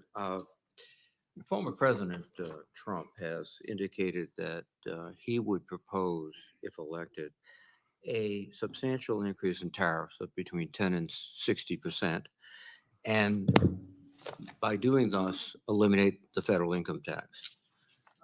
First, on the question of what would be the impact of tariff increases on prices, consumers, and the economy? Thank you, Senator Reed. So I'm going to say that we go very far out of our way not to comment on campaign type information. We just don't do that. We also don't comment on trade policy. We have really specific and important jobs, and we try to stick to those. Well, I'm glad I allowed you to establish that principle up front, Mr. Chairman. But let me opine a bit. 10% increases in tariffs is going to have an effect on prices in the shop aisle. It's going to increase them because they'll be passed on likely. 60% tariff increases are significant. And in fact, I've been told that to replace the income tax, you would have to raise tariffs across the board 70% to make up for the loss of the income tax, which would, I think, create huge economic problems. I respect your impartiality and your neutrality, but the numbers don't seem to add up to anything that would help the country. Let me switch to something else that might be more within your line of response. You said in your opening statement that the labor markets appear to be in a better balance. And that's one of the key factors to judge whether interest rates can be raised.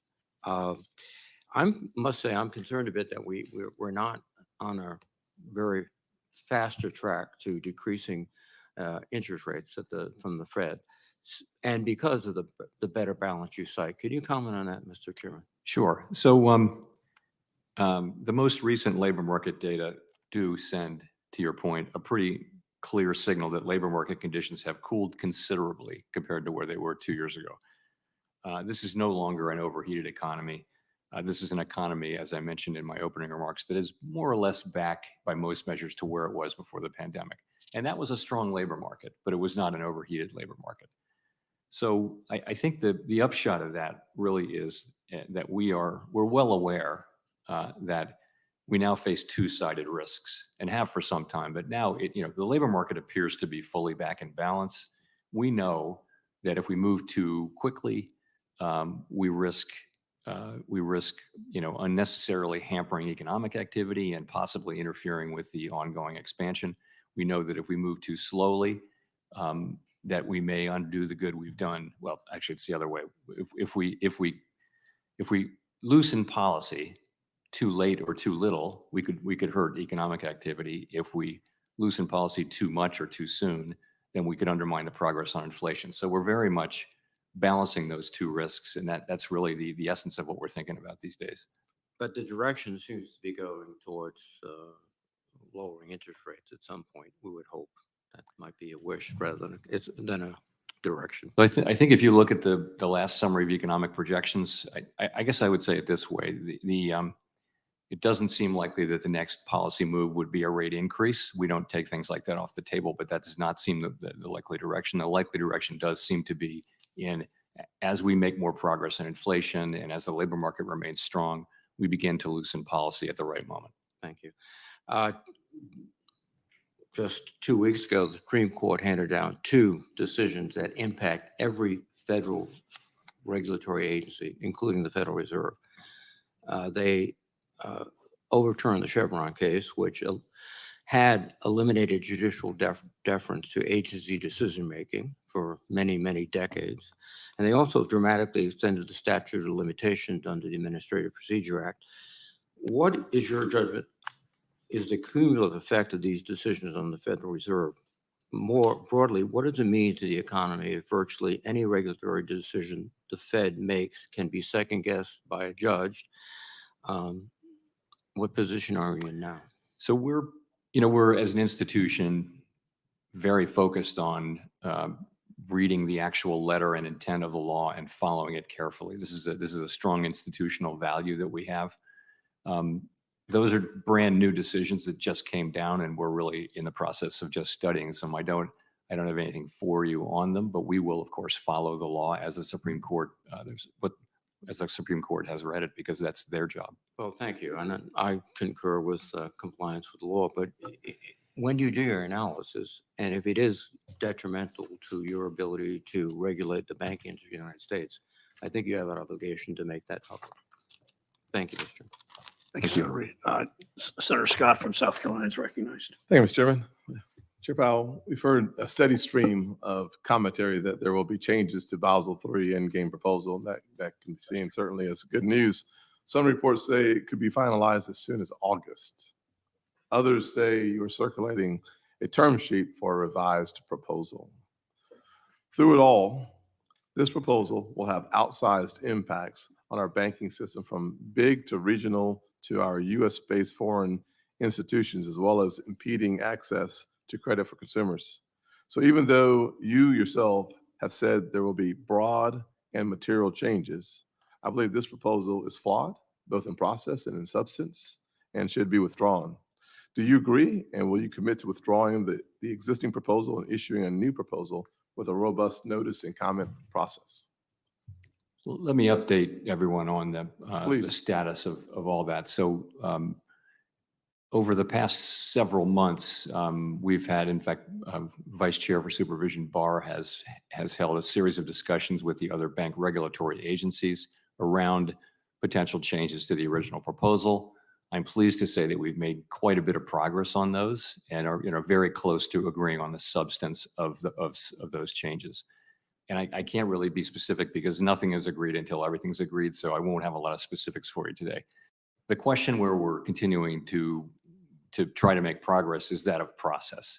So it is my view, it is the strongly held view of members of the board that we do need to put a revised proposal out for comment for some period. And the reason is, when there are broad and material changes, that has been our practice. We don't see a reason to deviate from that practice. It seems to be consistent with past practice and with the Administrative Procedure Act. So that's very much what we think. And we're working through that question with the FDIC and the OCC. We haven't reached agreement on that, but I'm very hopeful that we will. We're prepared to move forward when we do reach agreement on that. Well, I appreciate most of your response there. I do want to discuss one aspect more of Basel before we move on to another topic. I find it very concerning with how much of this proposal, this process appears to have been done behind closed doors. The Fed, the FDIC, OCC proposed the Basel III endgame last July. Then in October, the Fed began the collection of data to conduct a quantitative impact study on the cost of Basel III proposal, a study which I will note should have been conducted before any proposal was ever issued. Move forward to January of this year, Vice Chair Barr committed to a public comment period once results of the study were published. We are still waiting to view the results. Keep in mind, all the while, we're hearing rumors that the Fed is working on revising its proposal and moving towards an updated version.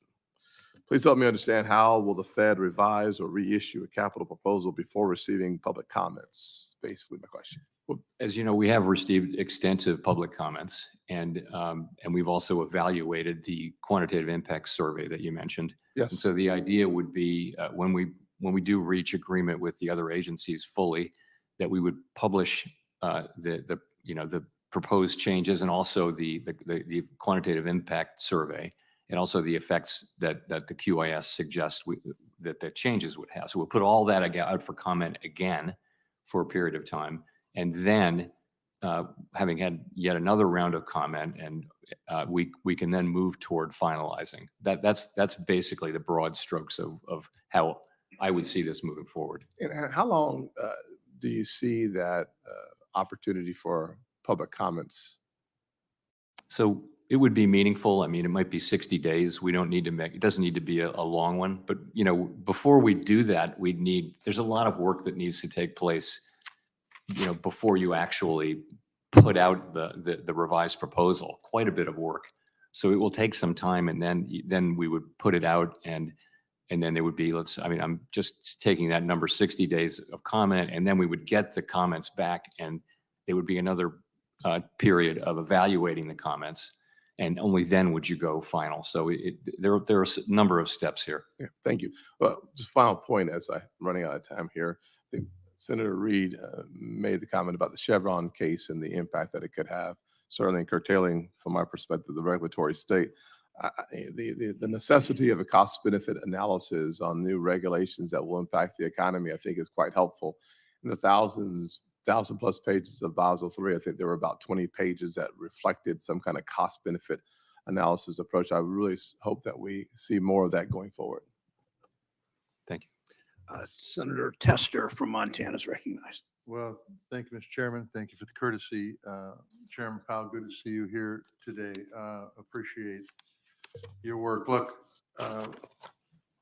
regardless of where I go in the state of Montana, housing is a big issue, whether it's Billings or Butte or Bozeman or Busby or Big Sandy, it doesn't matter. Larger towns to medium-sized towns to small towns, housing is a huge issue. And I think it's a huge issue all over the country, and correct me if I'm not correct in that. And I was wondering how the housing challenges fit into the overall economic picture that you're seeing. So we do pay a lot of attention, and I would agree with you. We have significant housing issues in the country, and we had them before the pandemic. Certainly, the pandemic has created new distortions, and you know, monetary policy works through interest-sensitive spending. There is no more interest-sensitive spending than, you know, buying a house and having a mortgage. So, for sure, our tighter policy is having an effect on economic activity in the housing sector. But I would also say the best thing we can do for housing is to succeed in getting inflation down to 2% on a sustainable basis, so that rates can come down, so that the housing market can get back to what was the pre-pandemic normal, which is to say still a housing shortage, but not dealing with the kinds of specific things we're dealing with now. So let me drill down a little bit. I'm speaking not necessarily from a housing cost interest, and you're correct on the things you just brought up. I'm speaking more from a standpoint of economic growth, and that there are plenty of small businesses, schools, hospitals, Main Street businesses that can't hire people, they can't expand because there simply is no place for them to live. How does that fit into your economic outlook metrics? Because I think it's, from my perspective at least, I think it's limiting the opportunity for expansion. It's limiting the opportunity for entrepreneurs, just business startups. And does that fit into the economic picture that you look at? So our mandate is for stable prices and maximum employment. And again, I think for housing supply, the best thing we can do is get inflation under control so that rates can come back down, so that we can have a more normalized set of rates and a more normalized housing system. But I think policies to increase housing supply are really not so much in the hands of the Fed, they're in the hands of legislatures, you know, state and federal. Do you believe that if we were to put forth some housing incentives, whatever they may be, that could have if those incentives resulted in more affordable workforce housing on the market, that would have positive impacts on the economy? You know, these are questions for you, but I would say this, that I'm aware that housing is in short supply, and that for many it's a critical need for the workforce. Okay. And so more of it is better. But as to where the fiscal policy how you should prioritize that, that's not up to us. Look, I want to talk about the independence of the Fed for a second, because I know that you are a strong supporter of independence, as am I. And political influence, I don't think, helps with monetary policy in the country. And so give me your perspective, at least, on why the central bank independence is so critically important. Thank you. I'd be glad to. So essentially all advanced economies have adopted a policy of central bank and operational independence. And that just means that we make our decisions, we're instructed to make them without taking in extraneous factors, one of which would be politics.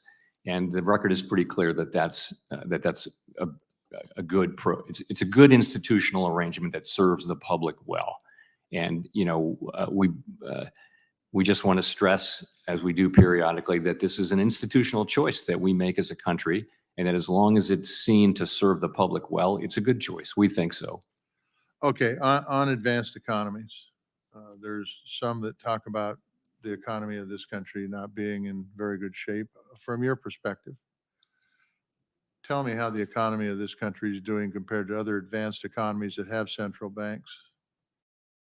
So I'm in lots and lots of international discussions as part of my job. And the story for the last 2 years has been just how exceptional the performance of the U.S. economy has been. And that's not a secret.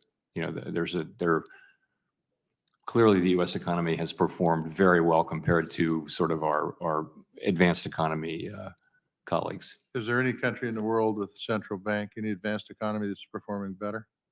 Better as a central bank? No, any economy that's an advanced economy that has a central bank that performs better than us. None comes to mind. As I think of the majors, the answer would be no. Okay, thank you.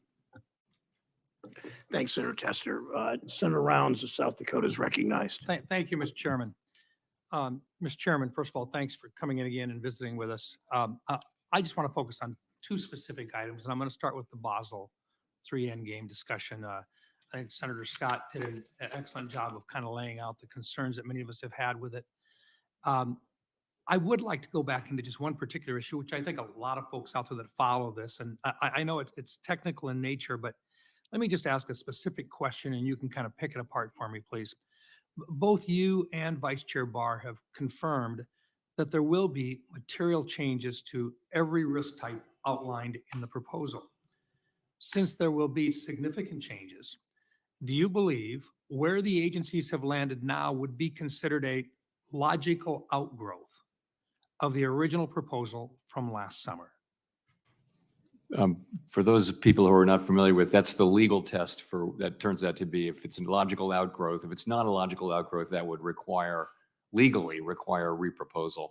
And I don't want to make the legal judgment. I will just say again, from my standpoint, my view and strongly held view of some of my colleagues on the board is that it will be appropriate for us to put out the changes again for a period of comment, just because it's the right thing to do. It's what we would do typically in a situation where there are, material changes to a proposed rule.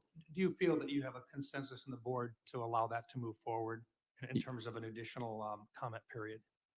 Yes, but of course we have to get the FDIC and the OCC. We're in discussions with them to work on something that would meet that need, and we have to get their agreement too. Assuming it sounds like that's the path that you would like to go down. Yes. If that were the case, would it be fair to say that we'd probably be looking at final determinations or recommendations for a Basel III endgame proposal probably into next year before it would become anything of a final determination? I think that may be right. It's that's something like that could be right. Yeah. I mean, it's hard to be precise. We would put it out. It takes some time to write this stuff up. Then you put it out for comment. Then you get the comments. Then you read the comments. Then you write the final rule. Beginning part of next year is a good guesstimate. The only reason why I push is because there are so many folks directly involved with this and the impact on our economy here and with a lot of our financial institutions. This is a significant change, and it's one that a lot of people are following. So I'm trying to get you to get into the depth of this as much as possible, and I thank you for that. I'd also want to go into one other area, and once again, this is something that you and I have had visits about in front of this group before, but I want to talk about what the parts of inflation are and what parts you can control and what parts, as the Fed, you really can't control. The demand side of the equation on inflation is the part that you have the tools to work with. But there is the supply side of the equation, which is still out there. And I want to just lay this out because as we do this in this setting, it naturally becomes political in nature because one of the starting points that we talk about is when this administration took office and what happens with supply side issues at that time. And as I work my way through this, I just want to share the concern that I've got. And then I recognize you don't want to be political in it, but I want to lay this out. And then I want to talk about what you can control and what you can't control with regard to making changes on inflation through the processes that you have. When President Biden took office, gasoline prices, since President Biden took office, gasoline prices have risen over 54%. Energy prices have risen 41%. Fuel oil prices have risen 37%. Now, I can go on and on, but you understand what I'm saying is energy has increased substantially. And I think one of the reasons for this has been additional demand as we've come out of a pandemic. But the other part of this has been whether or not investors really want to go back in and invest in traditional energy resources after the president made the specific determination to cancel the Keystone XL pipeline on the day that he stepped into office. When he did that, he sent one heck of a message to investors about traditional energy and investing in traditional energy in the United States, and the fact that a multi-billion-dollar contract or contract could be canceled with the stroke of a pen. Now, my question to you is, what percent, or has there been a discussion about what percent or what amount of the inflation that we've seen, over 20% increase in terms of affordability for a lot of our products, how much of that is attributable to the demand side and how much of it really is attributable to supply side challenges that we've seen in this country? It's that's a question that we've thought about a lot, and any attempt to reduce that to a precise number would be inappropriate because it's so uncertain. But I think we can say, I believe strongly, there's a significant demand element and there's a significant supply element, and we've seen the supply side heal so much over the course of the last year or so, and we clearly see that that's contributing to lower inflation. We also see cooling demand, for example, in the labor market. So the two forces are working together. I can't really break it down. It would be such an imprecise estimate. Just simply an acknowledgement, though, that it is both demand. It's both. It's definitely and both. it is supply. It is both. Yeah, Thank for you. sure. Thank you, Mr. Chairman. My time has expired. Chair Powell, unemployment has risen by 0.5 percentage point over the past year. The number of job openings has dropped almost 50%. The hiring and quit rates are now below pre-pandemic levels. I'm concerned that if the Fed waits too long to lower rates, the Fed could undo the progress we've made on creating good paying jobs. Full employment is part of the mandate, as you say over and over. How are you assessing the risks of higher interest rates in the labor market? So I completely agree with your characterization. The latest data do show that we've had considerable cooling in the labor market, and we're very much aware that we have two-sided risks now, as I mentioned earlier, and we're determined to balance those as best we can.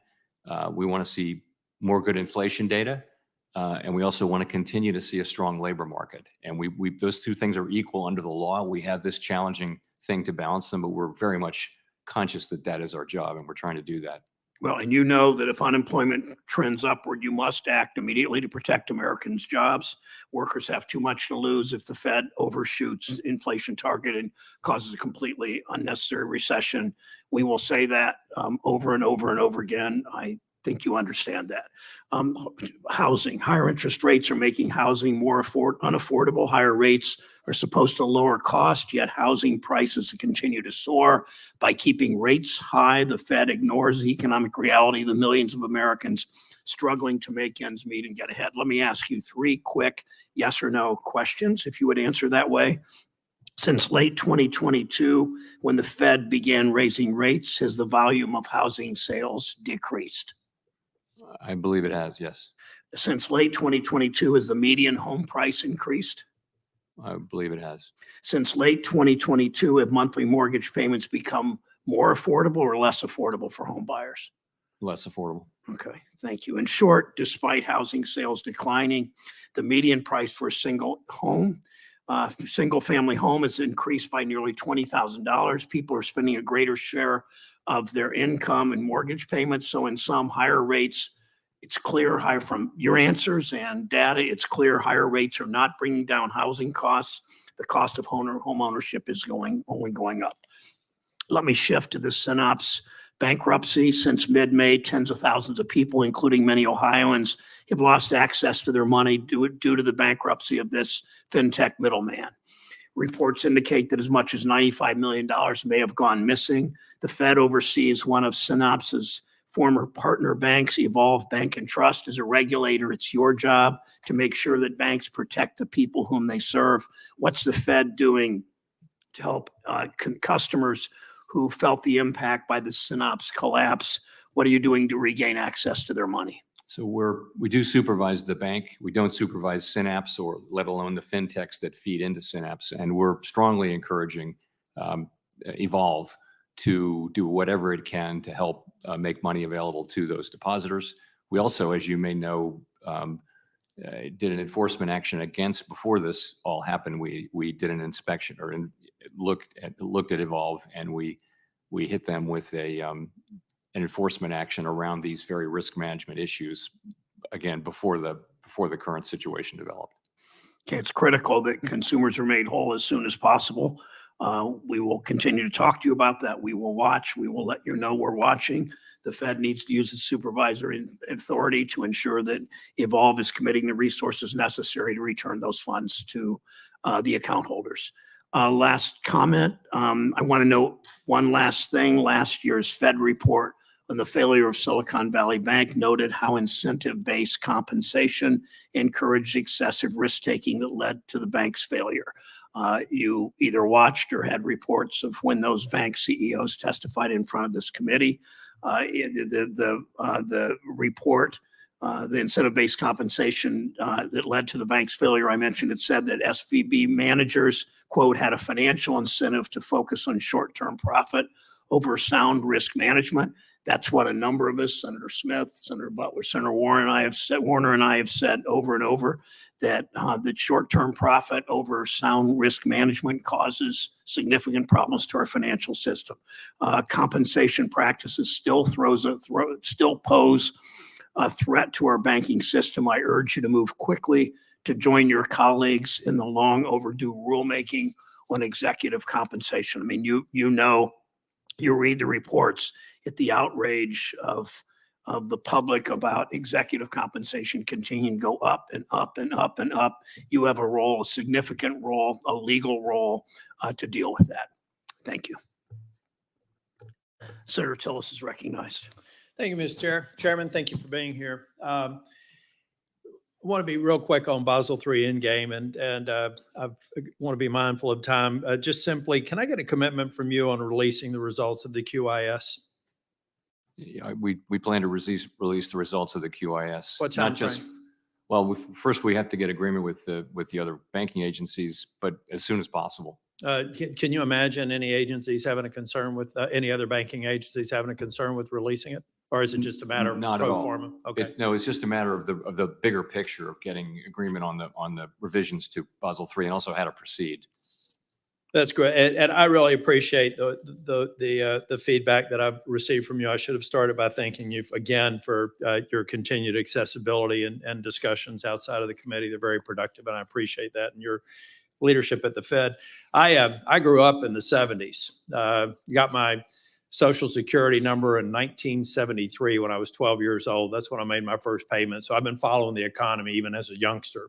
And that was a really lousy time to enter in the workforce. Tell me, and I'm hearing discussions among some of our members now that would almost be reminiscent of discussions with prior Fed members saying, look, we got to lower interest rates and we've got unemployment out of control. So it sounds like we're taking some suggestions from some of my colleagues or plays from a playbook that didn't prove to be very effective back in the 70s. What can we learn? I'm not going to ask you about where you go from here, but if we look back into a post-mortem on some of the decisions that were made when we had consistently high inflation, we had consistently high unemployment. What lessons can we learn there, or what mistakes should we not necessarily repeat? And I know that this is a fingerprint of a challenge. It's not exactly like the stressors that we had back in the 70s, but what can we learn from the decisions, what I think are arguably the wrong decisions made back then when we were dealing with high unemployment and high inflation? What did we learn? I think the number one thing we learned was that it's up to the central bank to take it on and stick with it until it's done. And that doesn't sound controversial now, but it actually was back then. And so people didn't really get in there and get it done, and inflation kept coming back. I also think there are significant differences this time to the questions a minute ago. This is a combination of of a supply side that we had very significant supply shocks along with big demand shocks from the reopening of the economy and from all the other things that happened. So I think we have to, each one of these things is different in its own way. We try to learn the lessons of history, though. You agree or disagree? Any disconnect between inflation and inflation expectations from the 2% target should be addressed now and not at a later time? Absolutely. I like that answer. I want to go to something different. I'm trying to go into a lightning round now and finish on time. We've seen the 2024 stress test results for the banking, U.S. banking system. It looks like to me, by every objective measure, we've got a banking system that's on strong financial footing. Do you agree? Yes. One last thing is the Fed considers making broad and material changes to the Basel III proposal. Back on that one. Can I urge you not to overlook the second order issues important to FBOs in certain regionals to ensure the banks are not unduly influenced? If the current proposal, for example, the outsized operational risk costs were high, are we going to take care of that in any sort of reproposal? Let me just say we're very conscious of the comments across the spectrum: foreign banks, domestic banks, small, medium-sized banks. Everyone's going to get heard carefully as part of this process. That is our obligation. And I think in response to Senator Round's question, you did indicate there's probably, because of the nature of the likely changes from what Mr. Barr expected to what may ultimately come, we are going to open it up to comment again. That's the strong view of the Federal Reserve. We're working on that question with the FDIC and the OCC to try to find a path to do that. But Very good. From our standpoint, that's essential. I think it's a strong view from at least several members on this side of the dais here. That would be very, very important, because I think it's going to materially change. Thank you, Mr. Chair. Thanks, Senator Tillis. Senator Warner of Virginia is recognized. Thank you, Mr. Chairman. Chairman Powell, it's good to see you again, coming this late in the questioning. I'm going to at least hit a couple of the items that my colleagues have otherwise already hit, because I make sure it's noted that I raised them as well. First of all, I want to agree with the chairman. I probably hear more on housing and housing affordability than any other issue. And I agree with the chairman. And I know we've discussed this around a rate cut, and I understand most of your answer, but I still want to add my 2 cents here. We've got to find a way to start bringing mortgage rates down and let people get unlock that housing market. And again, we've discussed the rate cut issue, and I know you've got to navigate that, but I hope it's sooner than later. I will not recap what I've done in the last couple of hearings with you, but I do think the discount window proposal that I've gotten, that I know you're working on, before we think about additional regulations, and we do need in some cases, I think the discount window is an underused tool, was one of the original tools for the Fed. A lot of my colleagues have talked about quantitative easing, Basel III endgame. I do hope when we get the revisions that we'll see the quantitative analysis that, again, Senator Tillis already raised and other colleagues have raised. I also hope that one of the questions I raised in my March letter to you was, making sure any new regulatory structure, how it intersects with existing regulatory structure in terms of market risk, credit risk. And I, again, hope that we will have that as the revisions come out. I think one of the things that this debate around Basel III raised was that it is, my understanding at least, looked at, you may be all looking at revisions to liquidity standards as well, and wanted to see what you could say about that and whether that part of those standards are under review and what your thinking is. Yeah, and I think that actually connects to the Silicon Valley Bank questions as well, where I think there seems to be a need to update assumptions about liquidity, and that's a separate proposal that we're also working on, and very important. I think we saw how fast that run was. It was just exponentially faster than prior runs. That's the new world, and that's some estimate of what that world is baked into things like the liquidity coverage ratio, for example. Right, and wasn't that the case? If you had 25 cents on every depository dollar leave in 6 hours, no matter what the capital standards are. Yeah. And one of the things, I guess, there was a lot of talk after SVB that we need to think about internet-driven runs. A lot of us raised concerns. Candidly, I'm not sure I've heard any good proposals. So whether it comes from you guys or from folks listening, how we think about this new internet-driven world. And frankly, I think some of the irresponsible behavior by some of the folks that were major depositors in SVB who in many ways shouted fire in the crowded theater, and we've not seen any action there. So I would welcome additional ideas as well. And that kind of brings me to my last questions around supervisory reform. I know the GAO criticized the Fed's supervisory procedures in the role they played in the 2023 failures. It is a whole brand new world. Are we going to look at, will your changes to supervisory standards be comprehensive? Will they be one-off? How do you think about that in light of the GAO report and also in light of just the SVB and the few of the other failures we saw last year?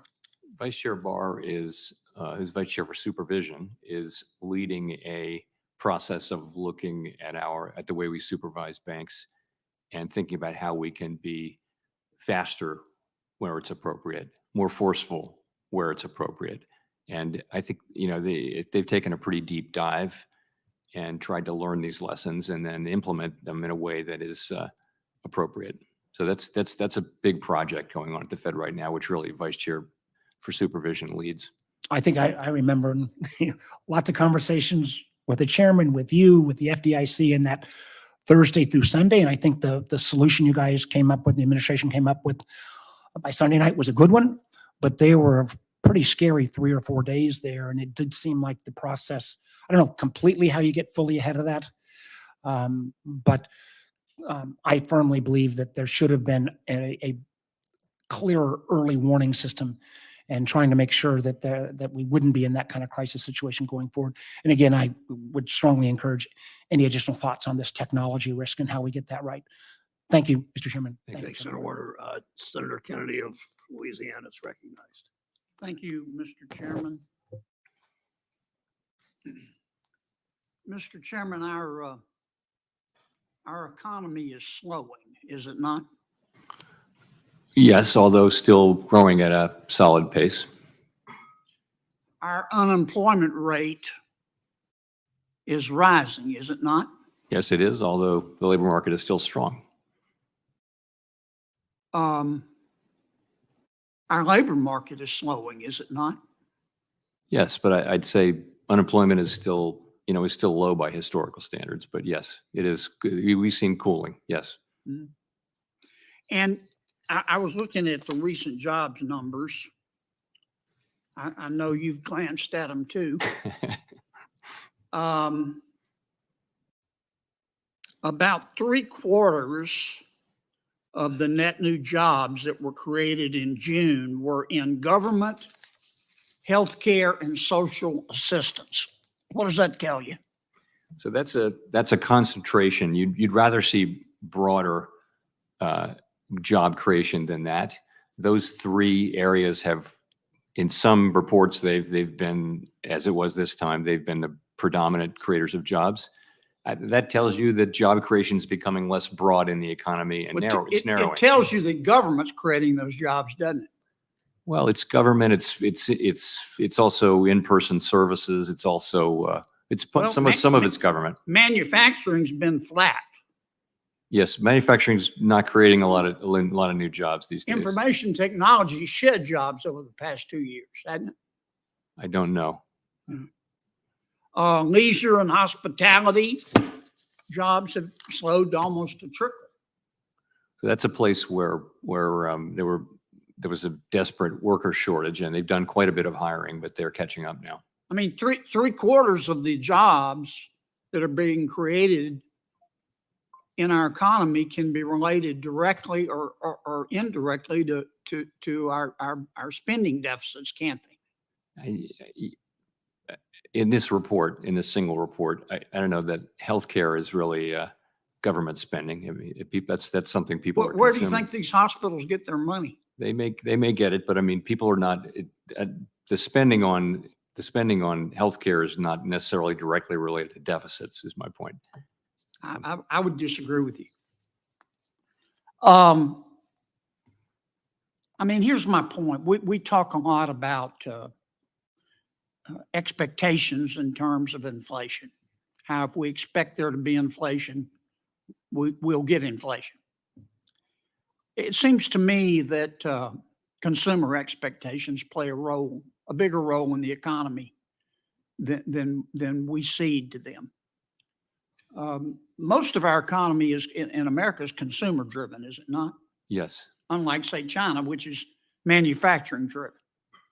very much so. And I listened to you cite the statistics about the economy, but most Americans don't feel good about the economy, do they? No, and we don't tell people how to feel about the economy. I mean, isn't it a fact that most people, if you ask them to define Bidenomics, they would say that's easy. We get to pay more to live worse. I wouldn't touch You don't want to answer that a one. sentence with that word in it. Yeah.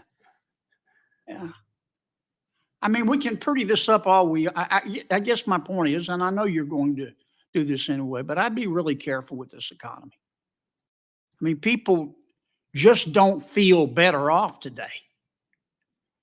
And one can marshal a persuasive argument that, well, you should, compared to Europe or compared to China, compared to Canada.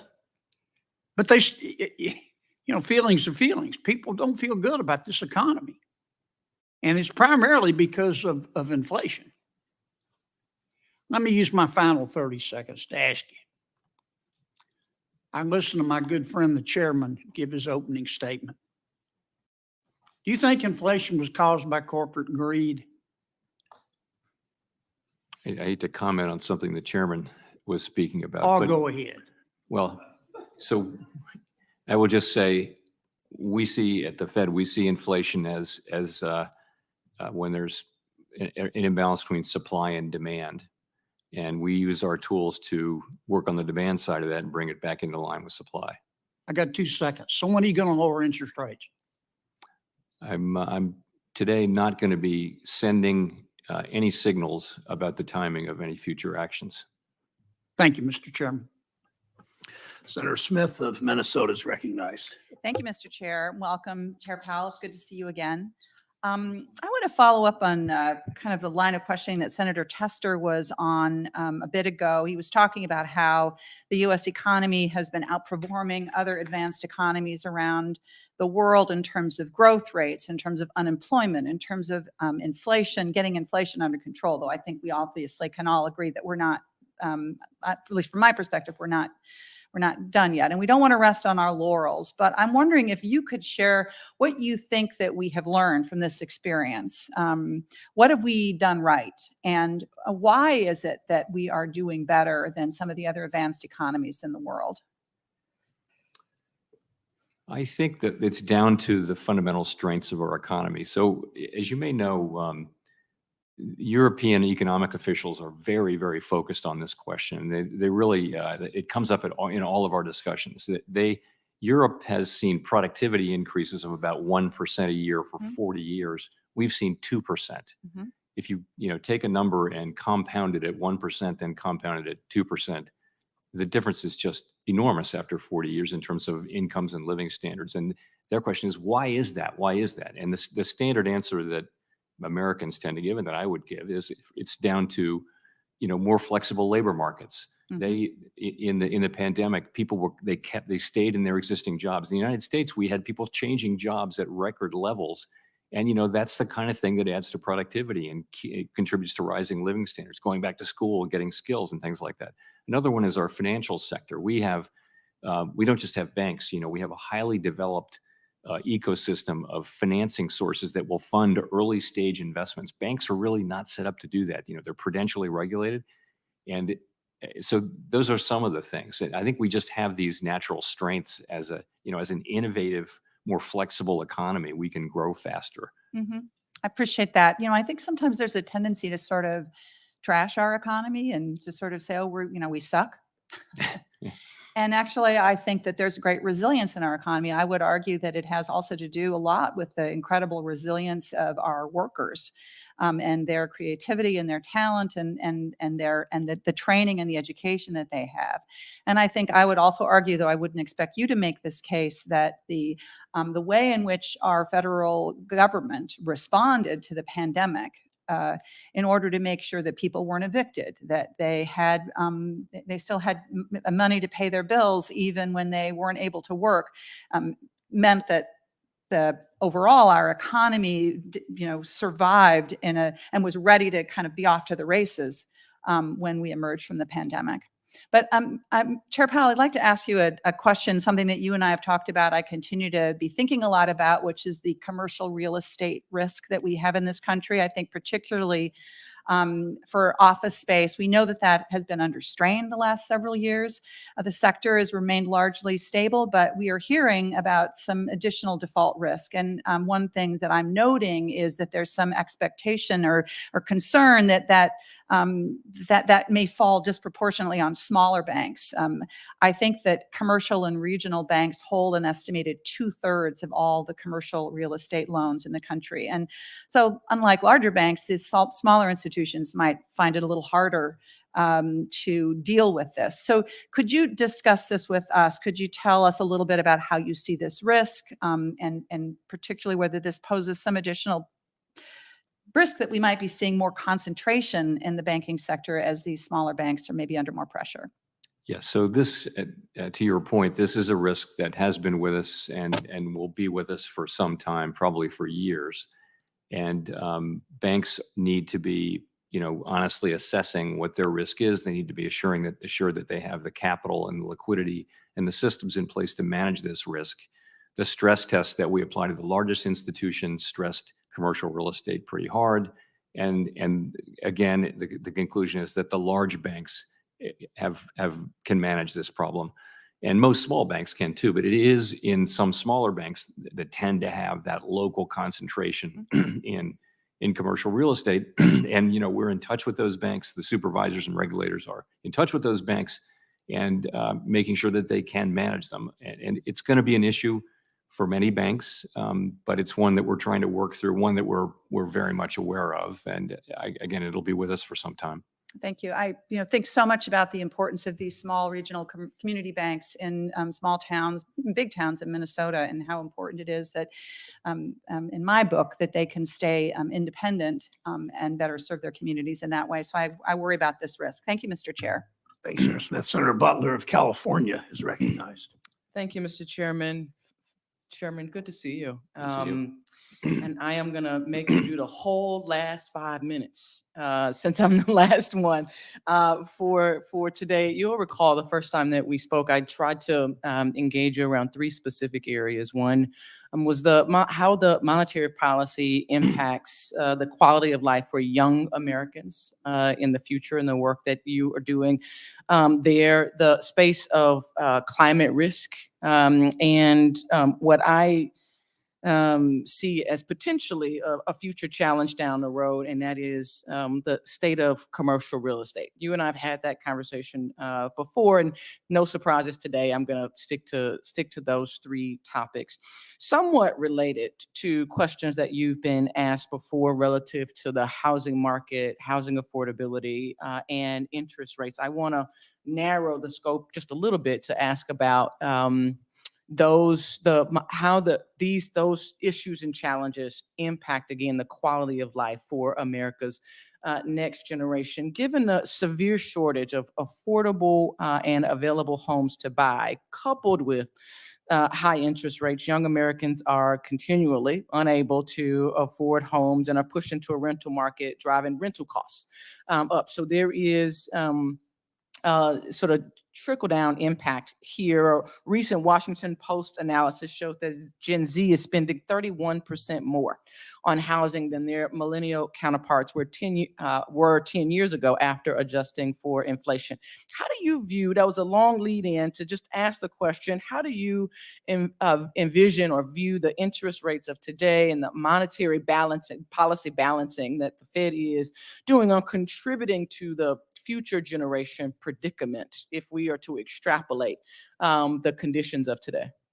So the our job, of course, is the whole economy and inflation for the whole economy. And the absolute best thing we can do for younger people is to restore price stability so that as we benefited from, I graduated from college in 1975, near the end of the big inflation period. So during most of my adult life, inflation has just been not a factor.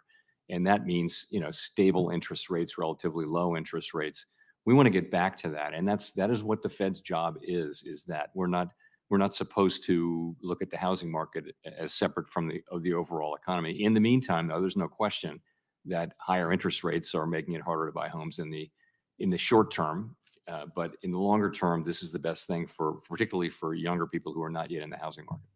Let me sort of in line with that community, constituency, population, and definitely aligned with the concerns of my state that's actually facing some severe climate impacts, just as we speak with wildfires and our colleagues and fellow Americans in Texas and the impact of the hurricane. I wanted to pull in your sort of thoughts about the Fed pilot on the climate scenario exercise.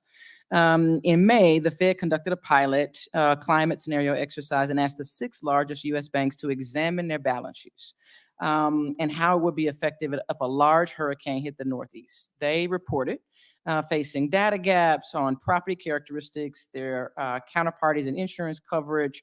How does the Federal Reserve intend to invest in expanding the modeling resources for banks that are implementing climate-related financial disclosures? So we haven't made any decisions on what to do with that information or whether to repeat that exercise. To your point, it was really a learning exercise. How are banks thinking about this, and how are they modeling it, and how does it work really? It's a very, very challenging thing to model. And so that was really the nature of this exercise. In terms of disclosures, we don't really have that's not really our job. That's really the SEC. So, but we don't have a big job on climate, but what it really is to make sure that the institutions we regulate are aware of and understand the risks that they run, including risks from climate. And that they're prepared, and learning how to, as would be the point of a pilot, learning how to mitigate those risks over time. So what criteria will you use to evaluate whether or not you would run the exercise again and or share more broadly the results of that exercise? I think we did publish, most of the results of that exercise. So I don't know what to say about that. We're looking at it and we're asking ourselves, what did we learn? What do we need to learn next time? So I'm not exactly sure what factors we'll be looking at, but we'll be doing a careful assessment of what more we need to do. Thanks. Thank you, Mr. Chairman. Senator Hagerty is recognized. Thank you, Mr. Chairman. Chairman Powell, welcome. Chairman, last week in Portugal, you said that you wanted to be, quote, more confident that inflation is moving sustainably down before you begin to cut rates. You also said in your testimony that you need greater confidence and more good data before lowering rates. Can you give us any color as to what it is you're looking for in the data and how long it might take us to get there? We need just to see more good inflation data. That's all. We had 7 months of good inflation data at the end of last year. Then we had a quarter, really a month or so, where inflation went up, and now we had one really good inflation reading and one pretty good one. We just need to see more so that the confidence rises. I'm not going to tell. Are we weeks away, months away? I'm going to try to avoid sending any really specific signals about time today because it's going to depend on the data. It also matters what's going on in the labor market, though. We've also said that if the labor market weakens unexpectedly, that could be a case for loosening policy as well. Really, we're weighing both those factors. Here's one of my concerns. Yeah, I'm sure you probably share it, but we're coming off of a 40-year high in inflation. We've seen the rate of inflation coming down, but we haven't gotten to the 2% target. And my concern, for lack of a better term, is whether or not this might be transitory in terms of the data that we're seeing right now. That's exactly why we're approaching this question carefully. I thought that might be your answer. Thank you, Mr. Chairman. Can we shift now to the issuance of Treasury debt? The Fed is the largest holder of Treasury debt. In February, you and I talked about the pressures that our fiscal deficit is exerting on interest rates, which by extension makes your job more difficult. I'd like to talk this time about how Treasury issuance is impacting our economy and our monetary policy. First, just a basic question. If Treasury issuance were to shift drastically, either to the long end or the short end of the curve, would that affect interest rates? Or maybe more simply, do changes in supply across maturities impact interest rates on the yield curve? I mean, I think in theory they can. Yeah, I agree. As you know, the Treasury Borrowing Advisory Committee recommends that T-bills comprise between 15 and 20% of total U.S. debt. Right now, the Treasury is issuing T-bills significantly above that recommended range. Some people, including myself, believe that this is being done to artificially stimulate markets in the run-up to the election. And it's shocking how little attention this is getting. Any manipulation of debt management of this nature stimulates inflationary pressures and increases taxpayer burden because it's higher cost to issue these bills. So given that Treasury is issuing in excess of short-term debt, which pulls down longer-term rates, isn't it working at cross purposes with your monetary policy goals of taming inflation? So we take Treasury's debt management decisions. We don't comment on them. We just do our job. No, I'm not asking for a comment on their decision, but just as a simple mathematical truth, if they're pulling down demand on the long end of the curve, doesn't that? I wouldn't say that has important inflation implications. No. It just feels to me the same way that the Biden administration drains the Strategic Petroleum Reserve, that undermines our ability to respond to energy shocks. When the Treasury manages its debt in this manner, it constrains our ability to respond to future economic shocks. And that opens our nation up to very real risk, whether it be amplifying the effects of the Fed's balance sheet reduction, flooding the supply of one of the most important short-term debt instruments. The risks seem to me to be mounting for Treasury market disruption. I'd like to know what your thoughts are, Mr. Chairman, about how the Fed will navigate this and whether you've had discussions with the Treasury about this growing dangerous dynamic. No, we don't have a seat at the table on Treasury debt management. Treasury makes those decisions, and they don't have a seat at our table on monetary policy. I just think the risk is very obvious here, though, where we're headed with this type of portfolio honestly, management. it's completely out of bounds for me to comment on Treasury debt management in any way. I think you've been dealt a very difficult hand here, Mr. Chair. The Biden administration's policies aimed to gin up the economy ahead of the election. These efforts directly undermine your policy goals at the Fed. That includes excessive issuance of short-term debt. Think about it, Freddie Mac's backstop of second mortgages, unlawful student debt loan cancellations, the draining of the Strategic Petroleum Reserve to suppress fuel prices, and President Biden's own jawboning of the FOMC to lower rates. As you know, the Federal Reserve was structured to shield monetary policy from political influence, and that independence has given the Fed unique credibility in executing its mission. If the FOMC were influenced in any way by political calculation rather than economic data, it would severely damage the Fed's credibility as an independent institution. It would increase uncertainty in our markets, and it would jeopardize the dollar status as the global reserve currency. Thank you, Mr. Chair. Senator Warren of Massachusetts is recognized. Thank you, Mr. Chairman. When the CEOs of giant banks can boost their bonuses by getting the banks to take on more risk, they run the risk that they will end up running their banks into the ground. It happened in 2008 and it happened again in 2023. Back in 2010, though, Congress passed the Dodd-Frank Act. Section 956 told financial regulators solve this problem. 2 months ago, regulators put forward a proposal, but the Fed refused to join. Now, in 2018, you told this committee, Mr. Chairman, that you, quote, expect that banks will have in place compensation plans that do not provide incentives for excessive risk-taking. In other words, you trusted the banks to write their own rules. So let's see if they actually have. One thing the proposal would do is require big banks to delay bonuses for a broad group of critical employees who are able to gamble with the bank's finances, like the head of a trading desk, for example. Chair Powell, in the 6.5 years since you said trust the banks to regulate themselves, how many of the 10 biggest banks have put policies in place to delay annual bonuses for this broader group of critical employees whose risk-taking could endanger the bank? I don't know specifically. My guess is all of them. Since the So financial crisis. you're the regulator who said, trust the banks to self-regulate so we can avoid another financial meltdown or another bailout. And you don't know if they did or didn't do that? Well, it's a very, very specific, Yeah, it narrow is a question very you're specific asking thing, about. because it's something a regulator should do. You think the answer is 10 out of 10? The answer is 0 out of 10. Yeah, I doubt that.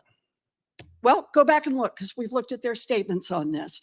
Another thing the proposed rule would do is require the banks to consider flat out banning bonuses and bonus pay for executives who took risks that threatened the stability of the bank. So let me ask you this one, Chair Powell, in the 6.5 years since you said trust the banks to regulate themselves, how many of the 10 biggest banks now have policies that would require them to flat out deny bonuses to executives that have engaged in inappropriate risk-taking? I don't know the answer to that. By the way, I never said trust the banks to regulate themselves. I'm sorry, do you want me to go back and quote you again exactly? Trust the banks to regulate themselves? When you say, I expect that the banks will have in place compensation plans that do not provide incentives for excessive risk-taking. Right, pursuant to take that as- the guidance that we issued in 2010, which is quite detailed. And you have not issued a guidance since you made these comments, since you became chair. And how many banks have actually put in place the regulations that you said, I expect the banks will have in place? The answer is out of 10, It was covered 0. by the 2010 guidance. actually. No, you said in 2018 that they would put these I in said they would place. have in And place. no, that is not what you said. So look, Chair Powell, the last guidance on this subject, as you say, was in 2010, which is before you were at the Fed. The Fed has now refused to join the other financial regulators in finalizing a rule implementing Section 956 as Congress directed. So my question has been, how many of the 10 biggest banks have done this? And the answer is 0. Dodd-Frank was passed 14 years ago. There are still no rules to stop banks from rewarding executives' risky behavior. When you were asked about these Section 956 rules or lack of rules in March of this year, you said, quote, that you wanted to understand the problem we're solving before proposing a rule. Chair Powell, the law does not say Jerome Powell, in his infinite wisdom, should decide if we have a problem with executive compensation. The law passed 14 years ago says executive pay is a problem that threatens the stability of our economy, so write the rules to rein them in. Finally, the other financial regulators have proposed such a rule, but the Fed has not joined. Chair Powell, I understand why the 10 biggest banks in the country like your approach. You let them do whatever they want, but you don't work for the giant banks. You work for the American people. I urge you to do your job. Thank you, Mr. Chairman. Senator Vance from Ohio is recognized. Thank you, Mr. Chairman, and thanks, Chair Powell, for being here. I appreciate you coming by our office last week to discuss some of these issues. I would ask something I imagine most of my colleagues are not asking, which is the relationship between immigration, particularly extremely high illegal immigration levels under the Biden administration, and the persistence of the inflation problem. And I recognize this is not your policy focus, but you are the Federal Reserve Chairman, so I just want to get your views on this. And in particular, I want to read you a quote from Mickey Bowman, who's one of your governors, And this says, in a quote, there's a risk that increased immigration and continued labor market tightness could lead to persistently high core services inflation. Given the current low inventory of affordable housing, the inflow of new immigrants in some geographic areas could result in upward pressure on rents as additional housing supply may take time to materialize. With labor markets remaining tight, wage growth has been elevated at around or above 4%, still higher than the pace consistent with our 2% inflation goal, given trend productivity growth. The Bank of England, I believe, produced a recent report on this issue in the United Kingdom, obviously a different economy in a different country.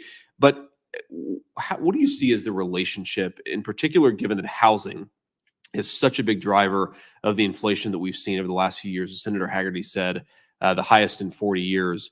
What role do you see illegal immigration playing in driving up housing costs, which of course is a main driver of inflation for American citizens? Let me quickly start by echoing your first comment, which is we don't comment on immigration policy, but we do comment on inflation. So I would say this. Many people came into the country over the last couple of years, many of them through asylum requests, and went to work. Labor supply increased a great deal. It's not, there's no clear answer, but my sense is that in the long run, immigration is kind of neutral on inflation. In the short run, it may actually have helped because the labor market got looser because there were more people. But to you're talking about housing specifically.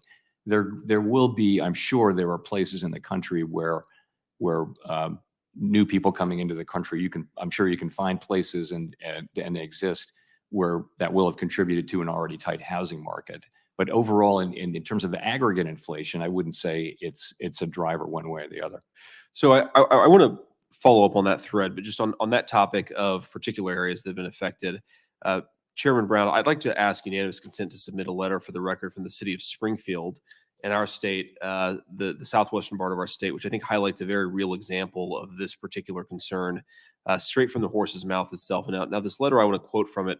Springfield has seen a surge in population through immigration that has significantly impacted our ability as a community to produce enough housing opportunities for all. Springfield's Haitian population has increased 15 to 20,000 over the last 4 years in a community of under 60,000 previous residents, putting a significant strain on our resources and ability to provide ample housing for all of our residents. And end quote there. And Mike, No objection. So thank you. In my conversations with folks in Springfield, it's not just housing. They're trying to build 5,000 new housing units, which is a very Herculean task in a town of about 55,000 people. But it's also hospital services, it's school services, there are a whole host of ways in which this immigration problem, I think, is having very real human consequences. But I want to go back to just one other question, Chair Powell, on this immigration and labor supply question. So one of the euphemistic ways in which economists, I think, sometimes talk about labor supply and immigration is they'll say something to the effect of, well, an increase in labor supply has put downward pressure on labor prices. And what they're effectively saying is that increased immigration has put downward pressure on the wages of American workers. I wonder, when you hear sort of your colleagues and other economists outside of the Fed talk about the influx of immigration and the fact that it, I think, admittedly has put downward pressure on wages. Okay, so obviously that has put some downward pressure on inflation, but it also puts downward pressure on the wages that people earn to pay for their families. Why do we see that as a good thing? Or maybe that's wrong. Maybe the premise is fundamentally incorrect, but why do so many economists treat an influx of new labor as a good thing? If labor is constrained, labor supply is constrained, doesn't that lead to rising wages for American workers? So I'm certainly not trying to put a value judgment on it. I will say that this is all happening over the last couple of years in a context of an extremely tight labor market. Now a little bit less tight, significantly less tight, but you've got a worker shortage. You've got businesses who have jobs that are open. You have, more than one job opening for every unemployed person. So you've got a very tight labor market, and it's addressing that. And we're having wage increases are still very high, but they're coming down to a more sustainable level. Fair. And Mr. Chair, I know I'm over time. Could I just one more question on this? Thank you. I understand your point, Chair Powell. And again, I'm not ascribing value judgments to you, but if we say we have a really tight labor market and we say that there are more than one job openings per worker, there are two ways you could plausibly solve that, probably more than that, but two obvious ways you could plausibly solve that. One is through a new influx of workers via the immigration system. Another way is by raising wages and bringing some of the workers that are on the sidelines. I'm thinking specifically of the 7 million prime age men that have dropped out of the labor force. Like, why isn't that more the focus of policymakers rather than, you see a labor shortage, rather than bringing in a large number of new immigrants, why not try to boost wages in a way that brings some of those workers off the sidelines? That seems to be a much better focus from my perspective. Certainly, that's a very constructive focus. I would agree. It's not, I don't think it has to be one or the other. Thank you, Mr. Chairman. Senator Van Hollen from Maryland is recognized. Thank you, Mr. Chairman. Chairman Powell, it's good to see you. And let me first applaud you and your team at the Fed for, at least so far, being on track to bring down inflation without, so far, triggering a surge, big uptick in unemployment. But you know very well that that's a risk if the Fed does not act with full awareness of that danger. When you were here in March, you said that you were, quote, well aware, unquote, of the risk to unemployment of waiting too long to cut rates and, quote, very conscious of avoiding it, unquote.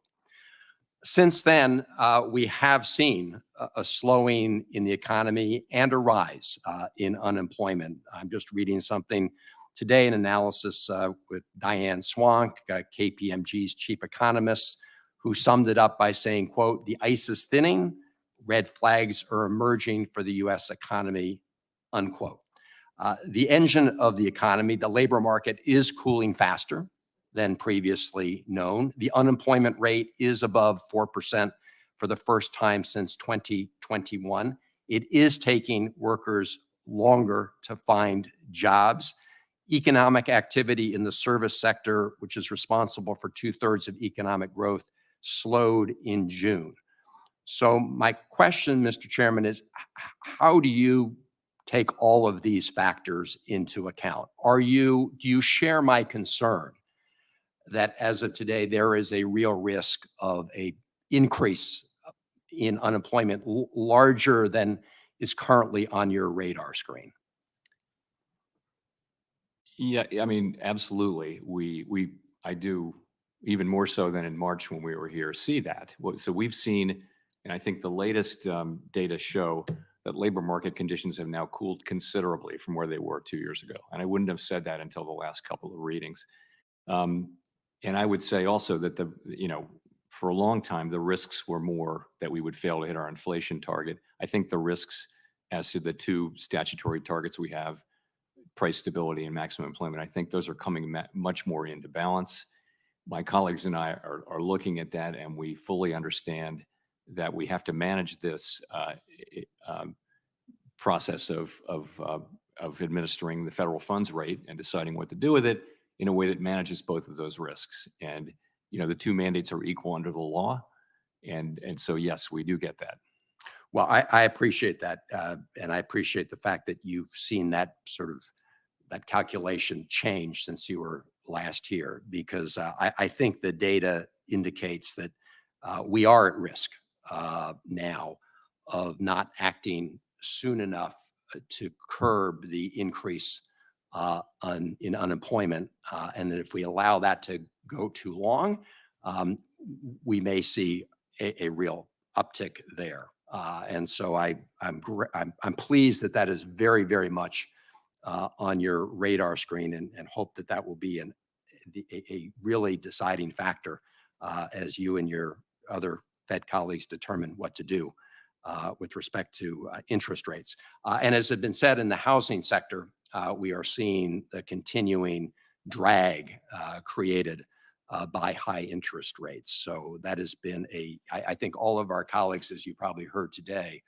are really hearing from our constituents, understandably, about the very high housing prices. And it's slowed investment in other sectors like manufacturing as well. In my final minute, I would like to turn to the question that Senator Warren asked, because I asked your colleague, Vice Chair Barr, about exactly this question of implementing Section 956 of Dodd-Frank when he was before the committee just a short time ago, May 16th of this year.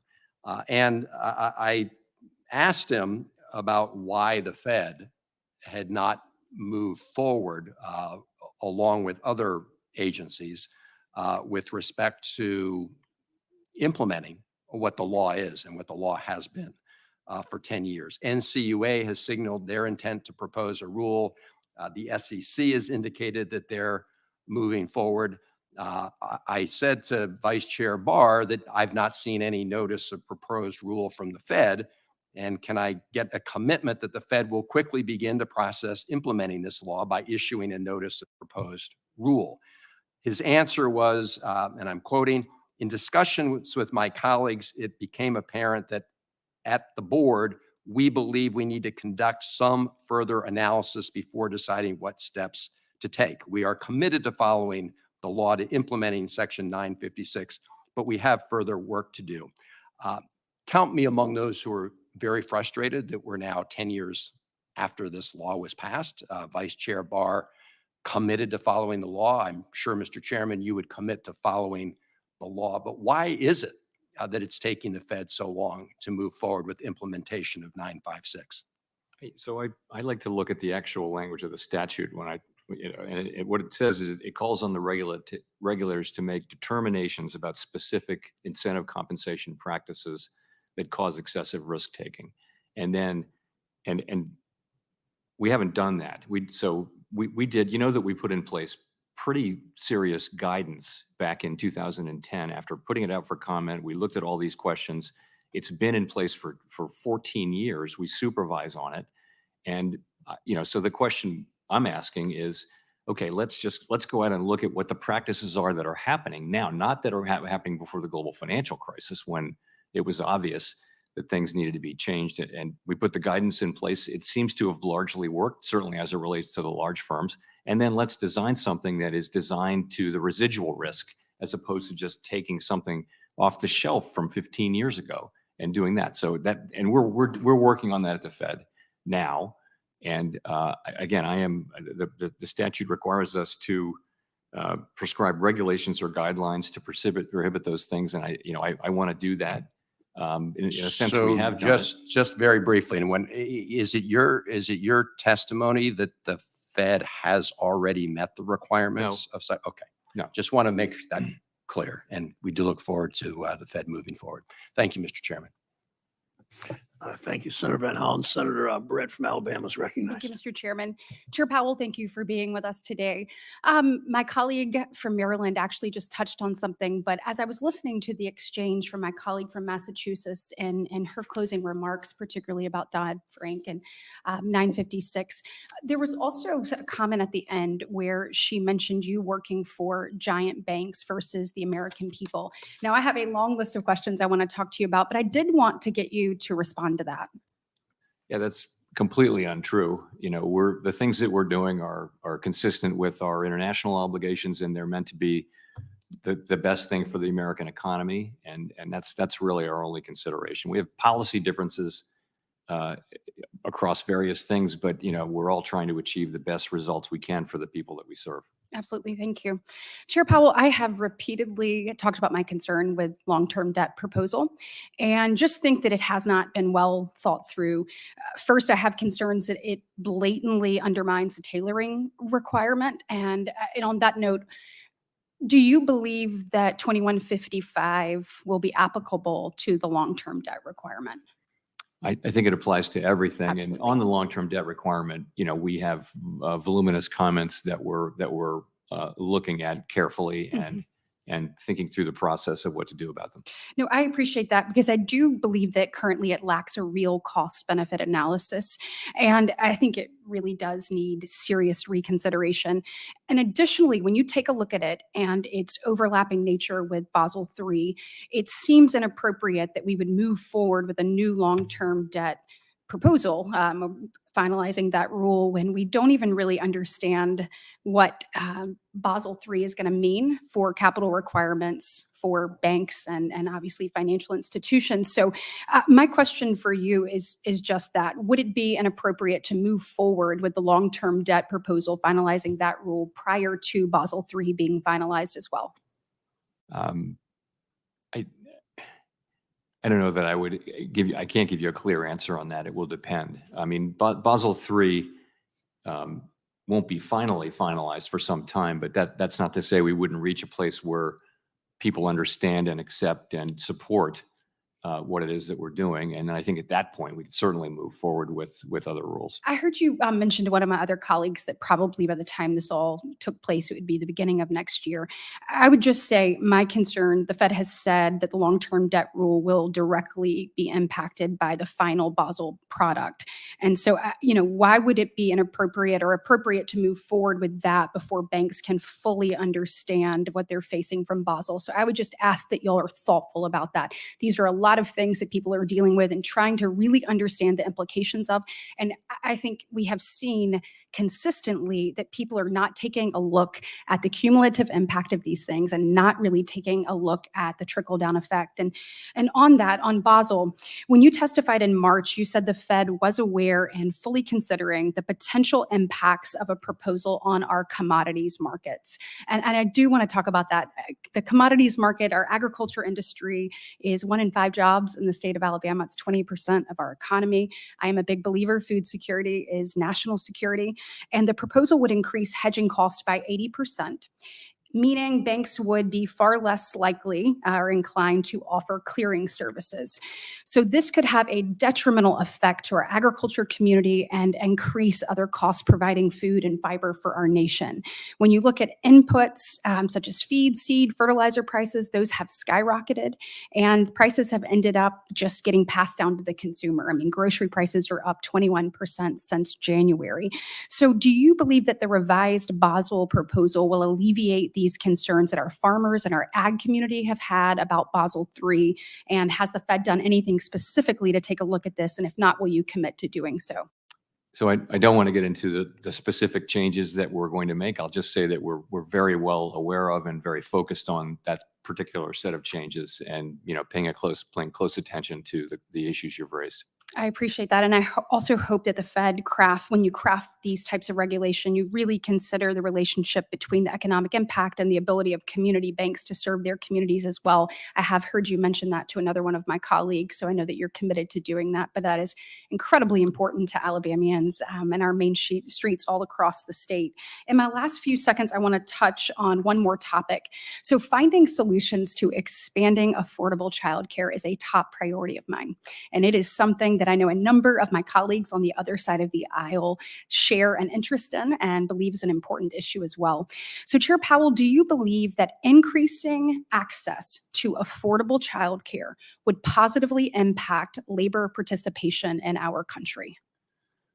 I do believe that. Thank you. Stowe of Nevada is recognized.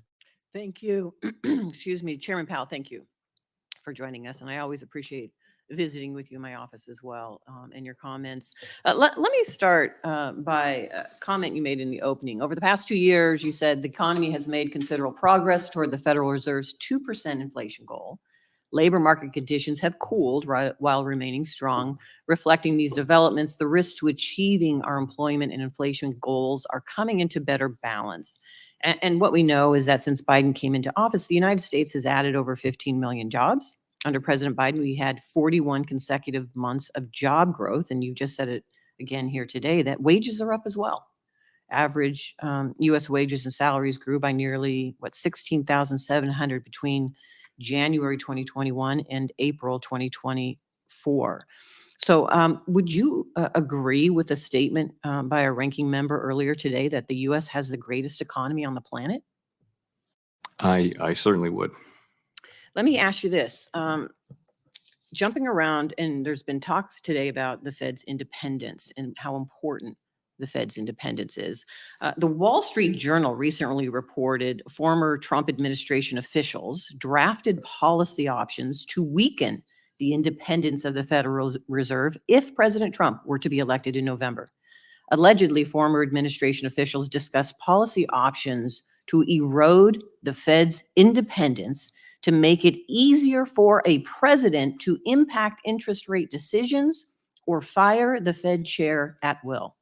Chairman Powell, how important is it that the Fed has independence to provide economic stability and anchor our inflation expectations?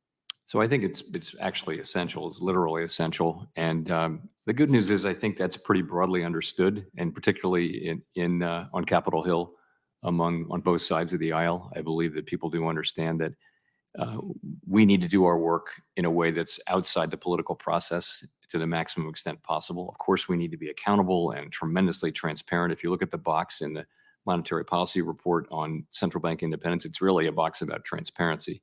That's the other side. So I think it's really important. I think it's an institutional arrangement that has served the public well. And, and I do believe that there's pretty wide support for it. And you just said that it has been intentional and institutional arrangement over the years for this very reason, correct? Yes, this is a choice that we make. And I think it's countries around the world, advanced economies have all made this choice effectively. And the results are clear that you now have independent central banks, and you have better anchored inflation expectations, and you have better performance on inflation and better performance in the economy generally, which isn't to say there won't be shocks and crises and that kind of thing. And then let me touch on a subject that one of my colleagues just talked about, because I was going to ask about this, which is our immigration. In Nevada, immigrants are extremely important for our economy. They're essential workers, doctors, nurses, and teachers in my community. Can you, without getting into other ancillary issues that don't impact what you do, can you talk about and elaborate on how immigration affects the employment rate and why you look at it and for what reason you look at the immigration issue? So we don't, as you, just to make the point that you made, we don't take a position. We don't comment on immigration policy. We have no responsibility for it. It's not our job. But so we just look at the numbers, and we sort of try to assess the economic consequences of immigration. And over the last 2 years, 2 years ago, we had an economy where we really had a labor shortage. And what's happened is we've had a wave of immigration, and many of those people have gone to work and gone to work legally through the asylum process. Not all of them. There's also a group that has not been legally processed, but many of this latest group have been have sought asylum and gone through the process of getting a work permit. So what that means is that employers wanted workers, and there were more job openings than there were people actively seeking work or working, and so now you have a new supply of workers, and they've filled those jobs. So we have a bigger economy, but it's not a tighter economy because labor supply has increased the economic capacity. That's just the arithmetic. That's not saying it's a good thing or a bad thing. There are And other so- policy choices that could be made, and they're not for us to make. When you say greater economy, A larger economy. in other words, it has improved the growth of our economy. Or the economy grew 3.4%, I believe, last year. And some part of that was that, as Congressional Budget Office analysis showed, and to many surprise, there had been a really significant uncounted group of workers coming into the country who had gone to work. And that's part of the story of how the economy managed to grow that much while inflation was coming down pretty sharply. Inflation came down 2 full percentage points during 2023 while the economy was growing at 3.4%. So, and while these people were coming in, so that is part of the explanation for why we had such an interesting and pretty good year in 2023. Thank you. Senator Kramer of North Dakota is recognized. Hi, Mr. Chairman. Thank you, Chairman. As always, all of my prep goes out the window with the last question. So on the legal immigration workforce front, and I know this isn't your bailiwick, but the issue of workforce is important to the economy. I would submit to my colleagues, beyond even the people who come here seeking asylum suddenly being available for the workforce, we have 1 million plus people who we welcome in legally every year, the vast majority of whom don't come in with a job or even a skill set. We have so much work to do, colleagues, on the legal immigration front to create a connection between economic demands for workers and the skill set and education that that our immigrants bring to us. So most every other country requires some sort of skill set useful in the economy. We don't do much of that. So that's just my speech for the moment. I know, Mr. Chairman, you've gotten already lots of very specific questions, and I've heard a couple of them on Basel III. So I'm just going to make an illustration, and you can comment on it if you'd like. But there's a large generation and transmission utility in North Dakota, rural electric cooperative, Basin Electric, very large G&T, members all over the upper Midwest. And they recently testified in front of the CFTC on Basel III, and they expressed a concern about how operations would be impacted if lending was curtailed or limited in any way. And they gave a real world example, and I want to just give you that example. Now, remember, this is an electricity supply that we're talking about. It's critical it remains reliable. It's critical that it remains affordable. And part of an electric cooperative's risk management program, of course, is how it buys the fuel that generates the electricity. In this case, natural gas. They may buy natural gas in advance at a fixed price, realizing natural gas is one of those commodities that goes up and down and pretty big swings at times. But they can hedge by buying it at a fixed price for a power plant. And it protects the cooperative financially, since electricity prices, again, follow those spot prices generally. So if spot prices spike, so do electricity prices. However, with a natural gas hedge, the cooperative can generate electricity at a lower fixed fuel cost, protecting itself and its consumers from high prices. It's an upfront cost on the balance sheet between the cooperative and its bank, but it protects the reliability and affordable supply of electricity. I give you that very specific example, not even to mention that the cooperative model itself has some unique qualities about it.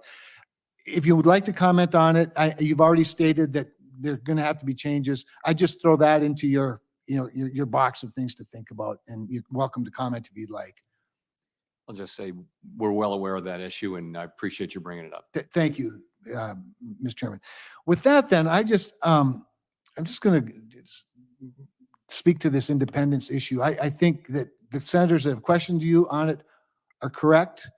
I share that concern, as you know, that the independence of the Fed is essential. I have resisted moves within my own party to change it. But those moves are very narrow and not very, I don't think, very realistic. And I appreciate you pointing out that from what you can tell, at least on Capitol Hill, we're all pretty much united on that front. Perception does matter. It matters a great deal. And you and I have had discussions over the years on, you were very, you admonished us strongly as Congress to spend what we needed to spend to get through the pandemic and to maintain the economy. I think you were right to do that.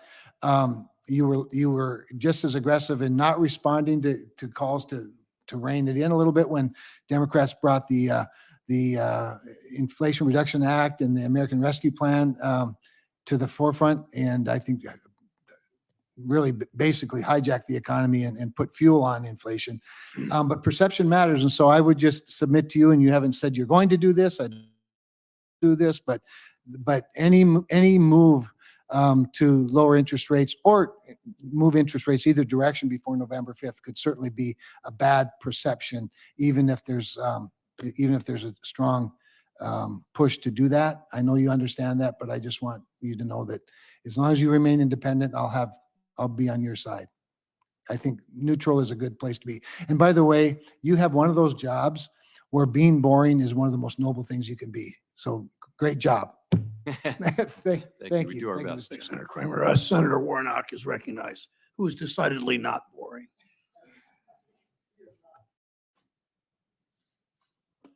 Thank you very much, Mr. Chairman.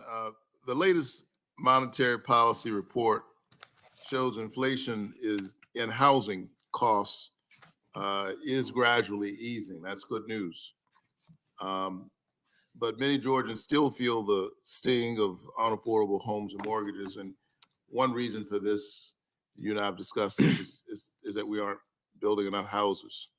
2022 study published in the Journal of Economic Geography found that for every 10% increase in the housing stock, rents decreased by 1%.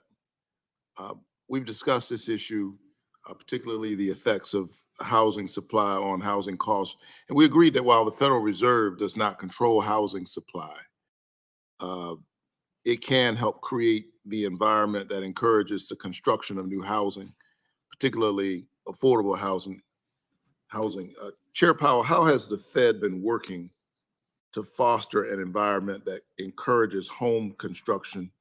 And what, in your view, are the challenges that remain?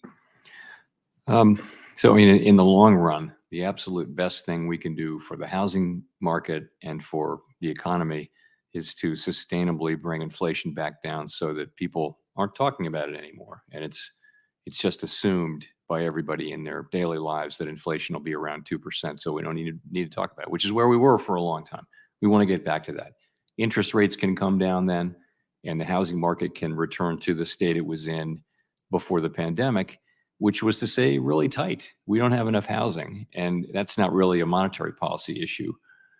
In the short term, though, I would say how tight monetary policy weighs on the housing market. The policy works through interest-sensitive spending, and housing is definitely at the top of the list of interest-sensitive spending. So we understand that we're suppressing, not suppressing, but our higher interest rates have led to lower housing starts and lower activity in the housing market. But we're doing that to get back to 2% inflation for the whole economy so that the housing market can be on a better foundation. Well, yeah, and related to that, when you have these high interest rates, of course, you see across the country, but particularly in a state like Georgia, these institutional investors who are coming into the space, and they're buying houses in all cash, boxing out first generation home buyers. And of course, the conditions for them doing that improve to their favor with higher interest rates. Would you agree with that assessment? I know some of that's happening. I don't know that higher interest rates make it. I mean, some of they're working with. Well, you got higher interest rates and you got institutional buyers who can purchase it all cash. Doesn't that further? But they have to borrow the money at higher interest rates. I'm just saying higher interest rates doesn't make their investment any cheaper. And notwithstanding, I understand it's a sensitive issue, and in most markets, it's still a pretty small portion of the outstanding housing stock. But it's not an issue. It's not an issue for us. They're a legal buyer of housing. Our job is really the whole economy. I mean, it's more of a question for legislatures. So how can the Fed better deploy its monetary tools to ensure that we are meeting key inflation objectives like housing affordability?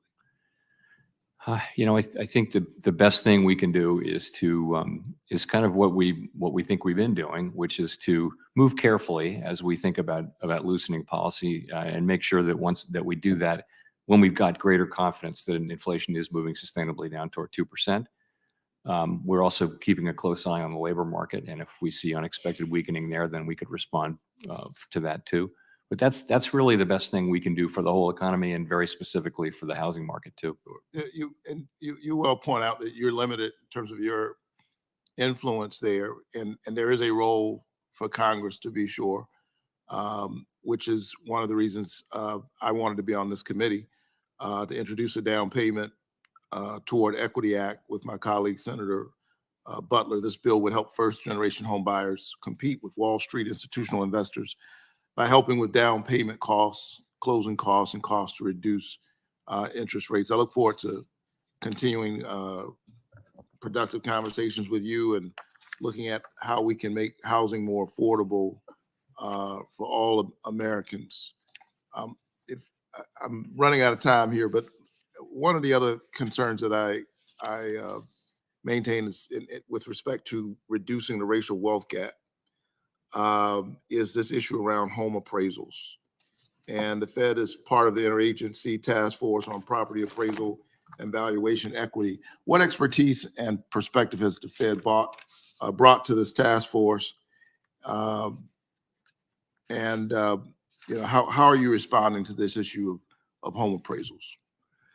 So, as you know, we've been an active participant in that task force, and we bring all of the expertise we have in the housing market, as well as regulatory, supervisory, and economic expertise generally.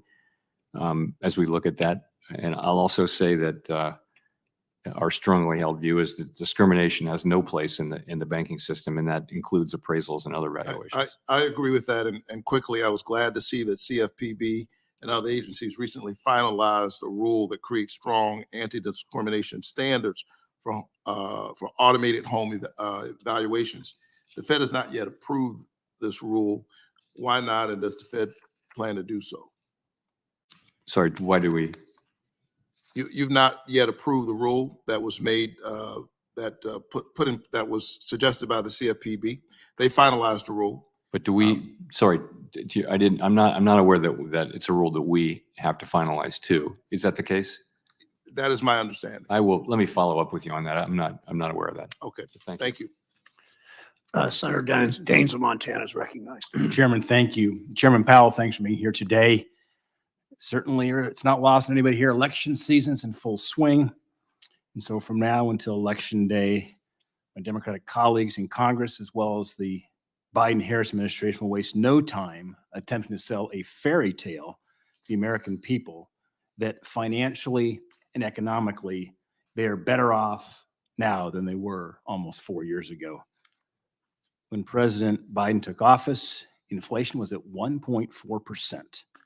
His failed policies drove us to the highest inflation we've seen in 40 years. I can tell you the folks back home in Montana aren't fooled, because in every part of their lives, inflation is not some kind of hypothetical.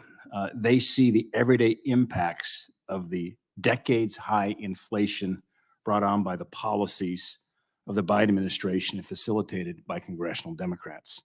The cost of most goods and services across the economy are more expensive than they were in 2020. And that is a fact that no amount of political spin or mental gymnastics can make go away. Here's just a couple of examples.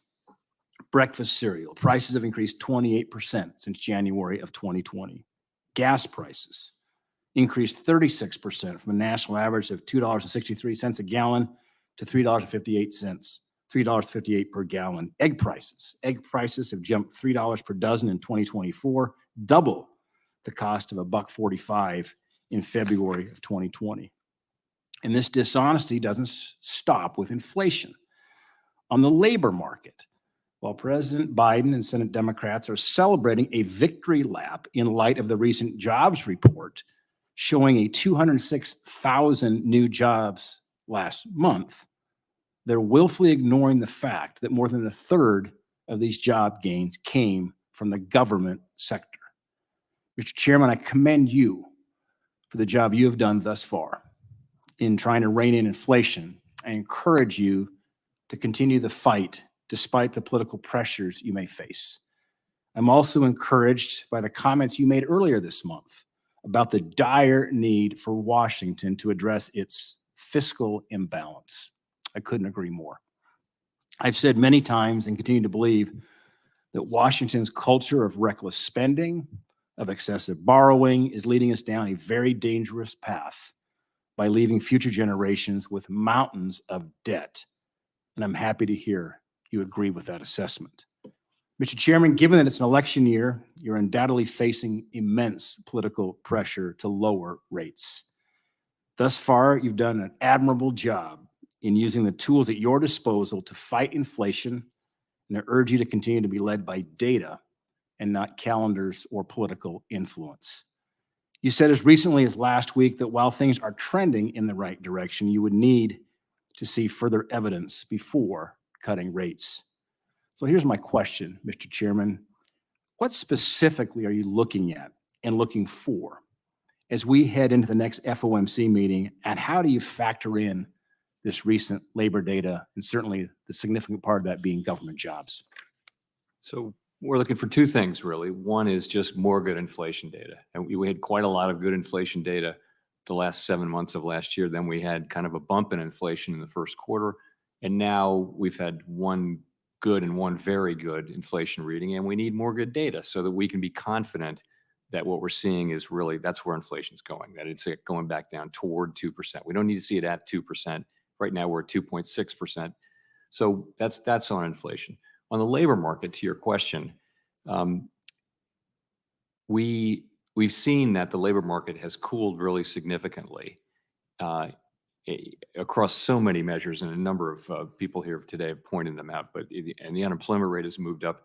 You see a labor market that is now pretty much in balance, pretty much where it was in 2019. It's not a source of broad inflationary pressures for the economy now, but it's still a strong labor market. 4.1% unemployment is a very good and historically low unemployment rate. So we have a mandate to support maximum employment, and we also are paying close attention. And if we see that the labor market were weakening unexpectedly, which is to say, more than what we've seen in a material way, unexpectedly, then we could also respond to that, because we have a dual mandate, and we now see the two mandates as more in balance than they were a year ago. Really, the focus had to be and was on inflation. Now we need to be focusing on both goals. Chairman, thank you. I want to get one question on Basel III, and then we will. In March, this committee agreed that it was seriously flawed and need to be completely rewritten. I was encouraged to see reports last month that the Federal Reserve had provided other financial regulations with possible changes to the proposal. My question is, I continue to believe the proposal should be scrapped altogether, but could you share what changes you're planning to make and the status of the ongoing development of the updated proposal? So we've had extensive discussions led by Vice Chair for Supervision Barr with the FDIC and the OCC. We've made a lot of progress in getting close to an agreement on a set of proposed changes. What the work that remains is to agree on a process forward. How are we going to move forward?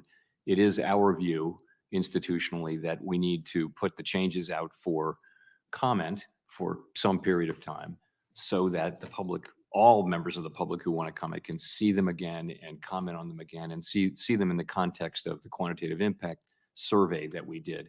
And that's the right way to proceed. That's how we would ordinarily proceed, and we don't see why we would deviate from that. And this is the conversation we're now having with the leadership of the FDIC and the OCC. And my hope is that we'll be able to come together around a way to proceed forward, very soon. I'd hope we would have done so by now, but I believe we will do so fairly soon.